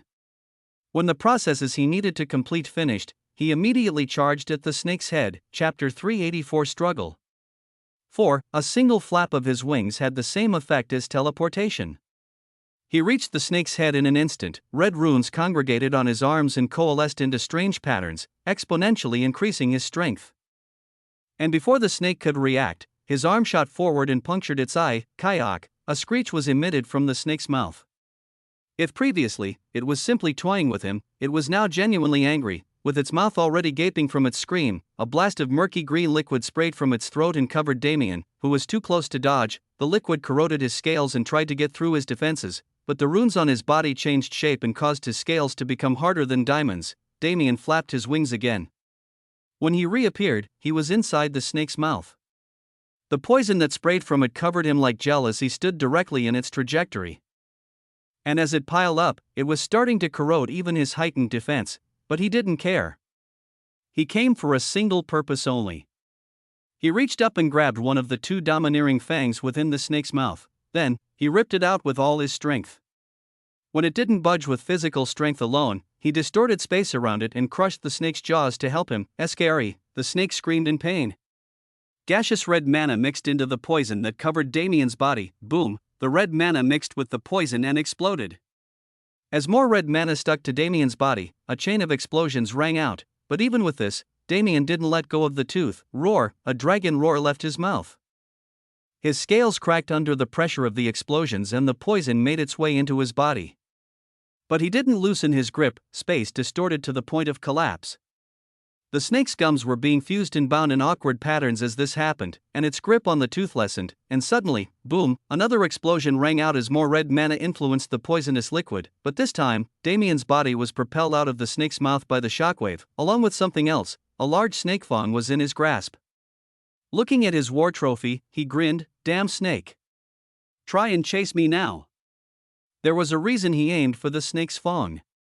When it was dislodged, copious amounts of blood spilled into the snake's mouth and flooded its throat, blocking the poisonous liquid from spewing. Of course, his main reason is want just this.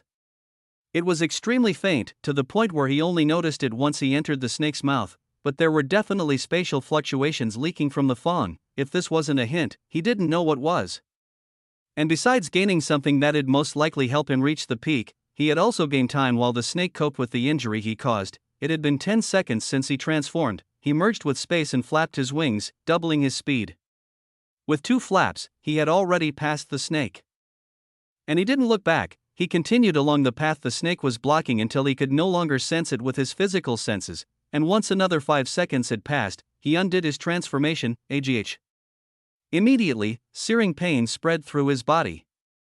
Although he only used it for half of the total time limit, his stamina was still plenty exhausted, and as his scales and body runes faded, the poison that had leaked into his body began acting far more furiously than it had before. His regeneration worked overtime to heal his internal injuries. His organs were a mess because of his recklessness. While that was happening, he clenched his teeth and endured the pain, mobilizing his void essence to cleanse the poison in his body. Previously, void essence couldn't cleanse physical poisons. But that was when it was being used passively by the void physique. Now, he had gotten much closer to his void physique. He could personally influence the actions of the void essence it gave him access to, so, cleansing physical poisons also became possible to an extent. Is it not chasing me? Damien concentrated his awareness on the direction he just fled from, but unexpectedly, he didn't see the snake at all. At first, he panicked thinking it followed him, but as he carefully sensed his surroundings, he realized that it wasn't anywhere nearby at all. Did it leave? Well, whatever. Doesn't matter to me anyway. He inwardly smiled as he thought about the fang he stole from it. Besides its practical use, he is also keeping it as a memento of his achievement. The fight was short and could barely even be called a fight. He simply acted recklessly to buy himself a chance at escape, and it didn't even seem like the snake was fighting back at full power either. But nonetheless, he had achieved victory over a foe far stronger than him, and he'd happily take pride in that. His wounds slowly healed and the poison inside his body was also extracted with time. He took out a jade bottle and stored the poison in his subspace alongside the poison he had gotten from those eclipsing shadow sect assassins a year ago, and many hours later, he had returned to peak condition. Without hesitation, he took out the snake fang and injected his mana into it. Back to work. I have no time to waste. Far away from where Damien was, a man emerged from the shadows. He had jet black hair and red eyes, his face holding a devilish sense of handsomeness. Suddenly, the man grinned. One of his canines was missing. I know you said that someone interesting had come, but I didn't expect it to be so much of an understatement. He rubbed the space where his missing tooth used to be.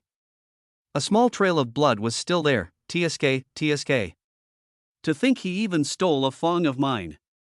He could have activated the spatial formation by just pouring his mana into it. TCH, if that old fogey didn't prohibit me from killing anyone. He'd be dead 10 times over by now. The man spoke sarcastically to himself, his smile never fading. Even if I went easy on him, that wasn't the kind of power that someone at his level could overcome within a few seconds. That form of his truly impressive. Oi, old bastard. Are you going to make me talk to myself like this forever? The primordial undying tree smirks. It says that you were already a crazy person to begin with, so this isn't anything new, tch damn old guy, only talking through transmissions like this. When are you going to come out of your hole? The primordial undying tree sighs. It says that the time hasn't come yet, and when the time comes, it'll be too late by then. The primordial undying tree says it can only place its hope in the younger generation, and if the younger generation can't make it that far? I get it. You have it tough, old friend. The black-haired man cracked his neck. Gaseous red manna coagulated in his mouth, soon forming into a tooth that replaced the one he was missing. In any case, my job ends here. As for what happens after, it's none of my business. The man's form changed. His human body disappeared, replaced by that of a massive black snake. Within a clearing somewhere in the primordial undying realm, that snake closed his eyes and entered a long slumber. One that he expected to last for another 10,000 years. Chapter 385 Struggle 5. In the hours it took Damien to climb to the point he reached, the battles around the primordial undying tree never stopped. Corpses of geniuses that were once hailed as the supremes in the younger generation littered the ground around the tree, while those who survived stood within its crown. The final victors had already been decided. When Ryua killed the fourth-ranked genius, none dared to oppose her anymore, and she was able to quickly get her hands on a green fruit. The problem stemmed from when she attempted to take a second one for herself. She naturally met fierce resistance for attempting to hoard the treasures, but none of those who tried to stop her had the ability to do so. After all, Lunaria had acquired the fruit she came for easily, and Feng Qinger had done the same after stepping over the corpse of the sixth-ranked genius, Peng Xiaoyan. At some point without anyone's recognition, the fifth green fruit had been stolen by Qingtan. Looking at the results, Ryua figured it was expected. Since these people were all close to, or at least on friendly terms with, Damien, she knew that they wouldn't oppose her, but that Qingtan she's far more dangerous than I originally gave her credit for. Granted, in this chaotic environment, it was easy to lose sight of someone. But for Qingtan to have reached the green fruit without a single person's detection was still an amazing feat. She had even avoided Ryua's eyes, which had been activated and scanning the area the entire time. Now, for geniuses stood in 4 cardinal directions on the middle area of the primordial undying tree's crown, each having claimed their place. The rest of the geniuses looked at them in both awe and greed, but there was nothing they could do. Instead of focusing on the fruits that had already been taken, it was best to try and get their hands on a red fruit that those peak geniuses didn't even give a second look to. Unlike some, most of them knew their limits. Aside from Ryue, who was a wild card, the ones in the middle area of the tree were already ranked in the top 5 before they even entered the secret realm. With the kind of opportunities they must have received within, the strong had only gotten stronger, so the fight for red fruits became far fiercer than the previous fights. Even if there were 10 fruits, there were still almost 100 geniuses, and of those 10 fruits, 4 of them had disappeared at some point, claimed while others had been fighting for the green ones. Ryua soon ignored the commotion below and directed her gaze to the purple layer of the tree's crown with furrowed brows. After so long, there hasn't been any movement at all. It's strange, the fighting here had almost come to a close, yet there was nothing at all from the peak where the 2 most talented geniuses were supposed to be fighting. In fact, everyone was directing a portion of their attention to the peak in hopes of witnessing that fight, but they were only left with disappointment. Suddenly, boom, a massive explosion rang out. Shrapnel from combusted tree branches rained down onto the ground, and flaming purple leaves drifted through the air. There was only a single branch left from the purple layer of the primordial undying tree. That single branch that housed the purple fruit that all geniuses dreamed about. In the sky, 2 figures suddenly emerged. One was the familiar figure of Damien, and as for the other, it was a gray-haired, red-eyed man with an eerie aura. It's finally begun. Feng Qinger and Lunaria watched on in interest, eager to see the result of the fight. Qingtan stared at the 2 figures in the sky with a complicated gaze. Ryua tightly clutched the necklace that hung around her neck. This fight would be the most important one since the start of the secret realm. When Damien re-emerged after using the spatial transference formation etched on the snake's dang, he found himself in a wide-open area. The ground beneath him was made of countless branches that intertwined to create a sturdy floor, and the walls were filled with purple leaves. In the center of the room, a double-stranded branch snakes up from the rest, and in that branch's grasp was a beautiful purple fruit, rather than being completely purple.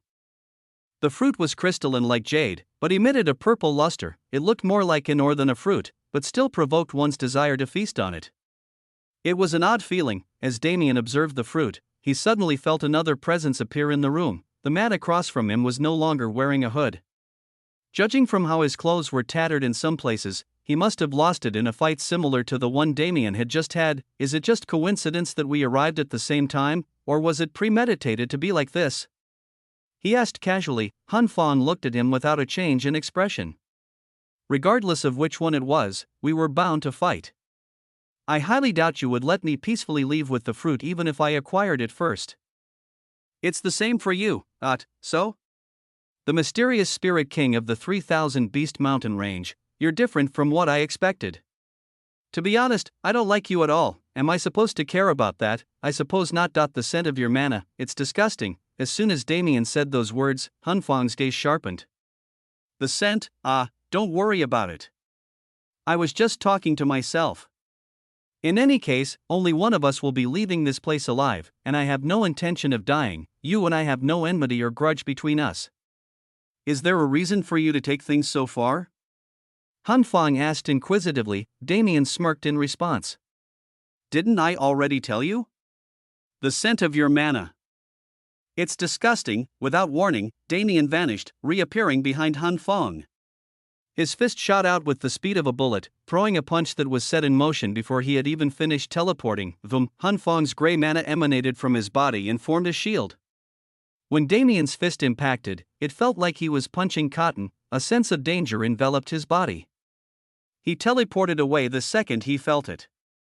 But as he did so, space around him shattered, thrusting him back into the real plane. A bolt of grey mana followed his movements through the spatial layers as if it was alive.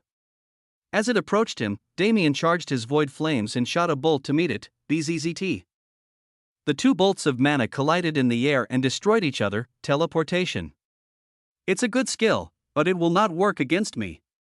Han Fang commented indifferently. Whether or not it'll work, that's not up to you to decide. Damien quipped back. He merged with space, achieving a far deeper level of synchronization than when he normally teleported. In this state, it was impossible to track his movements even if one could peer into the spatial layers. Another bolt of grey mana shot into the void, this one containing far more power than the last. Boom! Space shattered once more, and without suspense, Damien's figure was revealed. A frown decorated his face. This fight is going to be much harder than I thought it was. Chapter 386 Struggle 6. It wasn't that Han Fang's attacks were too powerful. In the first place, those attacks were never meant to harm Damien. It was more like a warning. A warning that spatial movement would be useless regardless of how it was done. The problem is, I have no idea how he's tracking me. At first, I thought he was just seeing through the spatial layers, but now I know that isn't the case. The only thing Damien knew was that Han Fang had some insane method of tracking that could see him even if his presence was totally erased. Perhaps the only method to avoid this tracking was to enter a completely separated plane like the sanctuary. But that doesn't matter. Although not being able to teleport will hinder me, I've long since stopped relying on teleportation for movement in battle. His thoughts didn't last long. After he reached this point, he covered his fists in void flames and stomped the ground, propelling himself forward. He reached Han Fang in an instant, his fists throwing a barrage of punches in every direction. Han Fang moved just as swiftly. A palm-sized black flag appeared in his hand. Every time he waved it, gusts of grey mana swept through the air and mitigated the damage of Damien's punches, but in that instant, Han Fang's figure vanished into a veil of fog and reappeared many meters away. I don't have time for this. Enough probing, let's finish this quickly. Han Fang waved the flag in his hand. The grey mana that swirled around it began to morph into a fog filled with countless faces. Some were screaming, some were crying, while others still had expressions of shock on their faces that never vanished. The one thing that they shared was the fact that all of them expressed some form of horror. Damien narrowed his eyes. Those souls? Or spirits? Han Fang grinned wickedly. Did you think the Spirit King title was for show? Although I hate the way they classify me, I have to admit that the ones who made that deplorable record have a solid information network. Ooh. The cluster of ghastly spirits soon expanded into a swirling tornado of screams that surrounded Han Fang. Within a second, that tornado had already charged towards Damien. Damien furrowed his brows. Soul and spirit attacks were what he hated the most. since he had no real counter to them. But he still had to fight it somehow. Mirage manifested in his hand. He quickly took his stance and thrust his blade forward. Void Sword Art third form, horizon break, bang, a hole was blasted in the tornado of souls, but it soon closed up. But Damien wasn't disheartened by the sight. Within the tornado, he could see the flickering wisp of void flame that he had added into his strike. Damien kicked to the side and avoided the tornado's trajectory before readjusting his foot and kicking off the floor. Closing the distance between him and Hun Fong, Void Sword Art first form, bladeless, a gash appeared in space, rapidly expanding towards Hun Fong and threatening to swallow him into the void. Hun Fong's body turned into smoke once more, but Damien had already predicted it. Damien's sword slashed through the air, creating tens of gashes with bladeless that blocked off Hun Fong's retreat, but Hun Fong wasn't just standing still while Damien dealt with the tornado. The gray souls that exited his flag had already permeated through the area and formed a ghastly domain. They clustered together in front of him as the spatial rend reached his position. Like a horde of zombies, those souls bit into the spatial rend as if it was a physical object. Shattering it like glass. What a nasty technique, Damien muttered. He jumped into the air, wings jutting out of his back. With a flap, he appeared above Hun Fong and swung his sword down. Clang, the flag in Hun Fong's hand grew into a staff that collided with Mirage. As the two clashed against each other, Damien utilized vector control to increase the weight of his strike. Boom, the floor caved in below them, but Hun Fong didn't lose his balance. His staff grazed against the edge of Damien's sword and parried it before swinging through and shooting towards Damien's chest. Bang, as the staff hit Damien's chest, his foot stomped on the ground to offset the impact. At the same time, his hand that wasn't holding Mirage curled into a fist and shot forward, sending a hook towards Hun Fong's jaw. Void Sword Art second form, Dance of the Void. Damien's figure flickered out of existence, turning into multiple phantoms that circled Hun Fong's position. Even if spatial movement wouldn't work on his opponent, Dance of the Void was different. When he first created it, the move was simply a sword dance combined with bladeless, but over time, it had been refined into something different. Even if Hun Fong could track his position, it wouldn't change anything. Mirage moved like a ghost, leaving tens of cuts on Hun Fong's skin. Hun Fong frowned as he looked at the dozens of Damiens that were surrounding him. He completely ignored the damage he was taking. So be it. His hands clapped together and formed an ancient seal. His mana raged as he did so. Even as blood began to pour from his body, he didn't stop. Heed my call and appear before me, Velzagard. The gray mana around him formed a whirlpool, making it so Damien's strikes could no longer reach him. Seeing this, Damien teleported out of range. He's definitely preparing something big. Although I would love to stop the process halfway, it doesn't seem like I can do that. In all honesty, Damien was vexed. His combat style that leaned towards frontal confrontation and short-distance attacks seemed to be perfectly countered by Hun Fong's attributes. Whatever they were, if I want to have an effective battle against him, it has to be one like mages. Long-ranged combat seems like it'd be more effective. The problem is, spatial abilities don't seem to work well against him. He had grown a lot in the secret realm, but he had also lost a great deal. For instance, his lightning had slowly become useless as he acquired more special abilities. Not only that, sunflames were no longer available to him either since they had fused into the void flame, and since the void flame was still in its growth phase, it wasn't as effective as he hoped it'd be. These two had been a pivotal part of his combat force prior to entering the secret realm. But now, he was almost wholly relying on his spatial element, but the abilities he most frequently used had been countered already by his opponent. A match like this is new. An opponent that isn't insanely stronger than me or just weaker than me. It's annoying, but he wasn't hopeless. The spark of void flame that had been left within the soul tornado previously had already consumed all the mana within it, and was proceeding to devour the mana of the pseudo-domain Hun Fong had set up. It's almost strong enough for me to use in combat. But until then, I need to manage with other abilities. It had been a long time since he used his spatial abilities for long-range combat, but wasn't that an easy thing?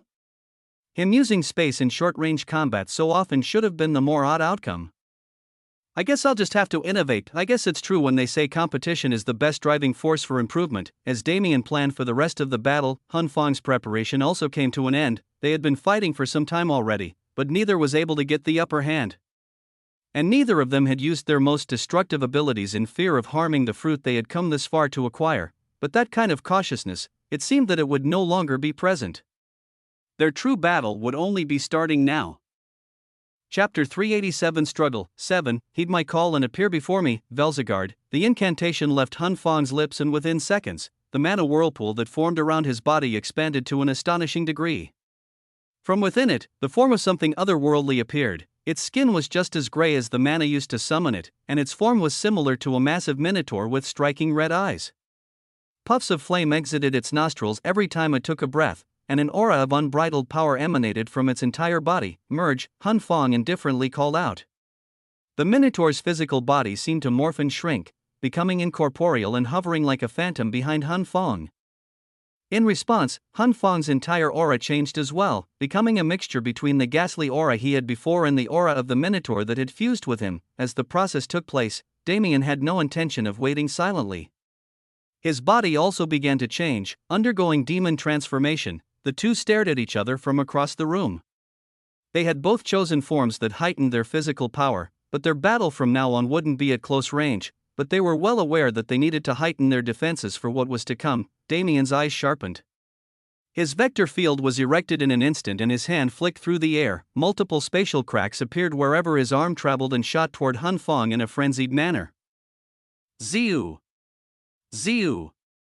Ziu! They sipped through the air and arrived at his position, attempting to cut him as the Dance of the Void had done before, but Hun Fang was quicker. A wall of souls formed and absorbed the impact before they could reach his body, but Damien was just starting. Tens, dozens, hundreds of space blades shot forward with every passing moment. His vector control was put into full use as well, altering the trajectory of the blades so they attacked from unpredictable angles. The soul wall that Hun Fang mobilized continued to block the damage. But as it did so, chunks of it were also banished into the void. All of a sudden, a lone spaceblade separates itself from the masses. Traveling far faster than the rest, zip, it rushed through a crack in the soul wall's defense, and when it arrived in front of Hun Fang's face, it tore apart and expanded as if someone was opening the zipper of a suitcase. Cook! Hun Fang coughed blood and shot backward due to the force of impact, but as he did so, he rapidly waved his flag in a strange pattern. Ding! A formless wave of mana spread like a shockwave, accompanied by the crisp sound of a bell. Damien immediately put his vector field to work to divert the attack, but the formless wave kept moving regardless. When it passed through his body, Damien felt his internals churning. He didn't know how a mere sound could do such damage. But he knew he had to be careful of it. Ding! Ding! Ding! The sound waves kept spreading, and as they bounced off of the walls around them, they impacted each other and multiplied. As the sound continued to pass through Damien's body, he felt his mind becoming numb. A shadow appeared behind him while he attempted to reorient himself. Bang! The heavy force of a staff infused with intense physical strength impacted the back of Damien's head.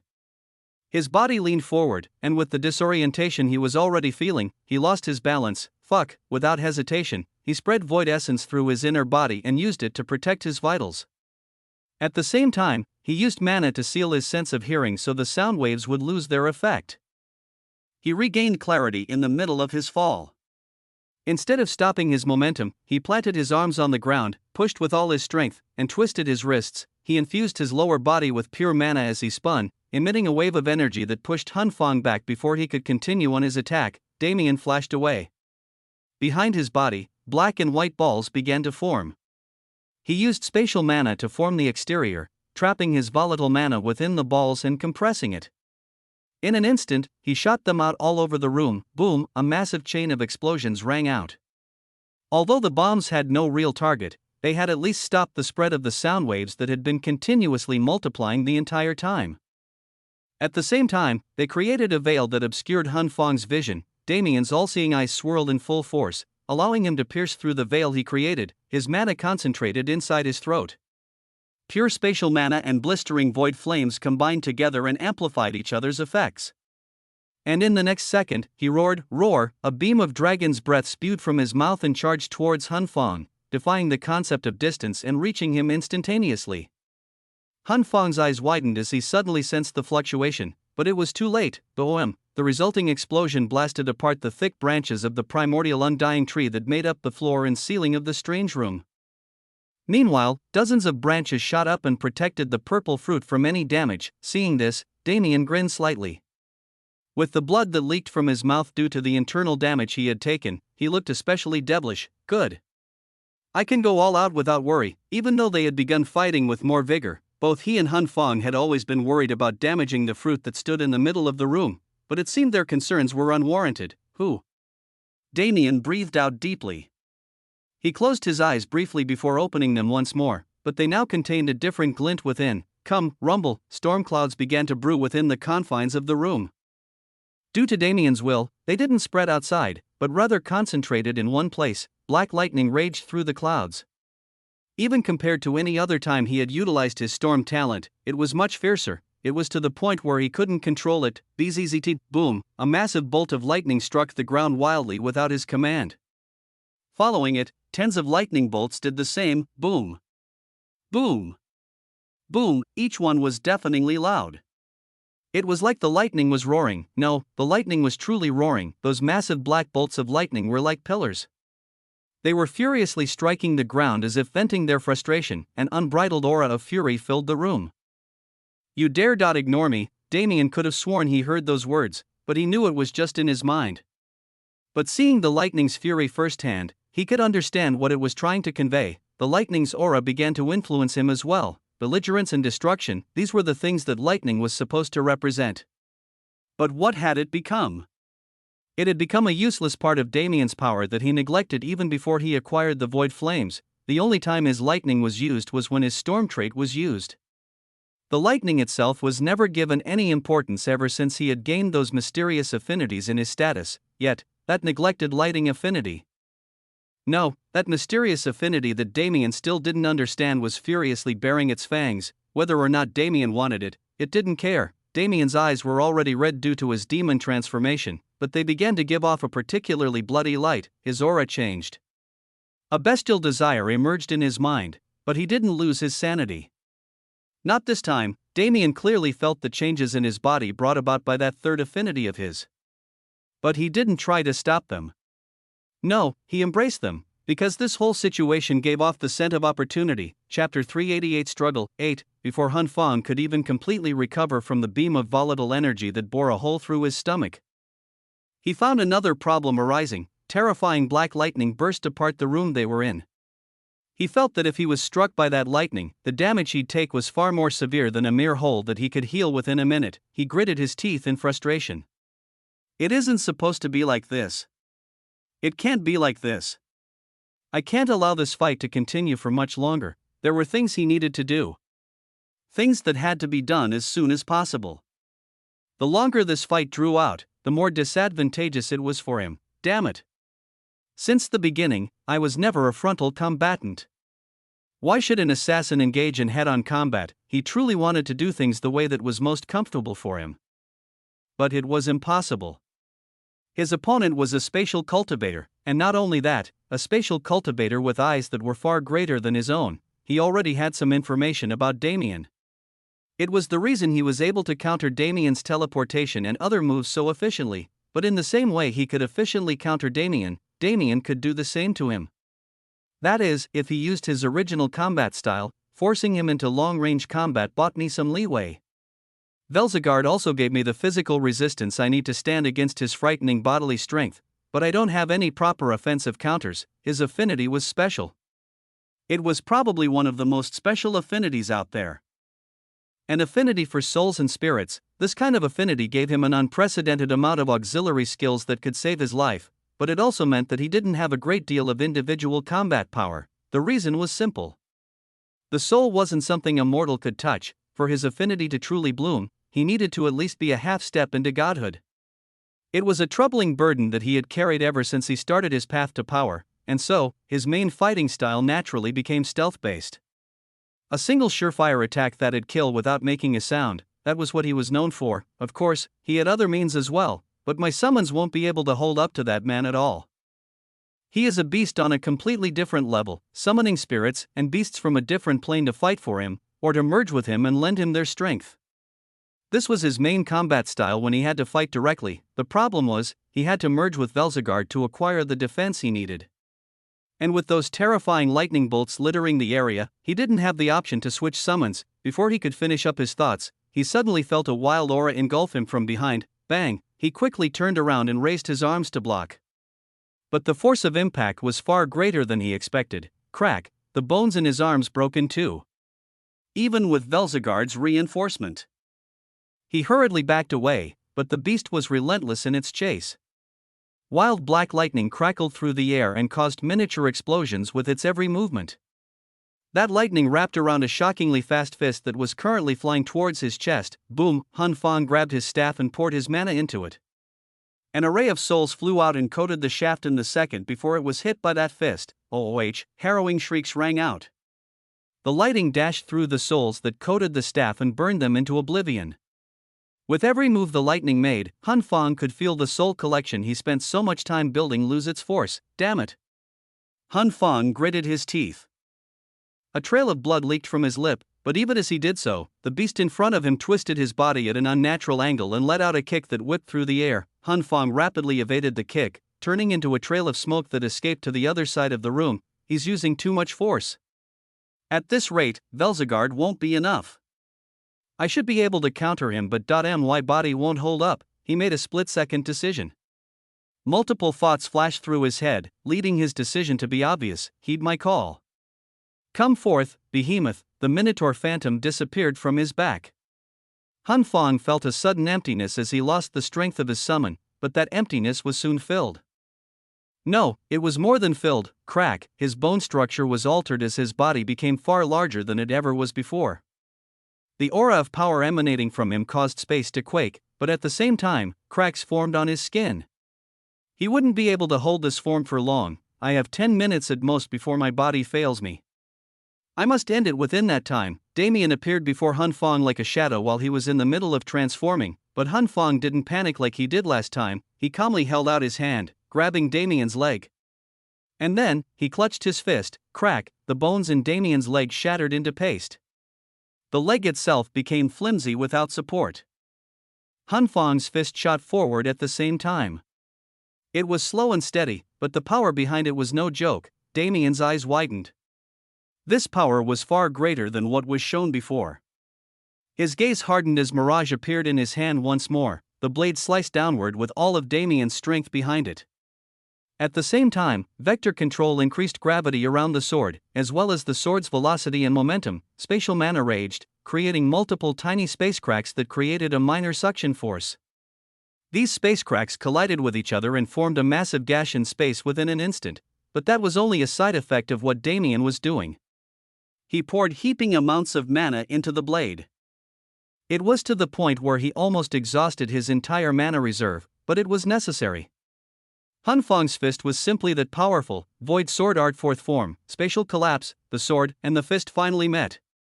And as a result, an explosion far greater than any other. The massive black hole formed through spatial collapse met a pure physical force great enough to shatter space like glass. The suction of the black hole couldn't cope with the sheer amount of energy contained in that punch, but Hun Fang's fist also couldn't get past the swirling black hole. The energy waves of the collision ripped apart the room that the two were fighting in. Shrapnel from the primordial undying tree's branches rained down on the rest of the realm around them. The void flame immediately stopped devouring the souls Hun Fang had sent out at the beginning of the battle. They shot towards Damien and wrapped around his body, solidifying into a black gold flame armor that protected him from the blast. The two geniuses were thrown backwards by the force of the explosion, readjusting their balance in the air. It was only because they were within the primordial undying tree, this extremely powerful tree, that their collision didn't cause more damage. In reality, that force would have been enough to decimate every other genius in the secret realm with them with ease, but it didn't. Now, the two were standing in the sky opposite from each other. Sparks flying in the air between them. This was the second time they had ended in a stalemate, and neither of them was going to allow a third. Chapter 389 Struggle 9. The mana of the primordial undying realm swirled and seemed to gather around a single point. At that place, two figures stood in the air opposite of each other. The two men stared at each other with gazes filled with hostility. With every breath they took, mana raged and stormed. The area surrounding the primordial undying tree was wrapped in stillness. Those geniuses that had been furiously fighting only moments prior were all directing their gazes at the battle in the sky, just by feeling the mana emanating from those two figures. They were made painfully aware of the gap between them. Interfering in such a fight, or even being in the same area as it, would definitely cause their deaths. Damien shook his hands as he watched Hun Fang. The force of their previous collision was no joke. If it wasn't for the blood runes from his demon form, he would have taken heavy damage from being in the same area, and he was sure Han Fang was the same. That form that gave him frightening physical strength was the only reason he could still stand there unharmed. Damien took a deep breath. Now that they were in the sky, things would be different. The environmental constraints of combat within a large room would be gone. And the scale of their attacks would get bigger. His gaze panned down to the purple fruit that was being protected by an array of branches. Neither of us has been able to reach the fruit yet because of the other's assault, but when we have this much breathing room, it might be different. Instead of prolonging the battle between us, I should try to keep him occupied while I snatched the fruit. It was the best thing to do since he couldn't win against Han Fang easily. But his cards had mostly been put on the table already. I haven't found a suitable combat application for Void Essence yet besides the basics, but such meager use of it won't be of any help in this battle. There's really only one more thing I can do to increase my combat power. If even that doesn't work, then I have to resort to the demon dragon form again. Damien closed his eyes and concentrated. Ever since entering the secret realm, a portion of his abilities had been limited. Of course, the most prominent was his teleportation range. That was something that hindered him from the trial world all the way until this moment. But it was nowhere near the most restricted ability. Celestial authority, a formless aura filled with starlight surrounded Damien. It was the will of a celestial, a ruler of stars. Being a celestial was amazing. It granted him many different ways to use his spatial abilities as well as an intrinsic connection to the universe that no other class could grant him. But a class that had limitless potential like this one had a glaring weakness. In isolated spaces like secret realms, there were no stars to draw power from. Even the sun and moon that hung in the sky were artificial. A large portion of his power would be locked because of this. What was a celestial without the stars under his command? He was just another spatial practitioner, but he had realized something in the 3 months he spent diligently comprehending space and time. What did it mean to have an intrinsic connection? Because he couldn't feel the connection he had with the stars. Did it disappear? No. It didn't. Regardless of where he was, regardless of whether or not his connection with the stars was interrupted by outside forces, it would still be present within his body. That was the true celestial authority. The authority to rule over stars, and the authority to draw that power regardless of any circumstances. Starlight bathed Damien's body as he stood in the air. He looked like a human torch. Rays of starlight pierced through the boundaries of space and time to answer the call of their ruler. It was a sensation of utmost bliss, but Damien didn't have time to concentrate on it. Han Fang rapidly approached him as he welcomed the starlight. A fist wrapped in hundreds of souls charged towards his body. An aura of resentment enveloped him. The cries of those tortured souls tried to break his mind.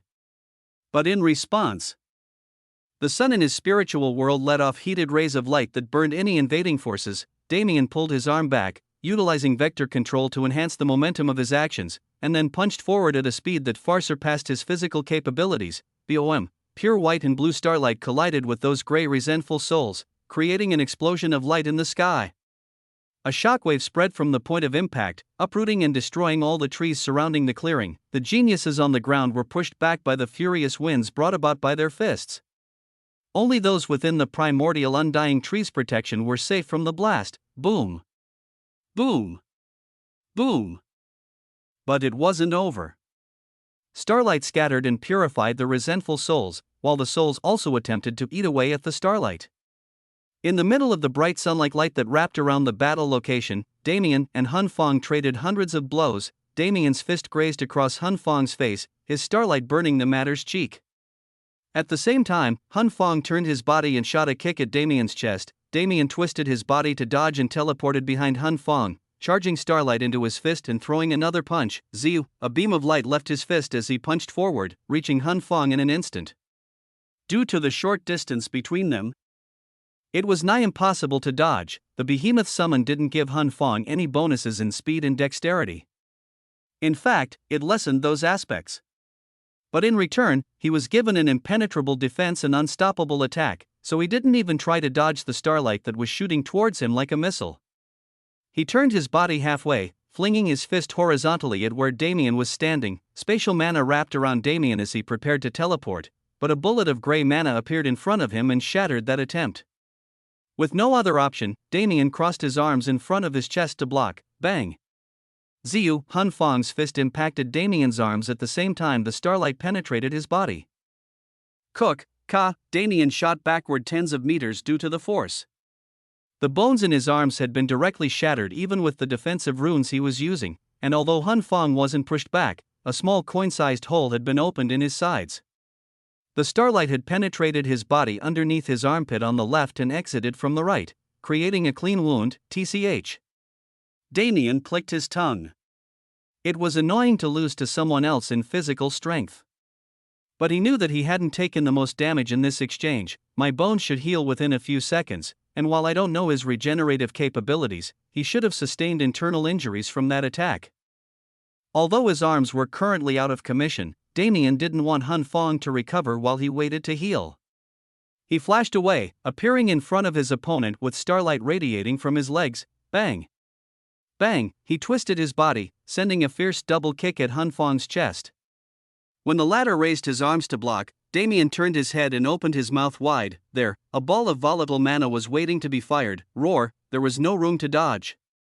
In that instant, while he was blocking the starlight that tried to invade his body, Hun Fang was swallowed in a torrent of dragon's breath. Chapter 390 Struggle 10. Ha! Damien rapidly teleported away.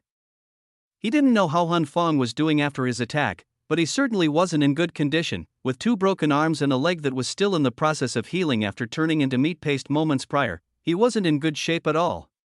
His internal injuries from Hun Fang's sound attack had been healed already, but his organs had been considerably shaken up by the following physical combat.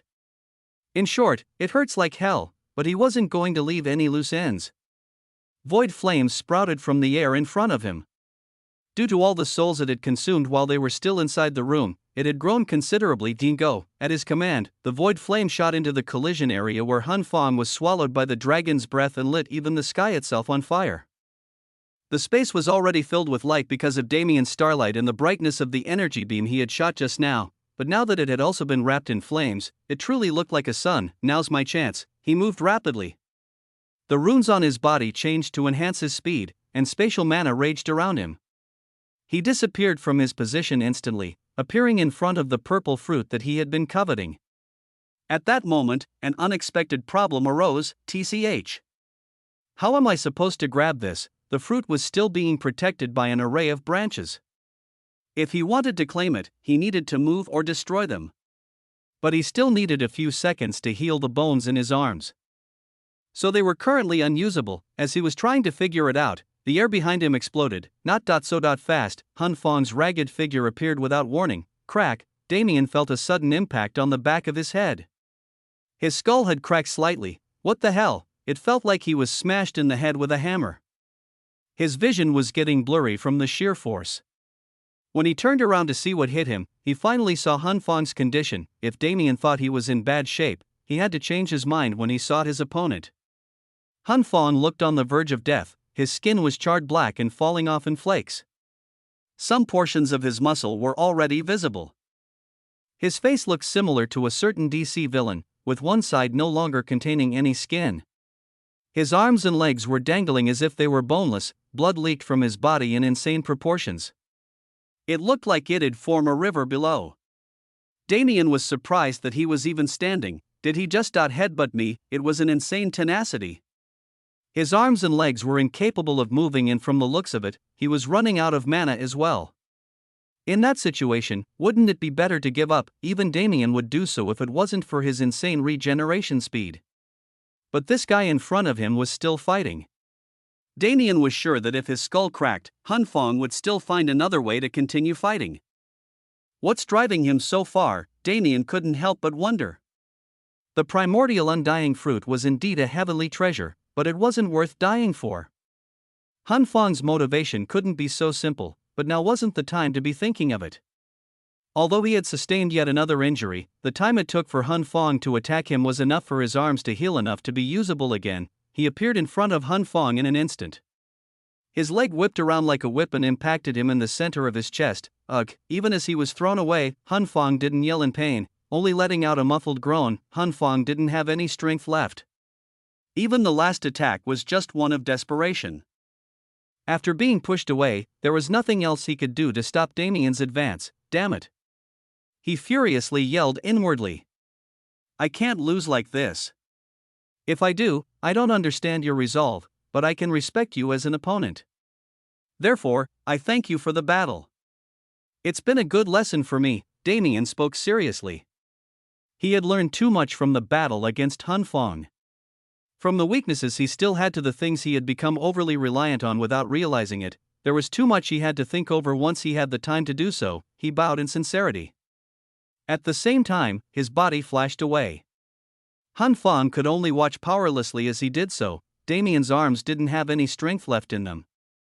But he used spatial distortion to make up for the lack of strength. Within seconds, the branches keeping the purple fruit safe had been ripped apart. That crystalline purple fruit was finally revealed before his eyes.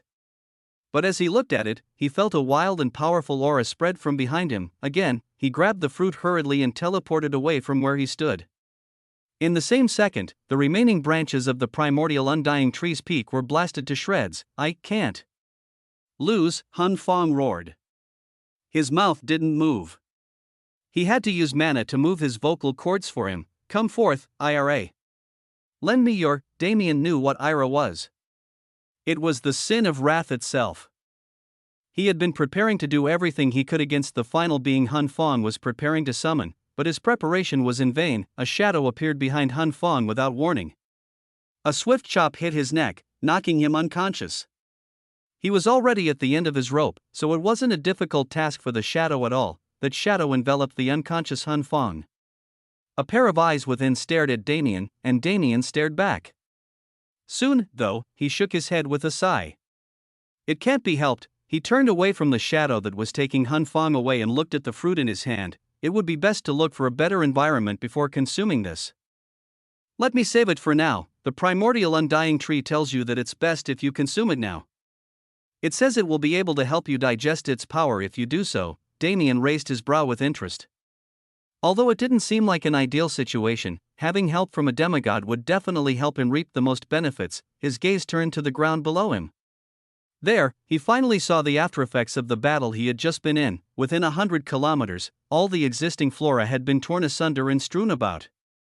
Within the debris were also the corpses of geniuses who couldn't escape the blast radius, but aside from the purple layer of leaves, the rest of the primordial undying tree was standing tall. And the geniuses within it were also fine under its protection. Among them, Damien's gaze focused on a single one. Seeing her face now, he unconsciously smiled, just a little longer, as if she had heard his thoughts. Ruyue nodded at him with a smile. Seeing this, Damien only felt more guilty. She's been so understanding this entire time, but I haven't done anything to reciprocate her trust. Looks like I have a lot of work to do when we leave this realm. Suddenly, his smile turned into a mischievous grin. Looking at Ruyue, he brought his hand to his mouth and blew a kiss, and leaving a final wink while feeling the satisfaction of seeing Ruyue's blushing face again for the first time in a year. He threw the purple primordial undying fruit in his mouth and bit down. Chapter 391 Summoning 1. A sweet and refreshing taste filled Damien's mouth as soon as he bit into the fruit, but he didn't have any time to focus on it. Along with that taste, a torrent of mana mixed with another mysterious essence entered his body and flooded his mana circuit. He closed his eyes and instinctually entered a meditative position to begin digesting the energy. When Damien sat down, the still primordial undying realm seemed to gain movement again. Dozens of covetous eyes landed on his unprotected body, but even before their thoughts finished formulating, the stray branches of the primordial undying tree moved with one mind. They formed a barrier around Damien's body and pulled him down into the base of the tree. It was as if he merged with the tree itself. Now, if one looked carefully enough, one could see a faint shadow of Damien's body engraved in the tree's trunk. Bang! A brave soul launched an attack at the trunk. The greed in his eyes was overwhelming. But before the attack could even land, the primordial undying tree's branches moved into action. The attack was swiftly blocked, and at the same time, a group of branches rapidly moved out and pierced that man's body. It was a clear warning. If they wanted to reach Damien and try to steal the essence currently circulating through his body, they'd need to get through the tree itself first. Seeing this, Ruyue breathed out a sigh of relief. Finally, things were coming to an end. It doesn't seem like there's anything else I need to do for now. Until he exits seclusion and the secret realm allows our exit, I guess I can just relax here. Ruyue looked around one more time. Feng Qinger and Lunaria were still on the east and south direction of the tree, and the geniuses below them had resumed the fight for the red fruits. Who? But where's that Qing Tan person? Ruyue wondered inwardly, but she soon let go of that thought. Other people's business had nothing to do with her. For now, she would just enjoy these moments of peace before things picked up again when they left the realm, although hundreds of kilometers of the jungle around the primordial undying tree had been razed. There was still a great deal of flora left untouched outside that range. Inside the wild area that was there, a shadow emerged from the darkness. Thump, a dead body emerged from that shadow, followed by the person who carried it here. God damn it.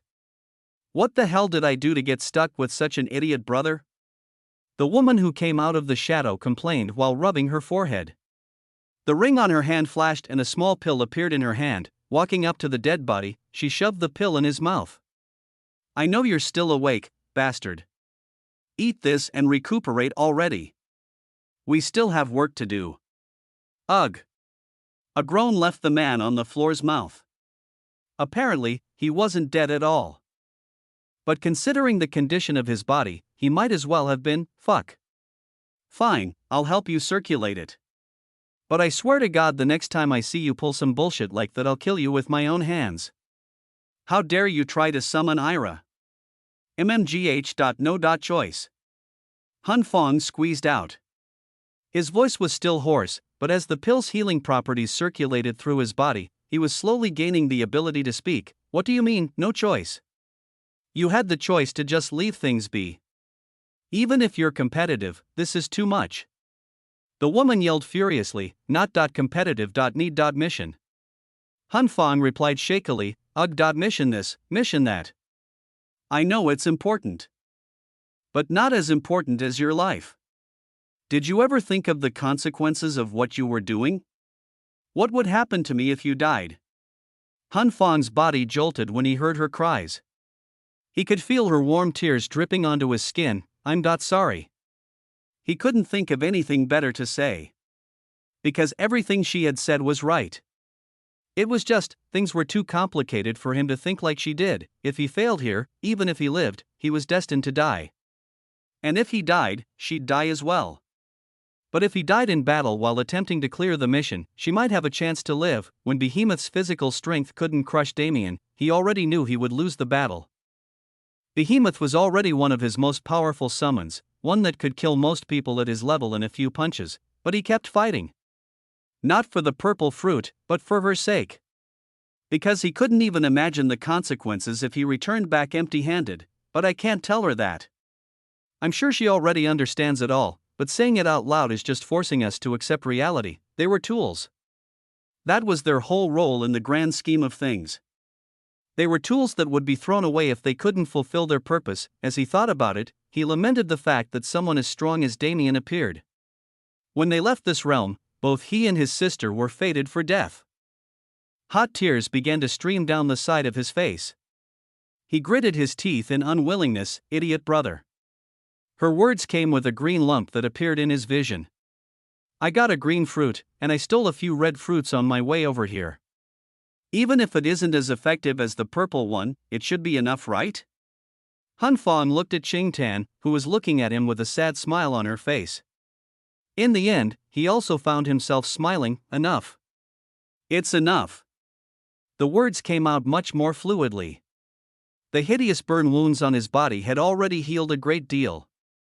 All that was left was to take care of the internal injuries. I was able to regain some mana in the healing process. It should be enough, heed my call. Come forth, Alice. It wasn't a domineering name like the other summons he had called forth recently. From the space in front of him, a small fairy surrounded by a green halo appeared. When she saw his body condition, she let out a squeal of fright and immediately entered his body. A green aura soon enveloped him and began mending all his hidden injuries. Within minutes, Hun Fong was able to sit upright again without pain. No matter how many times I see it, I can't get used to Alice's insane healing capabilities. He chuckled. Yeah, it's a shame it can't be used in battle though. Qing Tan quipped in response, thinking of a certain monster.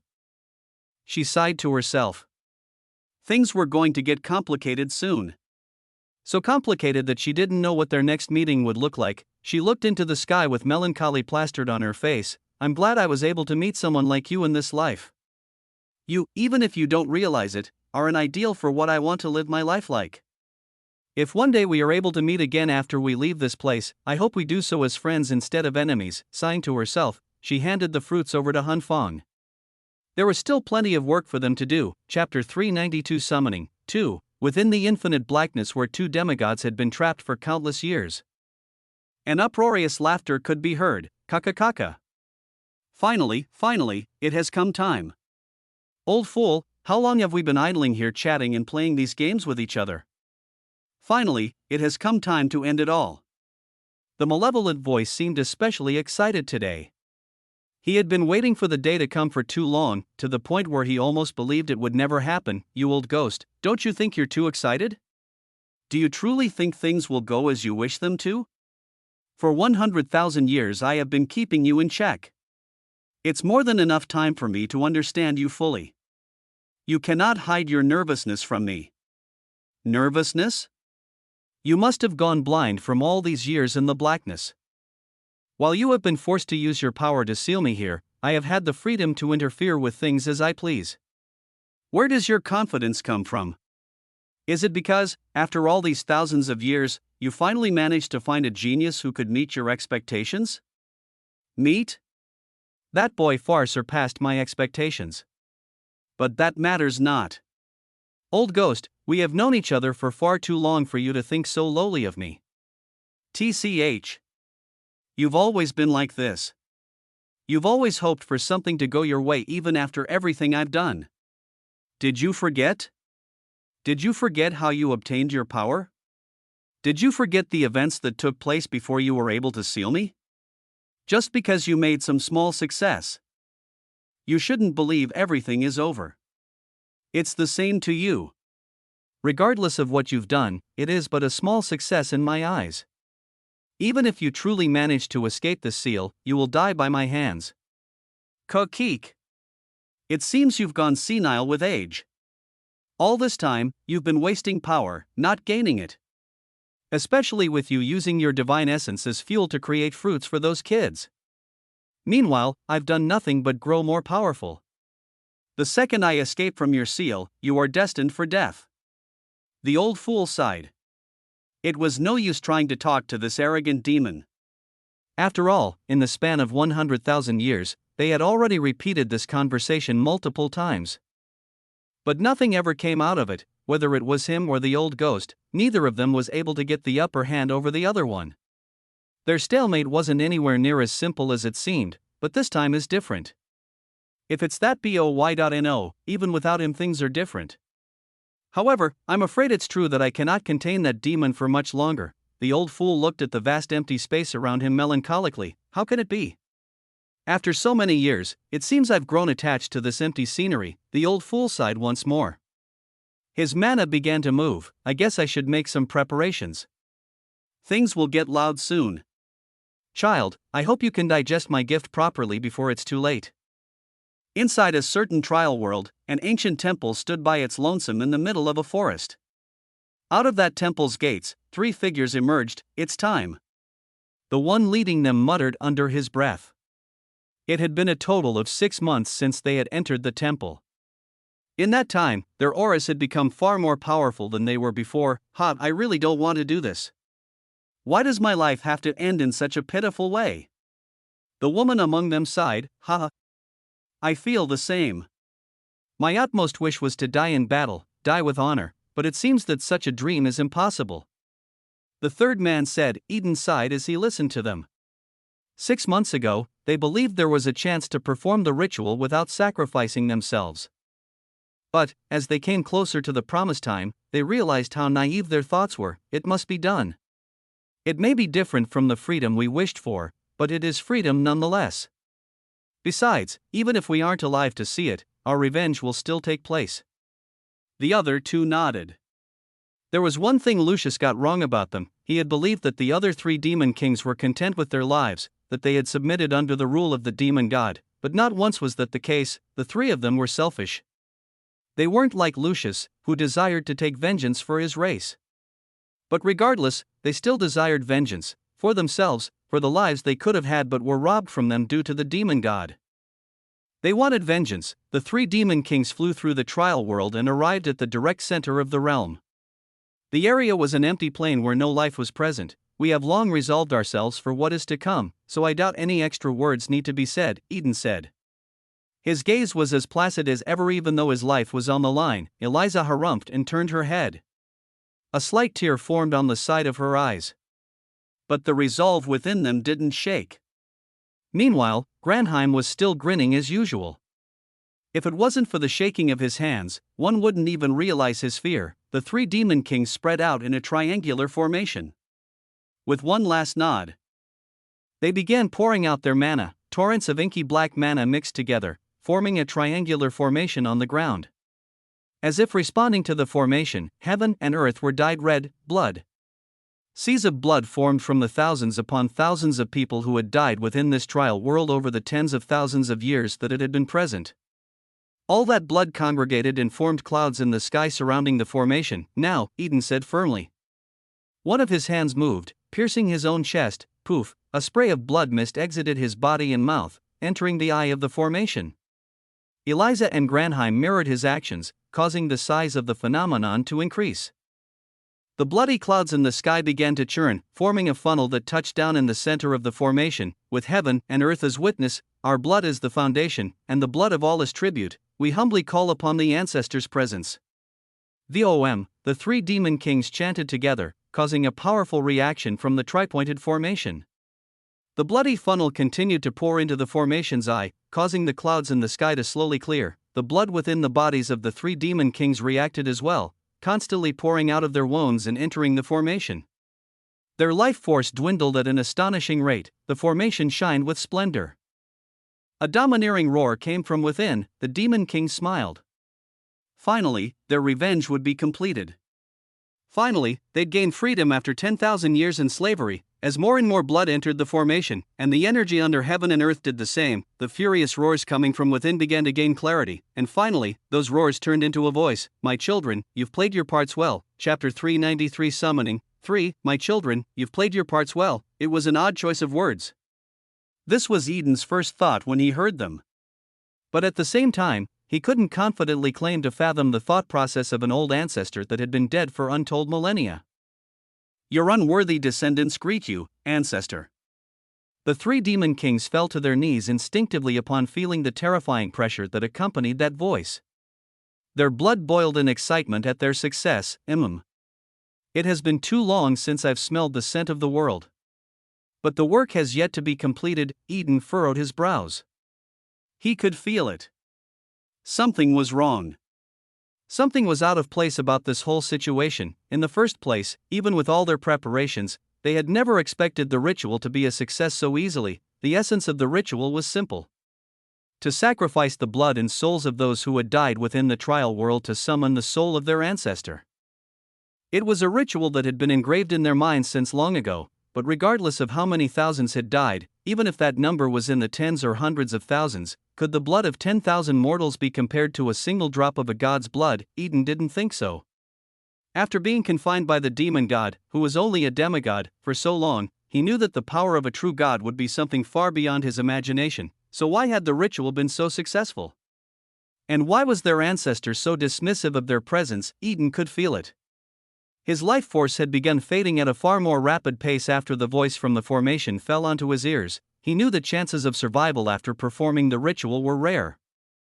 But when was he ever one to give up? My life above all things. Isn't this the principle I've lived by until this day? Isn't this the reason why I chose to be subjugated instead of killed? Why am I so eager to throw my life away now? As he continued thinking, he found that his mind was far more muddled than he knew. With every hint of clarity he achieved, he would find 10 times more the amount of fog. The ancestral ritual. When did I learn it? The thought was sudden. Almost to the point where Eden doubted it came from his own mind. The thought of revenge. Since when did I hold such desires? He was a logical man. Revenge against a demigod? He would never even dream of it. Unless an even stronger being came into the picture, he would live content with what he had. What is happening to me? He couldn't understand it. His sudden contemplative state came out of nowhere as well. His ancestor had just been summoned, so shouldn't he be speaking to him? Ancestor? Did our small demon race ever produce a god? Their demon race wasn't small in the past, sure, but it wasn't massive either. It was a regular-sized clan where only a single demigod had ever been produced. They had never heard tales of a true demon god born from their midst. Then, who was I trying to summon? Eden suddenly began doubting himself. He doubted the thoughts that had been in his head all this time. He doubted the reason why he chose his current course of action. Wait, he had a terrifying thought. He didn't dare to entertain such a thought, but was forced to face reality. Why does the ancestor's voice sound familiar? You have always been a clever one, dear Eden. The voice from the formation spread once more, shocking Eden out of his thoughts. The contents of that voice's words, though, were even more shocking. He knew, of course I knew. Why else did you decide to summon me? Think, for how long have you been planning such actions? How long have you been collecting the blood of those within the trial world? Without a choice, Eden fell into thought again. How long had he been planning his actions? For close to the 10,000 years that he had been trapped here. It was the same for the second question. Think, when did you learn about the ancestral ritual? Well, that was an easier question. Of course, when did he learn about the ancestral ritual? No matter how much he thought about it, he couldn't find a clear time. In fact, he instinctually felt that he learned about it as a child, but for what reason would such a cruel and heartless ritual be taught to children? Despite being a race of demons, they were by no means heartless. Although they tended to be belligerent at times, they still cared for their young and wished to preserve their innocence for as long as possible. Don't tell me. Eden realized it. The fear he had been avoiding could very likely be the truth. It was all meaningless. Eden's heart sank. His expression became dull. Everything he had worked for until this point was meaningless. No, it had meaning. The problem was that it had no meaning to him. This path, it wasn't chosen by his own hands. Kakaka. Eden, my child, you've always been a smart one. Those other two may have power, but they lack the decisiveness of a leader. That was something that only you and Lucius possessed. But Lucius, that fool, was too noble. Regardless of my power, I couldn't imprint a suggestion in his head without him noticing. And if he noticed, then what was the point? Eden's eyes widened. Lucius, out of all the demon kings, Lucius was the only one Eden was envious of. You had a wife you loved and a daughter that symbolized that love. You had subordinates that followed you with loyalty born of respect and admiration. You had the drive to find a way to leave this wretched place. Those things, even if I didn't desire them, I was envious that you were able to have them. That was Lucius' power. It was a power that Eden couldn't gain, no matter how hard he tried. It was because his temperament didn't allow for such things. He was too indifferent to value people in any way other than his tools. He knew this. He didn't mind this aspect of himself. In fact, he found it preferable. But it blocked his path towards gaining some of the things he wanted to gain. In the end, it was those aspects that Lucius held that allowed him to find a path of escape in the end, even if it took 10,000 years. Meanwhile, Eden was, I'm being used as a pawn. From the start, I was being used as a pawn. Everything I'd done from the start, it was not of my own will, even if I thought it so. So you've realized, the voice from the formation held a tinge of mockery as it spoke. That old fogey would have noticed immediately if I had acted more brazenly, so I was left with only this method. Besides, if I had been forceful, a smart child like you might have had thoughts of rebellion. And we can't have that, can we? He couldn't deny it anymore. Eden's dull eyes had lost any hope of living, but a flame sprouted in his heart. A true flame of vengeance that he had never felt before, but it was meaningless. Even throughout the conversation, his life force had been draining at an incredible rate. He was already on the verge of death. No, that was the point of this conversation in the first place. He forced me to submerge myself in thought so that I couldn't deactivate the formation before it was too late. Eden looked up.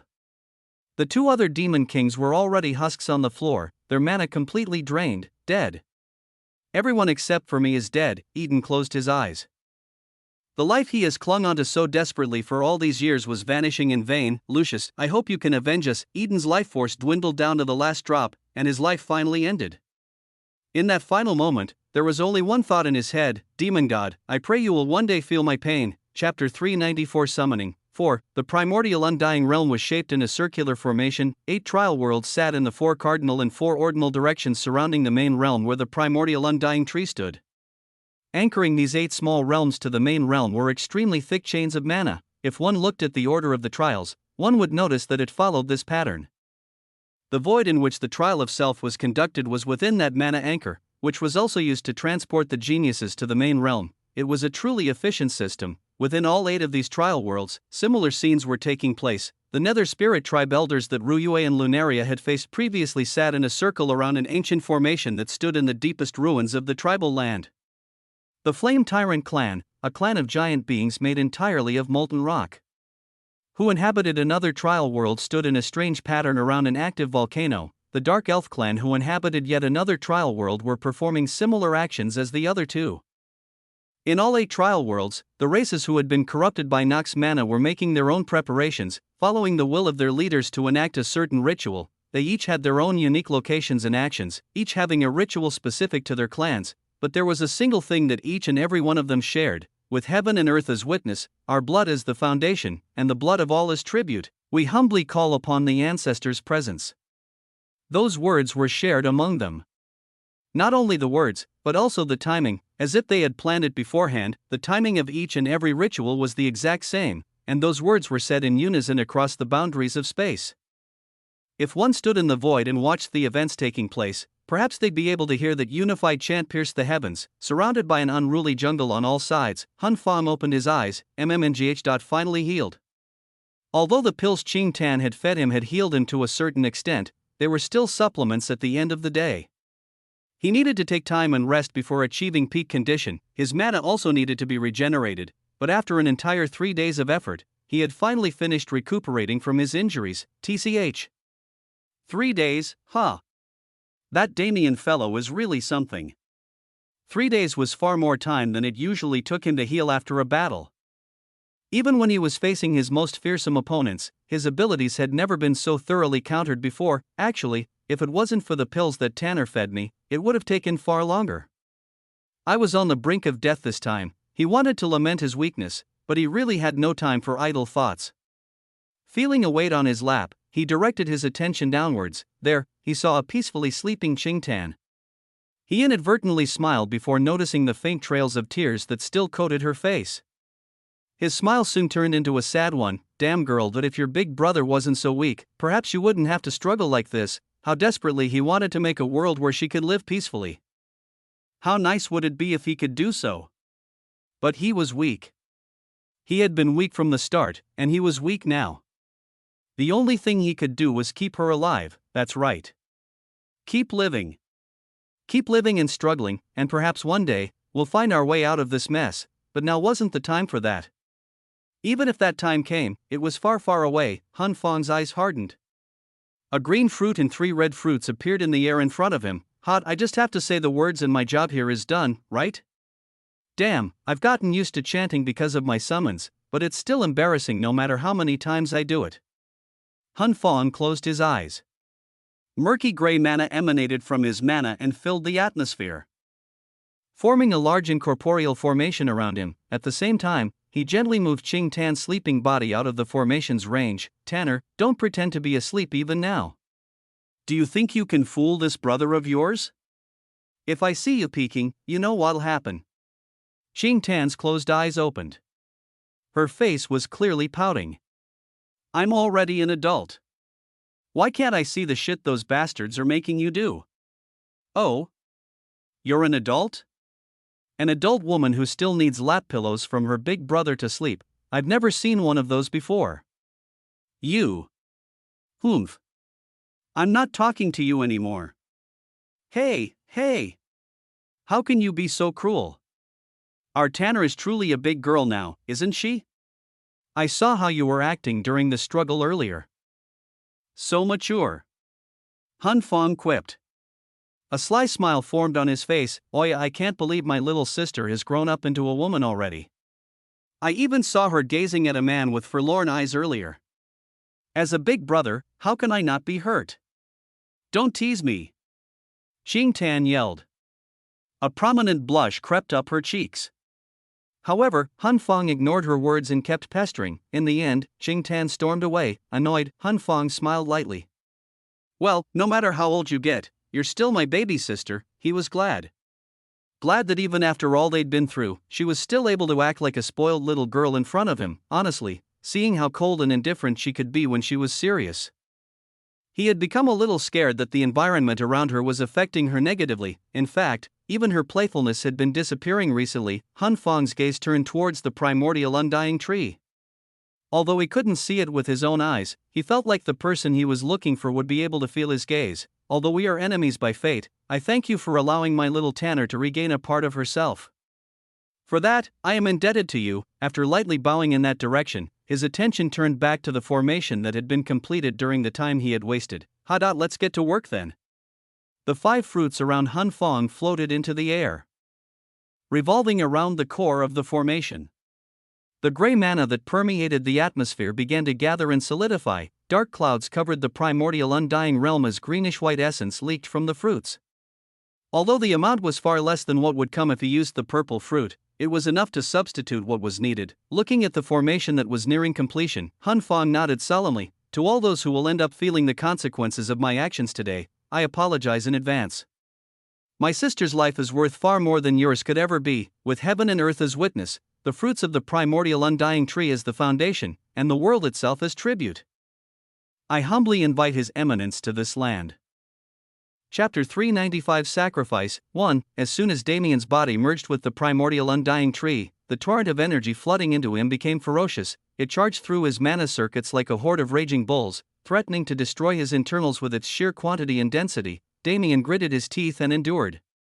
He had expected the amount of energy in the purple fruit to be immense, but this kind of volatile movement was completely out of his expectations. After all, the essence he had gained from the primordial undying tree previously was incredibly gentle, but none of that mattered now. From his mana circuits, the energy found its way into his mana heart and even entered the void flame that was resting within. It perforated through his body, soon exiting his circuits and merging with his physical body as well. Devour. Damien mobilized his most useful skill. Although he had now gained a degree of control over void essence, the properties of Devour weren't something he could emulate. Not only did Devour steal traits from others and make them his own, but it also optimized his growth to perfectly suit his needs. No matter how much control and ability he has, this kind of precision was impossible because of human error, but the void physique didn't have that same risk of human error.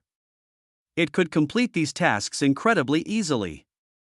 As he became further in tune with void essence, he slowly realized how insane his void physique actually was. The energy from the primordial undying fruit continued to perforate through his body, eventually merging with every part of him. Even the parts of himself that he couldn't see personally, like the area where his mana was stored. It was at this time that a second essence infiltrated his body. Since he had been warned beforehand, he didn't panic when he saw it. It was simply the primordial undying tree helping him digest its essence. As if feeling the essence's intent, the void essence used through Devour surrounded it and merged into it. These two essences began working together to perfectly mold Damien's body with the energy of the purple fruit. It's like the process became automated.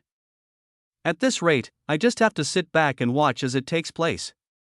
Damien inwardly marveled, but unlike what he expected, he wasn't given the opportunity to be lazy. The primordial undying tree wishes to tell you a story. The notification was abrupt, both in appearance and content. Damien didn't know what kind of story this old tree wanted to show him. But he didn't think such a being would do anything without meaning, so he quietly accepted. His vision turned black. When he opened his eyes again, the first thing he felt was that his body wasn't his own. It was larger and more robust, while being rugged and scarred from battle. This is the primordial undying tree urges you to watch. Damien stopped thinking and focused on the scene around him. His eyes widened in shock the second he did so. He didn't even realize how he was able to calmly think without realizing what was happening in his surroundings. It was a battle of untold proportions. Divine spirits and god beasts flew through the air regularly, completely unlike their almost extinct status today. On the ground, countless races stood side by side facing an enemy. As for the enemy, it was just as he expected it to be. The Nox. Black dragons corrupted by Nox mana fought against the divine dragons on the resistance side. Humans turned their backs on each other for easy power. it was a conglomeration of betrayals. And in the center of it were the Nox themselves. Mindless beings stained in the color of ink zipped through the battlefield and claimed thousands of lives in an instant. Their desire seemed to be for nothing other than blood. The body Damien was currently inhabiting was that of an elf. A fourth-class elf who, although he might have been a figure of power in his own world, was nothing more than another soldier on this battlefield. His arms moved on their own. A plain-looking arrow was knocked on an articulate bow made of wood that still emitted vitality. The bowstring was pulled back as mana raged from his body. In the next instant, he fired. Boom, the arrow flew straight and steady without any deviation from its original path. Within a few seconds, it had already flown hundreds of kilometers into the enemy camp, piercing the ground with heavy impact and causing a massive explosion. Blots of ink spread in the air as the bodies of Nox soldiers and devil worshippers were blown to shreds. Before the explosion even died down, another arrow had been fired. Sweat trickled down the elf's brow. I can only give so much support. Luckily for me, they are only sending their soldiers at 3rd class or below. But the fact that I, as a 4th class, must be deployed to deal with them is shameful to our alliance. Despite his thoughts, he kept firing arrows. He didn't stop until he couldn't see any more enemies in front of him. This wave is finished, but how many has it been already? My mana will be depleted soon. As Damien looked around through the eyes of that elf, he noticed the sheer scale of the battle. The number of corpses littering the ground numbered far greater than he could count. Is this number in the hundreds of thousands? Maybe even the millions? That's fucking insane. He had lived a life surrounded by blood, but seeing this many corpses piled up in a single place still shook him. What kind of place is this? He had seen records of the battle with the Nox 10,000 years ago, but something like this wasn't included in that at all. This wasn't a war, it was more like a final struggle against an unbeatable opponent. The looks on the faces of those who lived were dull. They clung to survival, but didn't have any hope of living to see the next day. Even the elf warrior that Damien was inhabiting was the same. The second they mobilize 4th-class existences, the people here will be massacred. It didn't take long for him to realize it. Including the elf warrior, 10 4th classes had been mobilized on the Alliance side, while none had been seen from the Nox. It was due to the sheer difference in numbers. Some of the elf's memories entered Damien's mind as he shared the man's body. The Alliance was made up of millions of troops from various different races. But when compared to the Nox, even these numbers were minuscule. Because even in this battle alone, the Nox were able to mobilize troops numbering in the millions. And due to the fact that a great deal of those troops were other races who were corrupted by their own greed, the Nox were able to conserve their own forces. In a drawn-out war, they had the absolute advantage. It wasn't even fair to consider it a close fight. We've held on until now, but how long will it last? The elf's thoughts were negative, but the flames in his eyes never vanished. He had people to protect, an entire race worth of them. But in the bottom of his heart, he knew it. I'm tired. Chapter 396 Sacrifice. 2. Time passed quickly. After that first battle ended, Damien followed that elf into countless other battlefields. In what seemed like an instant, 10 years had passed. This is getting out of hand. We've been doing everything we can to resist all these years, but their forces never seem to die out. It's hopeless. An elder of the Alliance shouted in rage and helplessness, and those around him couldn't help but agree. Currently, they were in a meeting to strategize for a pivotal battle, one that could determine their fates, but none of them had hope. It doesn't matter. Even if it's a battle of futility, we still have to fight. What, are you planning to die a dog's death? Or maybe you are thinking of turning yourself over to those scum who have murdered our families and people? Even if I'm fated to die, I'll take 1,000 of those Nox with me to the underworld, the elf shouted in response. His eyes were burning, an almost palpable pressure radiating from them. It's not that we don't share the sentiment, but what does it matter? Haven't you heard the news? This time, they even planned to mobilize a demigod. Over the past 10 years, the scale of the battles had increased. It was no longer just the mindless 3rd-class Nox that were being sent to war. The 4th-class beings of their race were also fighting. I don't understand how there can be such a difference. Whether it be 1st, 2nd, or 3rd class, those Nox are simply mindless beasts who act on their desire to kill. How is it that, after achieving 4th class, they can gain such a degree of intelligence? It isn't possible for such rapid growth to happen naturally. Another elder sighed. It was a strange thing. Every fourth-class Nox they had met had spiritual intelligence on par with or even greater than their own. And it wasn't as if it was a gradual process by which they gained intelligence like beast races, it was instant. Even after decades of war, they had yet to understand fully what the Nox actually were, or how their species functioned. It was said that information was the greatest weapon in warfare, but the information they had was scarce. On the other hand, the Nox could gain as much information as they wanted through the defectors that were constantly joining their side. I don't care. This kind of talk is useless. We're only lowering our own morale and making it easier for those bastards to slaughter us. So what if they send a demigod? If you are all too afraid to confront him, then I'll do it myself. The elf proclaimed brazenly, "Nonsense, what the hell are you saying? Do you even understand the implications of a demigod? And so what if I understand it? Does that mean I should just sit still and accept my death? Humph. You are all pathetic. You don't deserve to be called leaders of this alliance, enough." A new voice entered the fray. It was the voice of an old man who sat quietly in the corner of the room. His eyes were focused on the elf. Unwavering and stern, "Do you mean what you said?" he asked solemnly. "I know you. I've heard of your feats on the battlefield. You are infinitely close to entering the realm of godhood yourself, so if it's you, you might be able to stall that demigod for a period of time. So I ask again, are you confident in carrying out your words?" The elf stared back at the old man with the same unwavering eyes. "I am. You might die." "No, you will surely die." "Can you still say for sure that you will carry out your duty without fail?" "I can." The old man looked into the elf's eyes as if trying to peer into his soul. In the end, he sighed, "Very well. I'll leave the task to you, elder." That's a demigod, for God's sake. Even if he is almost at that realm himself, the difference isn't something that can be overcome without divinity. Do you think I don't know that? The elder growled back. The fury in his voice silenced all opposition. The Nox aren't the only ones with demigods on their side. Our demigods have been stuck in the ancient battlefield staving off the main forces of the Nox this entire time. It was the only reason we were able to survive this long. However, upon hearing that the Nox have mobilized one of their own, they have sent us aid as well. As long as we can hold out until that demigod arrives, we can survive this ordeal. The elder's words brought some light back into the eyes of those alliance leaders.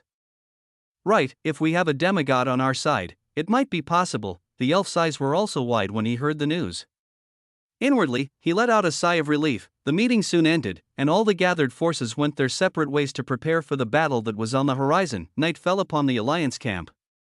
On the roof of a small building, the elf sat and stared at the two moons that decorated the night sky. Countless memories flashed through his mind.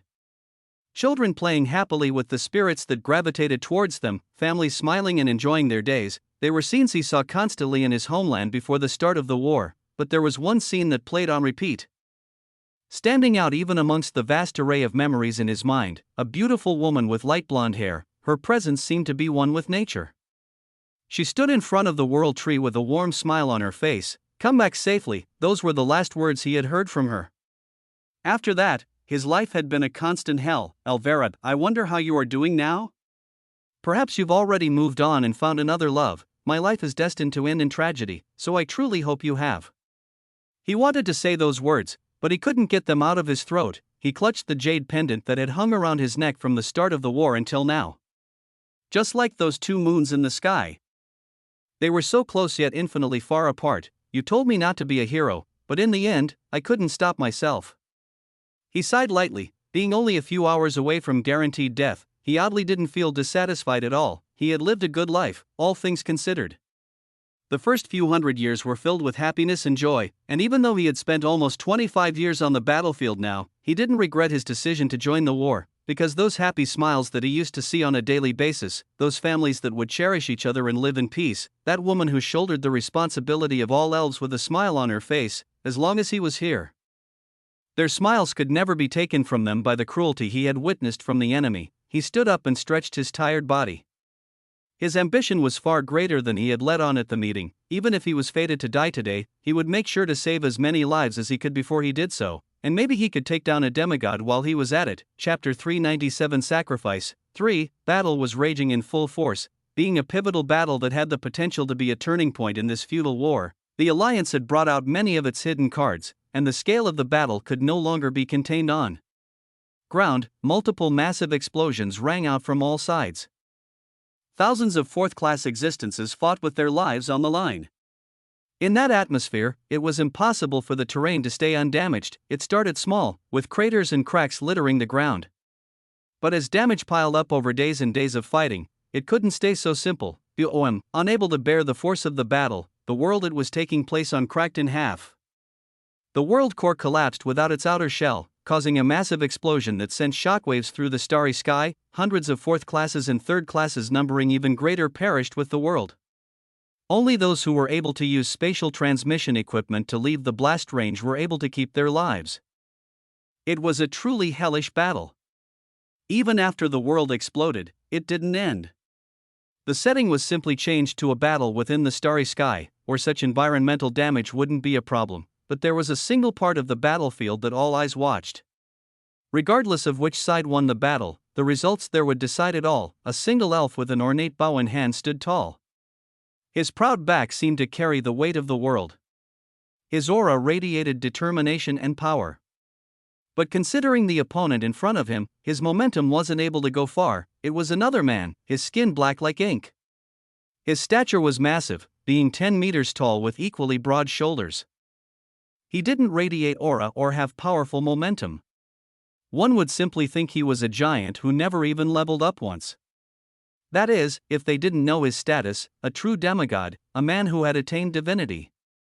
He wasn't the type of man that mortals like them could fathom, but that elf stood in front of him without any fear on his face. You could have ascended after shedding your mortality, so why did you decide to stay? He asked. The demigod looked at the ant in front of him curiously. Is that the last thing you desire to know before death? Well, if you don't wish to answer any other questions, then it'd be the last thing you answer before death as well. Choose wisely. Ha ha ha ha. What a bold child. With you standing in front of me like this, you clearly understand your situation. Yet, you still have the nerve to talk about killing me? How interesting. Yes, I understand my situation clearly. But it seems you aren't the same. I wonder if anyone will miss you when you're gone. The demigod frowned.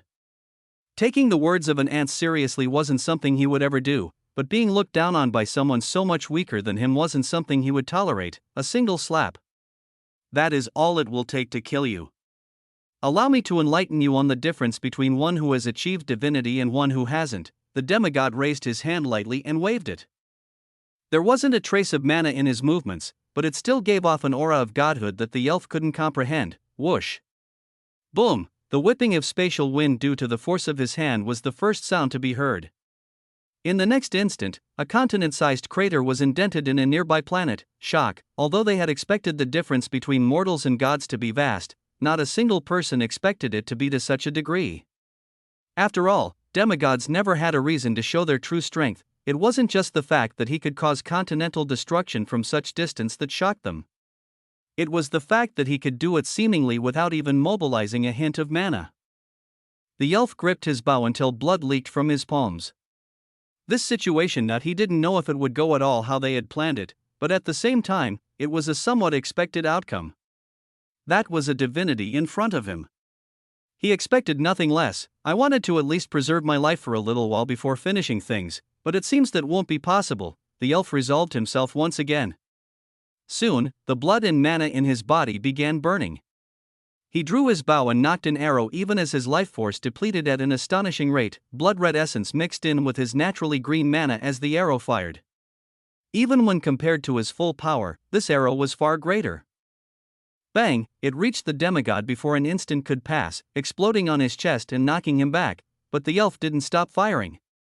He chased the demigod's body and continuously shot arrows using his blood vitality to increase his power, but he could see it. Those arrows weren't actually doing any damage to the demigod's body.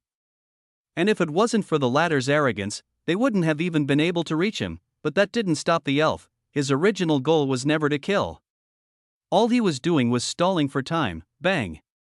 Bang! Bang! Even though space itself was a void where sound couldn't travel, mana was different. Sound could easily travel through the volatile mana that resided in the starry sky. And perhaps because of its volatile nature, the sound of those impacts was especially glaring. Bang! Bang! Bang! Arrows kept firing and impacting the demigod's body. Meanwhile, the demigod himself watched on with interest. It wasn't like he cared for the task he was assigned. In fact, it was below him to even be sent to a battlefield like this one. But there was such an entertaining ant in front of him, he wanted to see how far his opponent would go before realizing the futility of his actions. It was a simple curiosity towards a lesser being. Boom! The demigod's rocket-like body fell into the atmosphere of a nearby planet.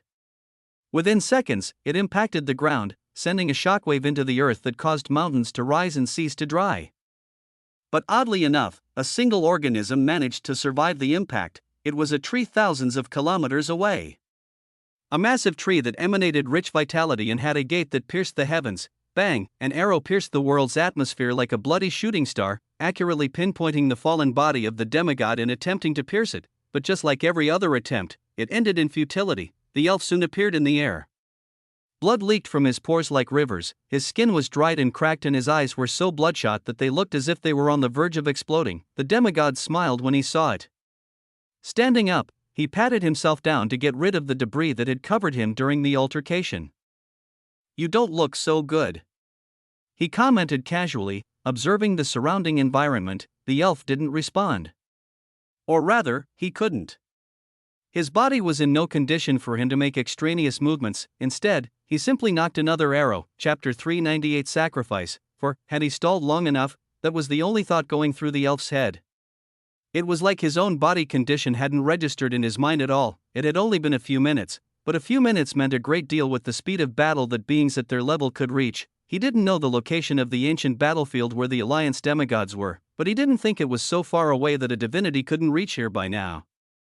But the fact that nobody had come to stop him meant that something had gone wrong. It meant that, perhaps, they wouldn't be getting the reinforcement they had placed all their hopes in, which means it's up to me. His body condition was terrible. Even the outward appearance didn't do it justice. Actually, if it wasn't for his astonishing vitality as an elf, he'd have already succumbed to his wounds. I don't have much blood vitality left to sacrifice. If I do any more, I won't have the strength to fire another arrow. Looking at the causal gate of the demigod in front of him, it was only natural for him to lose hope. But he refused to do so. That simply wasn't his style, as he gazed upon the surrounding hundreds of kilometers of destruction. His eyes landed on the single tree that had withstood the impact of their battle. The aura the tree was radiating, it was at a similar level to that of the man he was facing. If I could acquire the aid of that tree, I might be able to solve this problem. His figure flashed away. He was taking a gamble. While the demigod was still distracted by his curiosity, he would find a way to end things. His remaining blood vitality was used to boost his speed. When he arrived at the trunk of that tree, he placed his hand on it and sent his awareness within, attempting to communicate, but all he got in response were incoherent feelings of curiosity and anguish. Its spiritual intelligence hasn't matured yet. At most, it is on par with a 3 or 4-year-old child. What kind of miraculous tree could enter godhood without developing its intelligence at all? Or maybe it was due to the rapid pace at which it achieved divinity that the heavens limited its consciousness. Whatever it was, it didn't matter to him. Damn it, his gamble ended in failure. He didn't have the time to coax the tree into following his will, and he couldn't negotiate with it since it couldn't even understand his words. I must find a way. He couldn't give up here. He thought of everything he was trying to protect. The memories of his life flashed before his eyes. He was already a dead man. His body collapsed against the trunk of the tree. And as he did so, there was one regret that trumped all others. It wasn't that he couldn't be a hero, it wasn't that he couldn't protect everyone. If that was all, then he needed not to regret. To hold off a demigod for as long as he did was already a heaven-defying feat that had been achieved through both sacrifice and luck. The thing he regretted most was dying in vain. Even with all the effort he put in, he died a dog's death. If one day I am able to reincarnate, I hope I won't live the same kind of life I did this time. He drew his last breath. His feelings of futility and anguish resonated with the will of the great tree he died leaning on, and a miraculous phenomenon took place. But was it right to call it a miracle? That tree that had barely developed spiritual intelligence felt sympathy for the first time in its life. And perhaps it was due to an elf's inherent affinity towards nature, but the brave elf warrior's spirit seemed to merge into the tree. His soul wasn't allowed to dissipate on death. It was sucked into the tree, resonating deeper and deeper with the tree's own spiritual intelligence, until they became one and the same. He opened his eyes again. Or rather, he was once again able to see, but things were different. He felt an unbridled level of power running through his body, but he wasn't able to properly mobilize it. What is happening? He clearly remembered dying. But the scenery he could see around him was the same as what he saw upon death. No, he could even see his own dead body being covered in roots and vines and dragged into the ground. The second he sent his awareness through his body, he was able to grasp the situation. To think it would end up like this. He had become the tree that he was trying to seek aid from only moments ago. Not too far away, that demigod was looking at him with interest, but perhaps he doesn't know what happened here. This situation is too strange for one to grasp so easily. He waited patiently as the demigod made his way over to the tree and looked at the corpse that was being dragged into it. You were quite the interesting man. Not giving up hope even in the final moments of your life, I must give you my respect for that. He spoke indifferently. The elf hated that casual indifference that didn't seem to put anything in its eyes, but if it's now, he couldn't kill the demigod. He didn't have enough control over his new body's strength to do that. Not to mention, his soul hadn't completely settled and been accepted by this body yet, but if it's that, then it might be possible. It was a secret technique that all fourth classes in the Alliance were forced to learn. It was so that, when they died, their legacies would still be left for future generations to continue the war. It was a technique created by a genius spatial master, one that allowed one to create a small world to store their legacies, but he would use it for a different purpose. The vitality of the great tree suddenly flared. Waves of spatial essence and pure mana flooded the atmosphere to the point when it was palpable. The demigod's eyes widened in shock, but it was too late for him to act. After all, this power was on the same level as his. He didn't have the absolute advantage anymore. A hole opened in the trunk of the tree, radiating pure white light that aimed to eradicate all evil. And in the next instant, that demigod was sucked in. Let your own arrogance be your downfall. Scum bastard, the realm he was forming had yet to be completed, but the rampant spatial tears and molding that contained traces of divinity within them were able to tear apart the Nox demigod's body. The fact that he had been forced into an incorporeal space also helped a lot in the process, and due to the fact that both beings were now on similar levels, their souls were stuck in a stalemate. The fact that the process is automated after it has been started is probably the most groundbreaking part of the technique.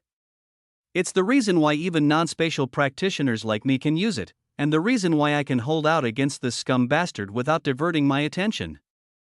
Due to their current circumstances, no words could be exchanged between them. It was likely that the Nox demigod was still unaware that his opponent was the elf who he had been playing with until recently, and so their stalemate continued, until the secret realm within the tree finished forming, and a separate space was formed to confine their battle. Chapter 399 Sacrifice 5. Damien was speechless. The events he had witnessed were simply too shocking. The war was already enough information to overload his brain, especially after spending 10 years in the body of a person who was fighting in it, but to think that the primordial undying tree was actually an elf at one point, it was a riveting story that ended in a noble sacrifice. It was a war from 100,000 years ago that was left out of history. I thought the threat that the Nox posed now was already immense, but who would have thought that it was so much worse in the past? He couldn't even imagine it. If the forces that the Nox possessed 100,000 years ago descended on the current universe, it was guaranteed annihilation. After the scene in which the elf senior sealed the Nox demigod, the playback didn't end. Damien was shown what the elf senior saw through his awareness afterwards. With the awareness of a demigod, it wasn't hard to see the results of the battle that had been taking place when he died. In the end, the Alliance's demigod never appeared, but it wasn't their loss either, because the Nox race's demigod never returned to the battlefield. Their morale began to drop, which allowed the Alliance to pull ahead. The battle ended in their victory even though they had sustained many losses. It served as a turning point in the war, one which brought hope to the despairing Alliance. Unfortunately, when the Alliance heads tried to find traces of the elf warrior, they were unable to find anything. His body had been absorbed into the great tree, and the traces of battle between him and the Nox demigod were only present hundreds of kilometers away. How did that war end? Damien wondered. Although the result was obvious since the universe was still not within the Nox's control, he wanted to know it in more detail. More specifically, he wanted to know why records of that war had been lost to time. 100,000 years was a vast amount of time that he couldn't understand at all, but with the methods of people at the power levels of the Alliance heads, and even the demigods on the Alliance side. Storing records that could withstand the tests of time was extremely plausible, but in the end, there was nobody who could answer his question. Even the elf senior had been stuck on the cloud plane, unable to see what happened outside of its vicinity. Senior. Your name? What's your name? Damien couldn't help but ask. From the very depths of his being, he could feel a bubbling respect for the man who had sacrificed himself for his noble cause, and had even kept fighting after his death, the primordial undying tree size. It says that after so many years, its name has been long forgotten. Whether or not it is forgotten doesn't matter. As long as I'm alive, I will carry your legacy with me. I will make sure you are not forgotten by history as you are now. This much I can promise you, Alaric. Alaric Alfheim was my name. Damien's eyes widened. It wasn't a message delivered by a system window that he saw. It was the voice of the man whose story he had just witnessed, the primordial undying tree. No, Alaric Alfheim had just spoken to him for the first time. Senior, rest assured I will remember it well. Alaric didn't respond. Even as they spoke, the memories he was showing Damien didn't end. When Alaric merged with the great tree, it wasn't the primordial undying tree yet. Hell, it wasn't even a world tree, it was simply a great tree of immense size and enormous vitality that had managed to reach the demigod realm over time. But that enormous vitality obviously wasn't normal. It was the characteristic that allowed the great tree to become something even greater. And with Alaric's consciousness guiding its evolution, the process was greatly sped up. 10,000 years after he became the great tree, it had spread its wings even further and become a world tree. The enormous vitality leaking from it brought prosperity to the land, reviving the desolate atmosphere left by the battle that had taken place there many millennia ago. Within another 5,000 years, mountains rose and rovers split. The groundwork of the 3,000 Beast Mountain range was formed, and due to the heavenly conditions of the area, many beasts gravitated towards it. Finally, an entire 20,000 years after the battle with the Nox demigod, the world tree evolved further and became the primordial undying tree that was known today. He created a subtree within the secret realm he had formed to seal the Nox demigod, and he used this subtree as a hope to nurture future generations. It was how the first primordial undying realm opened. Alaric used his vast consciousness to open the entrance on a different world every time. As long as the world was relatively close by, such a feat was within his means, but it wasn't easy. Due to the effort he had to put in, the secret realm could only be opened every 10,000 years. The problem was, he wasn't the only one inhabiting the secret realm. Every time the realm opened, the Nox demigod would use the geniuses who entered as chess pieces to fight him. In the end, many races were forcefully or willingly corrupted by him, becoming the ones that were known today. Damien watched it all happen. Although the memories were played speedily and with gaps so that his mind could handle the stress of such a vast time period, he could still feel the essence of 90,000 years that had passed. It was only 90,000 because not long before the 8th opening of the primordial undying realm, something interesting happened. The war with the Nox began anew. Worlds were ravaged and countless corpses littered the universe. In this hectic atmosphere, a certain group of elves fled from their world. This is the memory I saw last time when I absorbed the lotus in my spiritual world. Damien realized, of course the faces of those people would be blurred. He realized now that the reason wasn't that something was being hidden from him, it was just that because it was being watched from such a vast distance, those faces weren't clear to Alaric in the first place, but he knew that they were elves. And he could clearly feel the connection he had with them even though his body had been discarded for a new one. The scene of those elves being chased into the starry sky played out in front of Damien again, but this time, he was able to see how it ended. In that moment, right before their inevitable deaths before they could reach the cloud plane, a massive portal appeared and sucked them in. When they reappeared, they were already in the 3,000 Beast Mountain range. Those elves, seeing that a world tree had saved them, began worshipping Alaric and decided to set up their home at the base of his trunk, and they named it Tisi, so that they would never forget their origins. Tisi, meaning defector in the language of the elves, chapter 400. Sacrifice. 6. Within 10 years of the elves' arrival in the 3,000 Beast Mountain range, Alaric erected the myriad illusion veil to protect them from outside forces and the ongoing war, and due to his protection, the elven race was able to gain footing in the mountain range without being killed off by the beasts around them. Over time, their population boomed and they experienced prosperity. Those who remembered the origin of their city became few and far between. The final 10,000 years played out in front of Damien's eyes, but he was hardly paying attention. His mind was completely focused elsewhere. Just now, due to Alaric manipulating the memories for Damien to safely digest, he was able to experience 100,000 years without actually experiencing 100,000 years. Countless beings were born and died during that time. Landscape changed and became entirely different from what it once was. Even Alaric and the Nox demigod changed immensely over such a vast period of time. And within that atmosphere of change and chaos, only time and space remained constant, unchanging. Damien's perception expanded. His mind became clear as a familiar yet unfamiliar essence flooded his senses. 100,000 years passed in an instant. 100,000 years to some, but to me, a mere speck in the grand scheme of my life. His thoughts were incoherent and jumbled. He started many tangents without ever finishing them. But with every new insight he gained, his perception of that familiar essence became more and more complete. He had learned too much in a short span of time. Alaric had taught him all the mysteries of the mountain range and secret realm that he had been dying to know. Although he had many old questions that were left unanswered, and many new questions that sprouted from the information now held, he didn't concentrate on that right now. He had plenty of time to figure it out after the current events ended. Damien's mind was being rapidly encompassed by an ancient and desolate aura. It was the feeling that came with comprehending the essence of time, and while it happened, his body also went through a myriad of changes. His bones became denser and more flexible, his muscles were compacted, his internal organs were fortified dozens of times over, his mana circuit wasn't left alone either. An extreme amount of pure essence flooded through them as the process of evolution continued. It was essence that even contained a trace of divine aura within it, and due to it, his mana veins expanded and his mana heart became far more refined. The Ananta matrix went through yet another evolution, even though it had only just evolved within the trial world as well. His body was being remolded into something entirely new. With the combination of void essence and Alaric's own divine essence, he was being perfected as if he was an art piece. Waves of unbridled power emanated from his body. Even his level rose rapidly, but he didn't even notice the change. Time. What an amazing concept. His understanding, when compared to something like space, was still minuscule. But he had received an opportunity that hardly anyone would ever be able to receive. He already had immense talent and comprehension, and with the experience of 100,000 years, his comprehension of time increased at an extremely rapid rate. Not to mention, he was able to gain insights while watching Alaric form the secret realm and put a time distortion on it. The essence of time swirled around his body. When it met with the essence of space that constantly enveloped him, it seemed to dance and merge with it as if they were always one and the same. Right, on Earth they would always say that space and time were one and the same.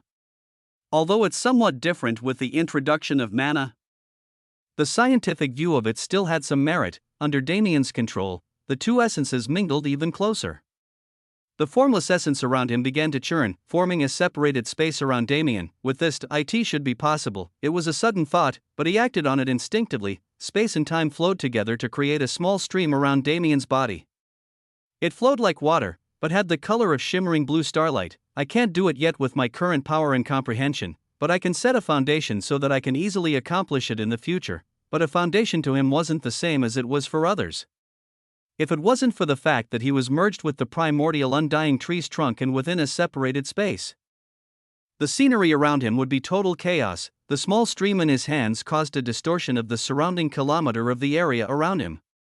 Everything shattered, leaving only an empty void behind. Within this void, chaotic flows of space and time ran rampant. But suddenly, it all came to a halt. I can't go any further. I have no control over this power yet, so even I could potentially be influenced by the chaotic spacetime within this domain. Until I can isolate myself from its effects, I can't use it carelessly. As he thought so, he slowly exited the trance he was in and sensed the state of his body. It seems like things are coming to an end. His evolution was almost finished. But the gifts provided by Alaric hadn't ended yet. In that moment when he regained peace in both body and mind, his senses expanded and merged with those of the primordial undying tree itself. He could see it. Whether it was the 8 sub-realms where the subjugated races were performing their rituals, the main realm where Hunfang and Xingtan were speaking to each other, or even the outside world where the elves were living their lives in peace, he could see it all. What the hell? Senior, I feel like you're helping me a bit too much, don't mind it. It has been a long time since I met a genius that I felt I could put my hopes in. Think of it as an investment. Damien nodded. I won't be so unpolite as to refuse a gift that I desire so much. Instead, I will earnestly promise to live up to your expectations. Information, it was the thing he was lacking most. Yet, Alaric had provided him with just that. Qing Tan Han Fong got so it was like that, he wasn't mad about their betrayal. Even an idiot could understand their circumstances if he was allowed to witness their conversations. He only felt pity for the sibling duo in his heart, never mind that. Senior, don't you think you have more important things to do than to be helping me? From the looks of it, the Nox demigod was infinitely close to breaking out of his seal. Instead of putting a stop to that chaos, why was the senior focusing on him? No need.